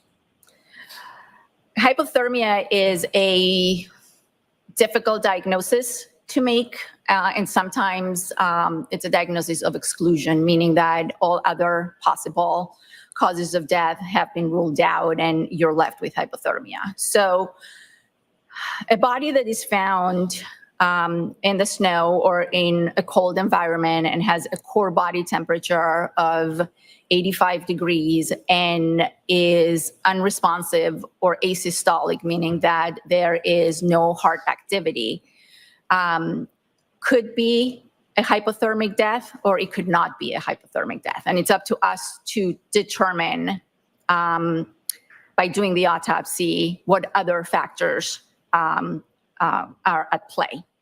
So the example I like to give is a person with severe coronary artery disease goes out to shovel their driveway, suffers a heart attack, and drops to the ground and is dead within seconds. And no one discovers their body for a few hours during the storm. When they're found, they're asystolic, their core body temperature is 80 degrees, but the autopsy shows another reason for their death. It shows a massive heart attack, which is what killed them. They just happened to be outside after they died and they lost heat and their body temperature dropped. Doesn't mean they died from hypothermia. However, if you take a person, an elderly person, or any person, an intoxicated person, a person who is intoxicated with drugs, that goes out into bad weather, gets confused, loses their direction, isn't able to get to shelter, and they die, their body temperature starts to drop, they get more disoriented, they get more confused, their organ systems start to shut down, and eventually they die from hypothermia. So that person will also be found in the snow with a core body temperature of 80, 85 degrees.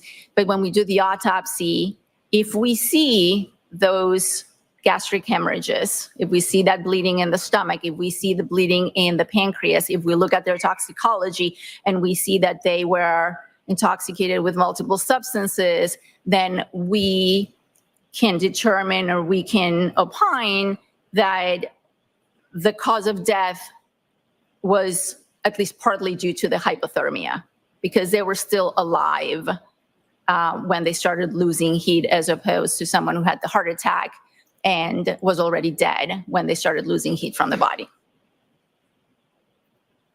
Doctor, when coming to your opinion in relation to the cause of death of Mr. O'Keefe, in addition to your autopsy, your internal, your external examination, what, if any, other materials were you provided, and what, if any, other materials did you review in relation? I was provided with a police report, an investigative report. I was provided with some of his prior medical records. I was provided with records from the hospital where he was first taken by emergency medical personnel. And during the course of the autopsy, of course, I didn't mention this. We also, during the autopsy, collect fluids from the body that are sent to the lab for toxicologic analysis. And after a few weeks after the autopsy, we get a report from the toxicology lab.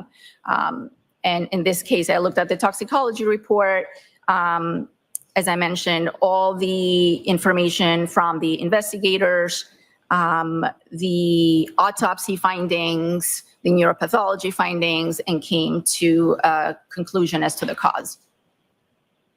Now, as part of the documentation that you received from the investigators, did that include photographs of the scene as well? Yes, it did, some photographs.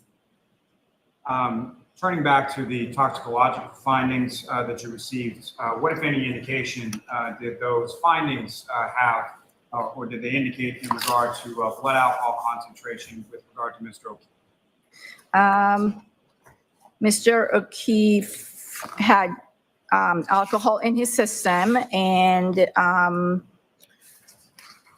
do believe, I don't have the toxicology in front of me, but in his blood at the time of autopsy, the level was 0.21 grams per deciliter. Now, contained within those toxicology findings, there's also something listed as a vitreous humor. Is that correct? Yes.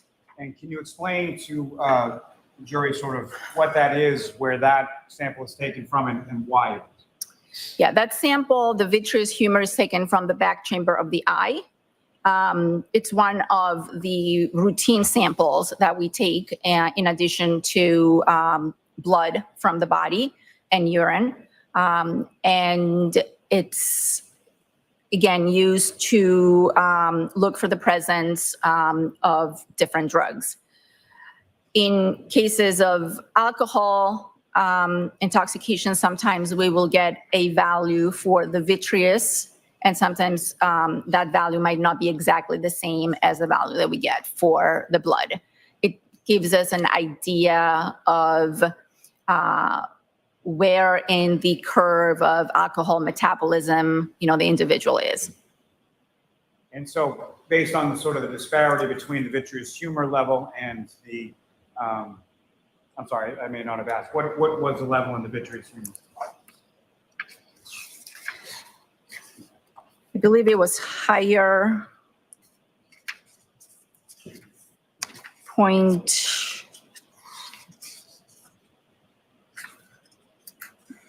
sorry, I just have to find it.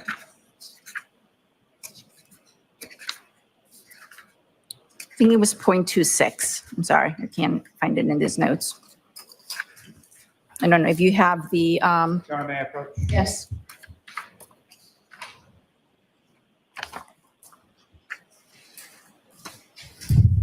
Oh, yeah, a copy of the toxicology. Yes. It was 0.28. Now, doctor, with respect to the disparity between what was contained as a BAC in the vitreous humor versus the other number from his blood, what, if anything, does that indicate to you as far, or what, if anything, do you take from it?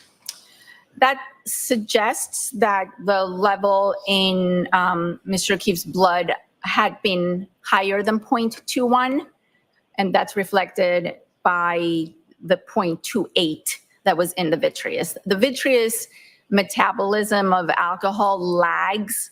It's a little slower, lags behind that of the blood and the circulation. The alcohol is metabolized in the liver. But the fact that it is higher in the vitreous suggests that the level in the blood was also higher at some point prior. So at some point, whenever Mr. O'Keefe died, his level of alcohol was on the decrease. Is that fair to say? Correct. Now, with respect to, you mentioned that you had reviewed the EMS reports for Mr. O'Keefe as well as his medical records from Good Samaritan. Is that correct? Correct. And if you could just briefly for the jury explain your understanding as far as some of the terms within those medical records. Could familiar with your review of Mr. O'Keefe's medical records that he was labeled as being in cardiac arrest? Yes. And can you explain to the jury what that is? Yes, he was labeled as asystolic or in asystole, which is basically a flat line. So if you attach leads to the body, there is no electrical activity coming from the heart. Now, with respect to Mr. O'Keefe, as far as certain vital signs were taken in the course of his treatment at the Good Samaritan, is that correct? Yes. Including a core temperature, is that correct? Yes. Would you recall what that core temperature was? Yes. It was noted as 80.1. And that was a temperature reading that was taken at 7:19 a.m., is that correct? It was taken, actually, this temperature reading in the records that I'm looking at was taken at 6:57 a.m. And with respect to that 80.1 degree temperature, that's in Fahrenheit, is that correct? Yes. And so what, if any, relationship does that have, or what, if any, relationship does that have to your hypothermic diagnosis? Well, that is the temperature. At this point, Mr. O'Keefe is asystolic, meaning he has no cardiac activity. That is the temperature of his body at the time that he was taken to, that he was examined by EMS and taken to the hospital. So it is a very hypothermic temperature. It is well below the 95 degrees, which we consider hypothermia. Now, I believe you alluded to it earlier in your testimony, but with respect to hypothermia, what are some of the manifestations of that type of onset as it progresses? Well, the first evidence of hypothermia, which we have no problem in this room, is shivering. When someone starts to get cold, they start to shiver to conserve heat.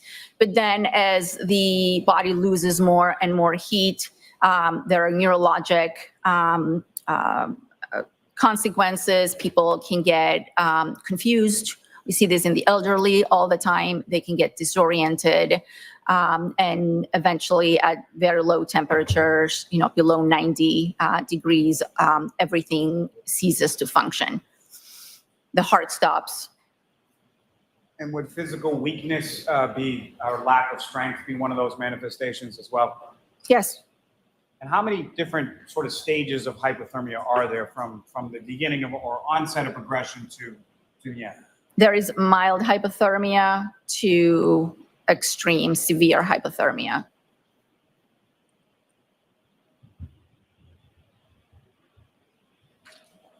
I may have a moment, John. Yes.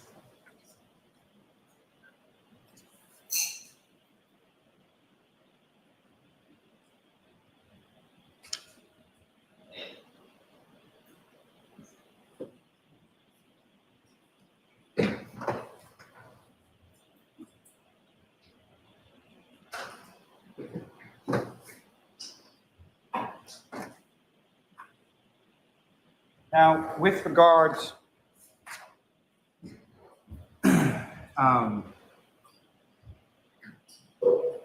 as far as the type of clothing that someone is wearing when they're outside in these types of conditions, what, if any, relationship would that have with regard to the quickness or the rapidity of the onset of hypothermia? Clearly, the more layers someone has, the slower they will lose heat from their body. The fewer layers, the faster they can become hypothermic. And what, if any, information did you have as far as how Mr. O'Keefe was dressed when he was found in the snow on the morning of the 29th?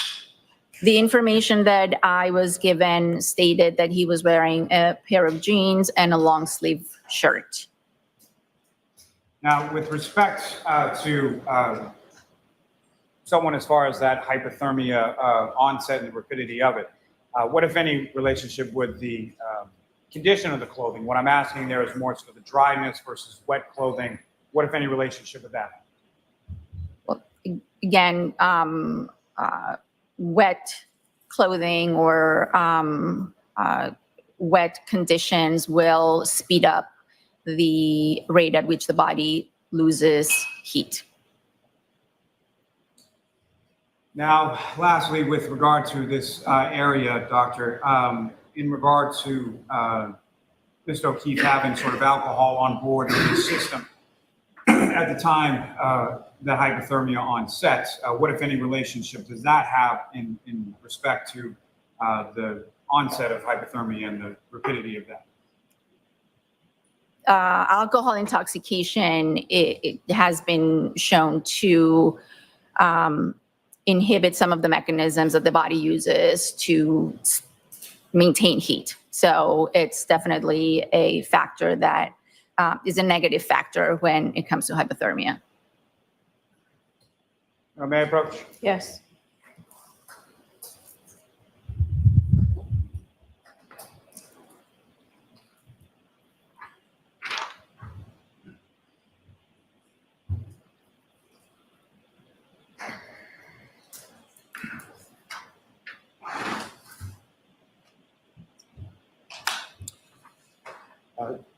Doctor, I'm showing you a single-page document. You could just review that, look up when you're finished. And do you Yes. recognize that, Doctor? I do. It is a photocopy of the exam notes that I took at the time of autopsy.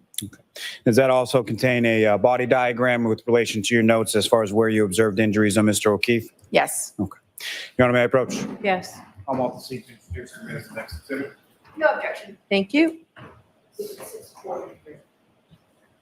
And Your Honor, with the court's permission, if we could publish that for the jury at this time. Okay.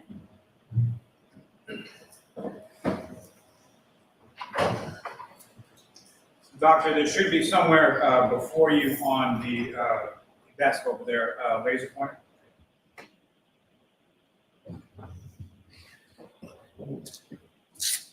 Coming, if you could enlarge that just a bit, and if you could focus in sort of towards the top and the head area. Now, Dr. Scortibello, what's up on the screen? Is that what you have before you as the next exhibit? Yes. And on this, as far as the examination that you conducted, that also included certain measurements as far as height, weight, things like that, that you did with regard to Mr. O'Keefe's body, correct? Correct. And if you could, what did you record as your measurements for both the height and the weight of Mr. O'Keefe?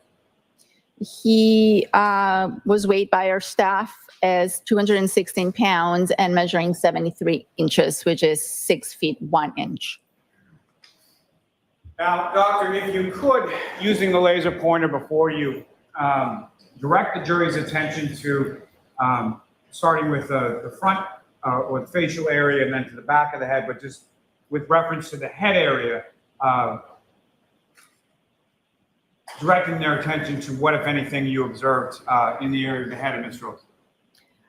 In terms of injuries, Yes. you'd like me to point out the injuries? So as I mentioned, there were ecchymosis, that's another word for collection of blood under the upper eyelids.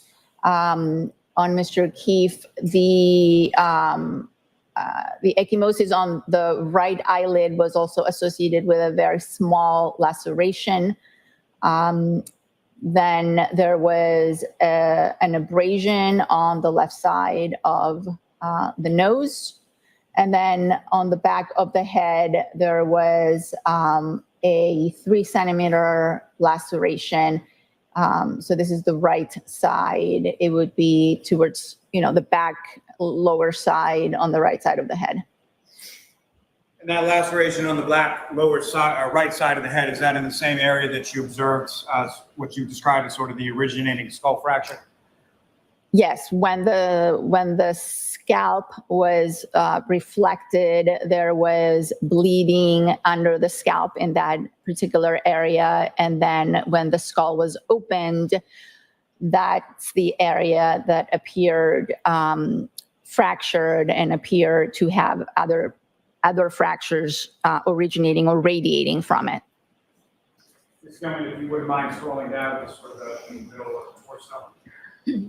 And Dr. Scorbello, if you could again, using the laser pointer, just direct the jury's attention to what, if any, injuries you noted in this sort of middle torso or upper extremity portion of Ms. Rowe. So on the right upper extremity, and again, this is the back of the body. We have this collection of linear abrasions. I think the battery is dead. That measured up to 7 centimeters and extended from the upper arm down to the middle of the forearm. If I could interrupt you for 1 second, may I switch? Thanks. This would be the abrasions. Ms. Gilman, if I could ask you to scroll down to the lower extremities. And again, Dr. Scorbello, if you could, again, using laser pointer, direct the jury's attention to what, if any, injuries you observed on the lower extremities in regard to Ms. Rowe. The lower extremities didn't have a lot of injuries. There was a small abrasion on his right knee area on the side. And if you don't mind pushing the diagram just a little bit more up to see the hands, there were some contusions or some bruises on the dorsal aspects of the right hand and some very faint bruise on the left. Thank you, Doc. And Ms. Gilman, you can take that down. Nora, may I approach again? Yes.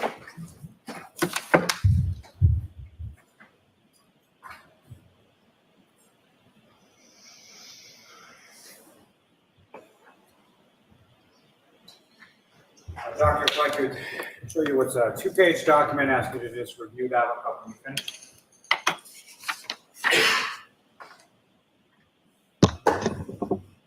Yes, And do you recognize what that is? I do. And what do you recognize that to be? These are copies of diagrams that I used at the time of autopsy to document some of the injuries on the face and the skull. May I approach again, Your Honor? Yes. I'll multi seek to introduce in the minutes and next exhibit. Any objection? No objection. Thank you.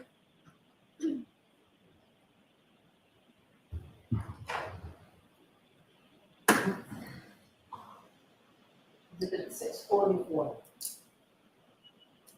And Your Honor, may I return that to the witness? Yes. With the court's permission, if we could publish that for the jury. Okay.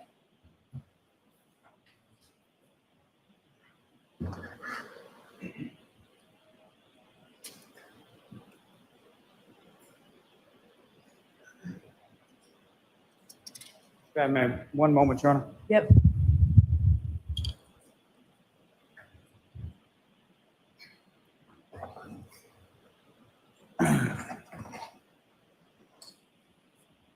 Again, Dr. Scorbello, do you recognize what's depicted up on the screen as the next exhibit before you? Yes.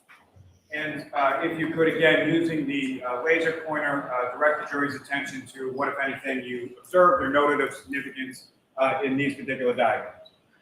So the upper eyelids, the areas of the upper eyelids on both sides had ecchymosis or blood under them. On the right side, there was a very small laceration or a small tear associated with that. Both eyes had some swelling to them. And then on the nose, there were 2 abrasions, 2 scrapes. One was small at 0.5 centimeters. The other one was 1 centimeter, and it was linear. And I noted them right there. Come in, if you could scroll down a bit.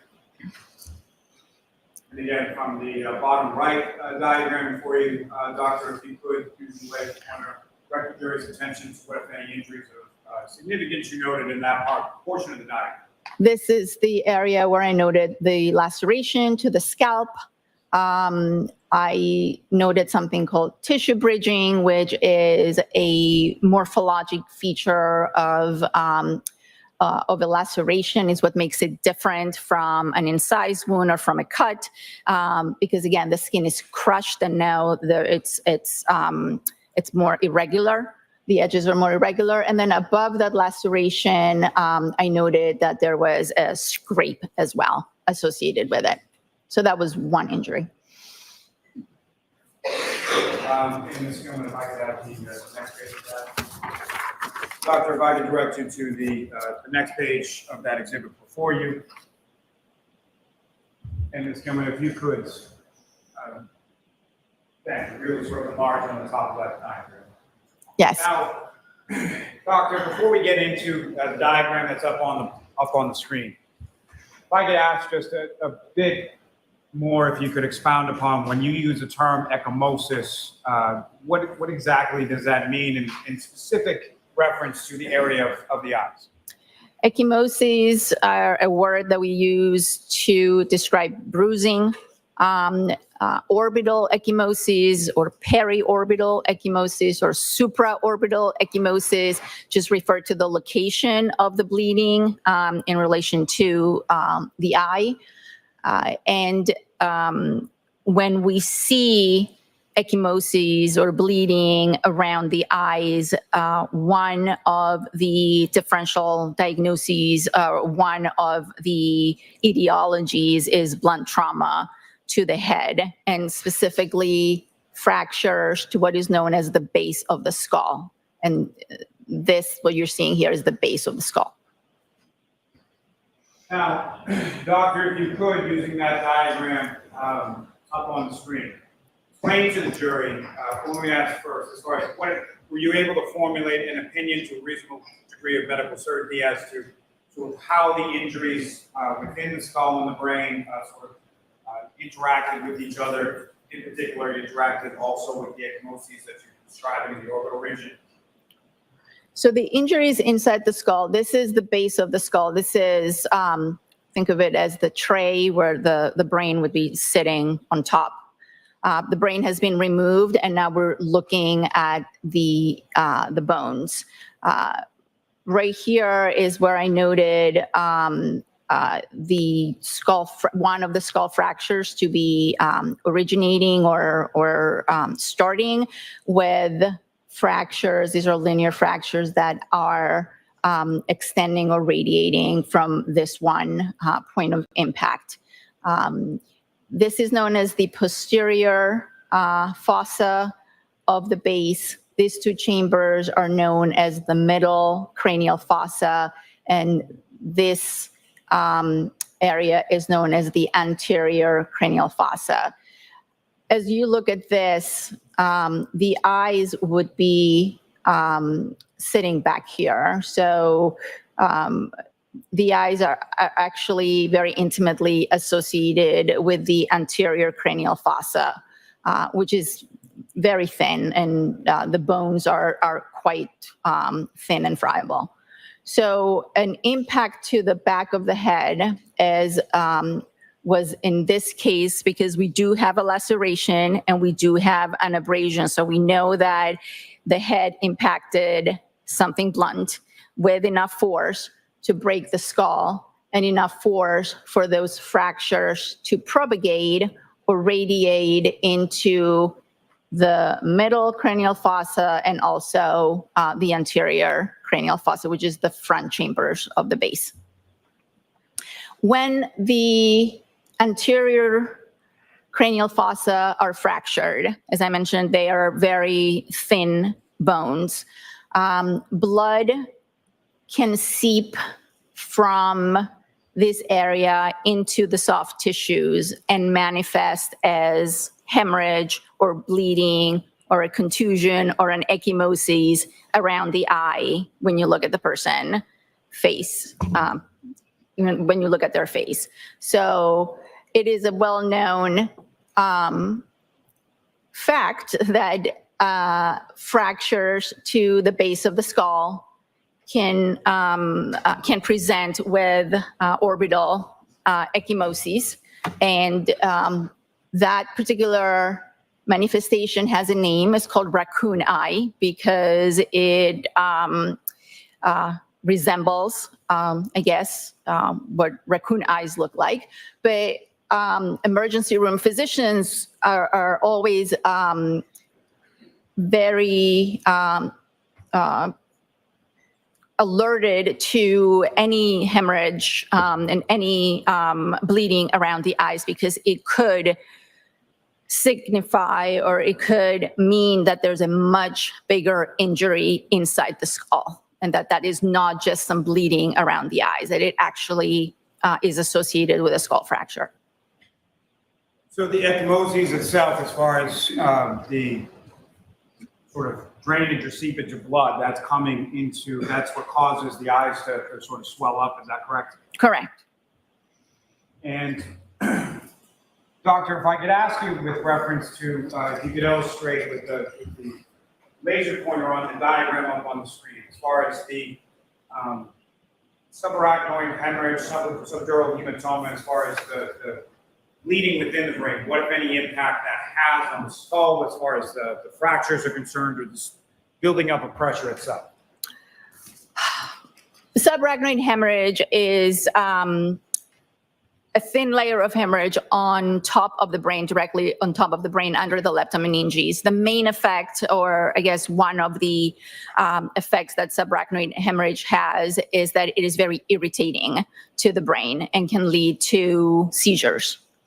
Subdural hemorrhage is hemorrhage that is due to veins in the dura, that very tough protective cover on top of the brain, that are broken and leak blood into the space between the dura and the brain. That kind of injury, given enough time, you can have accumulation of the blood, and it can cause significant shift into the brain. That's not something that we had here. Here we had some subdural hemorrhage, but not enough that it was what we call space occupying, but it was present. So it was due to bridging veins in the dura being injured from the trauma, from the fractures. And in terms of the effect that all these injuries have, the subdural and the subarachnoid and the skull fractures, anytime the brain is injured, it responds by swelling. And the skull is a closed space without the ability to expand, unlike the skin, where you can have a bruise or a significant amount of blood accumulate under the skin. In the skull, once the brain starts to react to the injury and it starts to swell, there's nowhere to go except for down. And that's the foramen magnum. That is the area where the brainstem and the spinal cord will run out. You know, spinal cord connects, obviously, the brain to the rest of the body. And this is one of the few spaces that the brain can try and squeeze into because it has nowhere else to go. So herniation, brain swelling and herniation are a general response that the brain has to any sort of trauma. And Ms. Gilman, thank you very much. You can take that down, Ms. Ross, so we can have the lights back on. Now, may I approach Sister Retreat? Yes.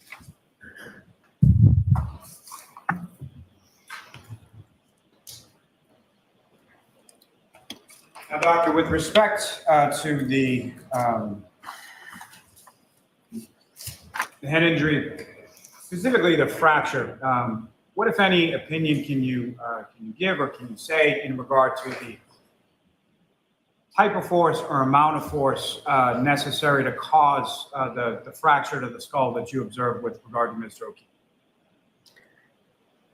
I can't really give you a number. I'm not a physicist. I can tell you that the skull is a pretty thick bone. It takes considerable amount of force to fracture the skull. So that was a pretty considerable impact.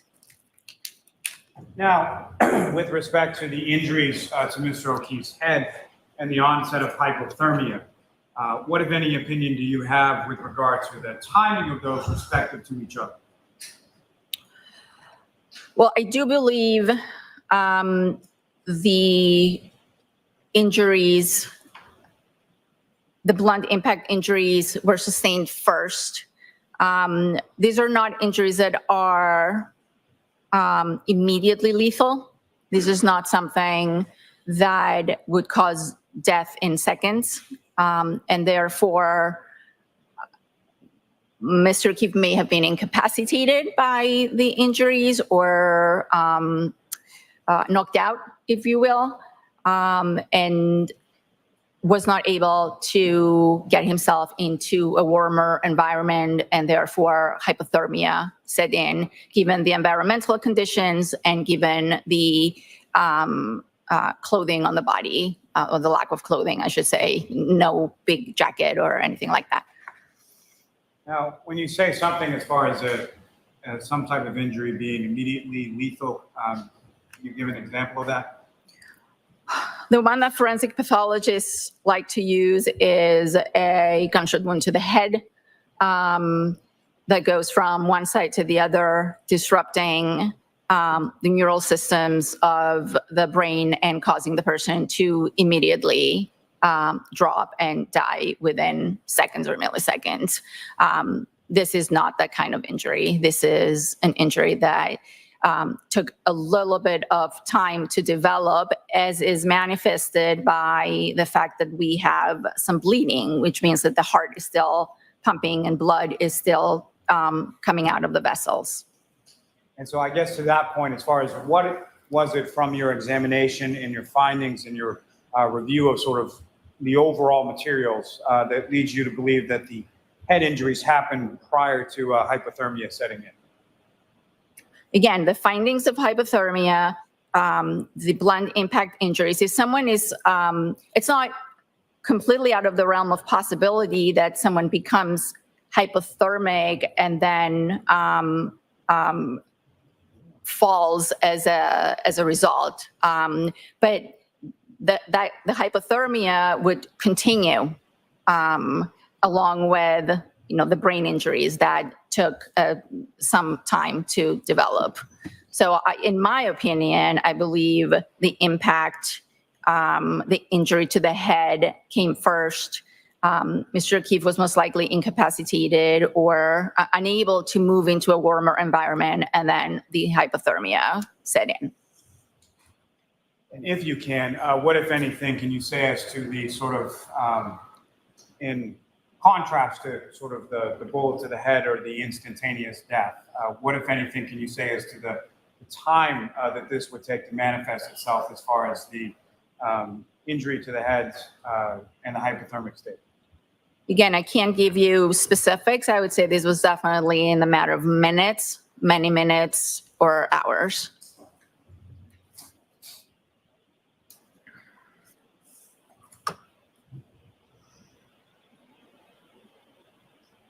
I may have a moment, Your Honor. Yes.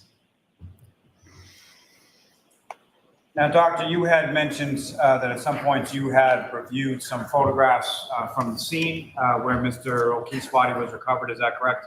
Yes, I was shown some photographs. And from the photographs that you were shown, what, if anything, of significance did you observe or lack thereof in the area where Mr. O'Keefe's body was recovered?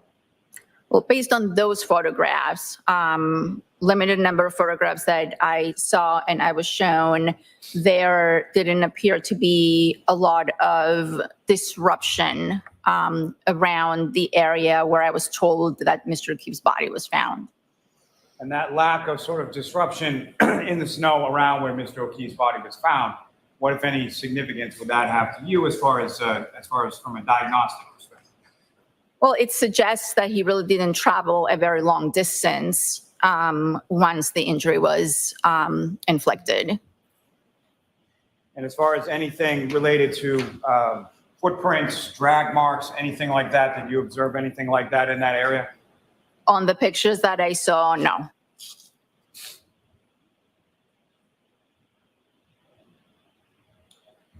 Now, from your extent of your examination of Mr. O'Keefe's body, what, if anything, did you observe that would indicate any sort of altercation or a fight or anything like that Mr. O'Keefe was in? I didn't see any major signs of what I would call a significant altercation. And with regard to that, as far as signs, what are some of the signs, and what would you be expecting to see, and what was lacking as far as your observations of Mr. O'Keefe? I looked at Mr. O'Keefe's hands. As you saw on the diagrams, I did document that there were some contusions on the dorsal aspect, very vague and faint contusion on the left, and contusion on the right hand. That particular contusion has a central little pinpoint mark that may suggest that it was due to attempts to get IV access on his hand. That's a very common place. But I didn't see any bruising on Mr. O'Keefe's knuckles. His nails were intact. I didn't see any breaks on his nails, and I didn't see any fractures or feel any fractures on any of his hands. Now, with respect to the diagrams that were up on the screen before, as well as your observations from internal examination, you observed some fractures to Mr. O'Keefe's ribs, is that correct? Yes, he did have some fractures, I believe, to the 4th and 5th ribs near the sternum. It's a very common location for CPR-associated fractures. And so I believe you just alluded to it right there, but as far as any fractures to Mr. O'Keefe's ribs, what, if any, opinion do you have as to the origination or causality of those rib fractures? As I mentioned, those are very consistent with the resuscitation. We see those quite often. Given the history that I was provided that extensive resuscitation was attempted, I documented those as most likely due to resuscitation. Now, doctor, with regard to the, just by way of contrast, you talked a bit about the significant impact or the thickness of the skull. How does that relate to the area of the ribs that you're talking about as far as can be fractured in resuscitative efforts? Well, I don't understand the question. Let me rephrase it. What is the difference sort of between the thickness of the bone in the skull versus the thickness of the bone in the ribs? The skull in general is a thicker bone. It requires more force.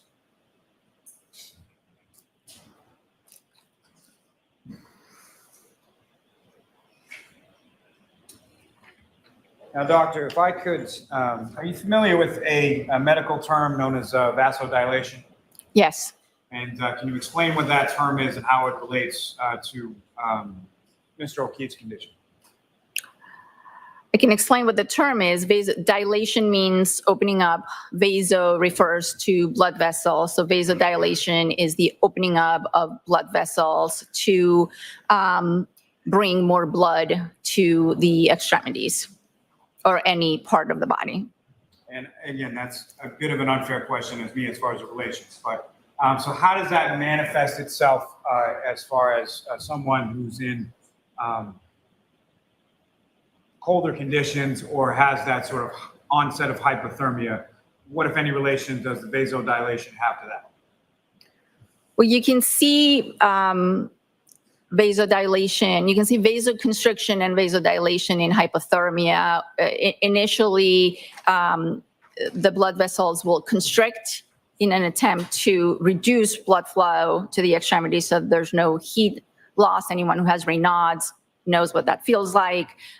Then ultimately the blood vessels will dilate, bringing more blood to the extremities. Again, the normal regulatory mechanisms that the brain has to maintain our body temperature are disrupted when you get into those very low temperatures.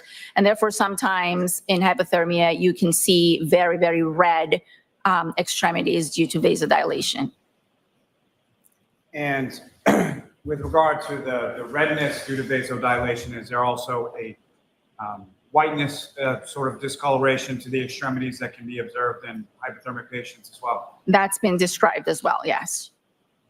Now, with reference to when you make your observations of Mr. O'Keefe, why is it that, well, let me ask you this. You didn't see any signs of vasodilation or white fingertips or anything like that, is that correct? Correct. I rarely see signs of vasodilation, especially if someone has died in the hospital. And can you explain to the jury sort of why that is? So for two reasons. In this particular reason, Mr. O'Keefe was taken to the hospital and attempts were made at rewarming the body. So he was given warm intravenous fluids and attempts were made to bring the body temperature up with the hope that the heart would start working once that happened. Also, I did not physically see the body until Monday morning. And therefore, I can't really comment on vasodilation or any effects that hypothermia may or may not have had acutely on the body, because I'm seeing the body hours after death, and already the body has been transferred from the scene to the hospital, stored at the hospital, and then transferred from the hospital to our facility. So there's just too much time between when the body was discovered to when I looked at the body to make any reasonable comments on whether there was vasodilation or not. Mayor Pro Tem? Yes.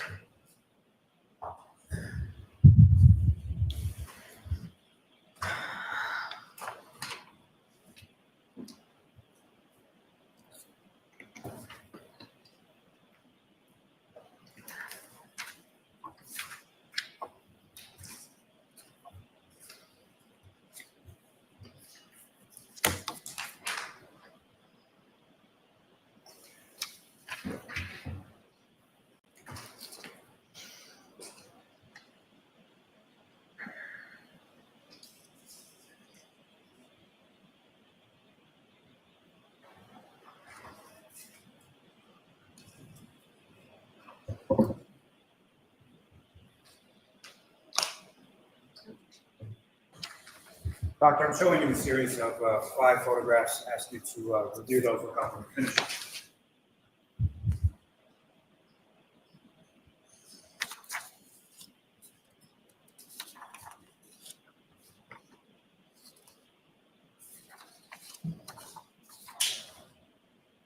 I'm actually going to see counsel at sidebar for a minute, please.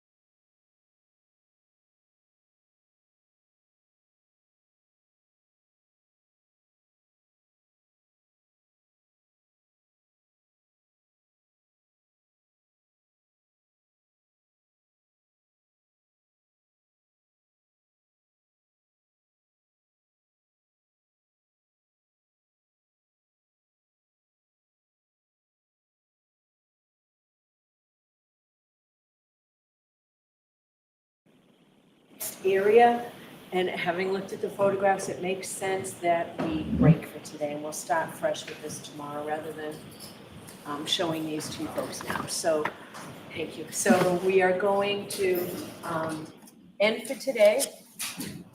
We are on track. We are definitely on track for finishing this case next week, partly because of staying all day tomorrow and some of the work we did today and on Tuesday when you all went home. So please follow the 3 instructions. Do not discuss this case with anyone. Don't do any independent research or investigation into the case. If you happen to see, hear, or read anything about the case, please disregard it. Let us know. We'll see you tomorrow morning. Thank you. Sure, leaving your notebooks on your chairs, take all your belongings. All rise, jury out.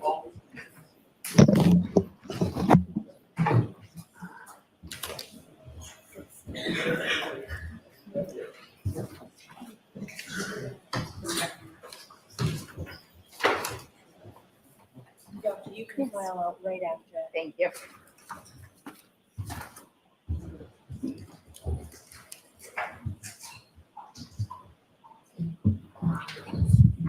Mark. You may be seated. All right, thank you. It does seem like the appropriate place to stop. Does anybody, so we're still in session? Does anybody need me for anything now? If we could just approach briefly, just Okay. regarding scheduling, Your Honor. Yeah.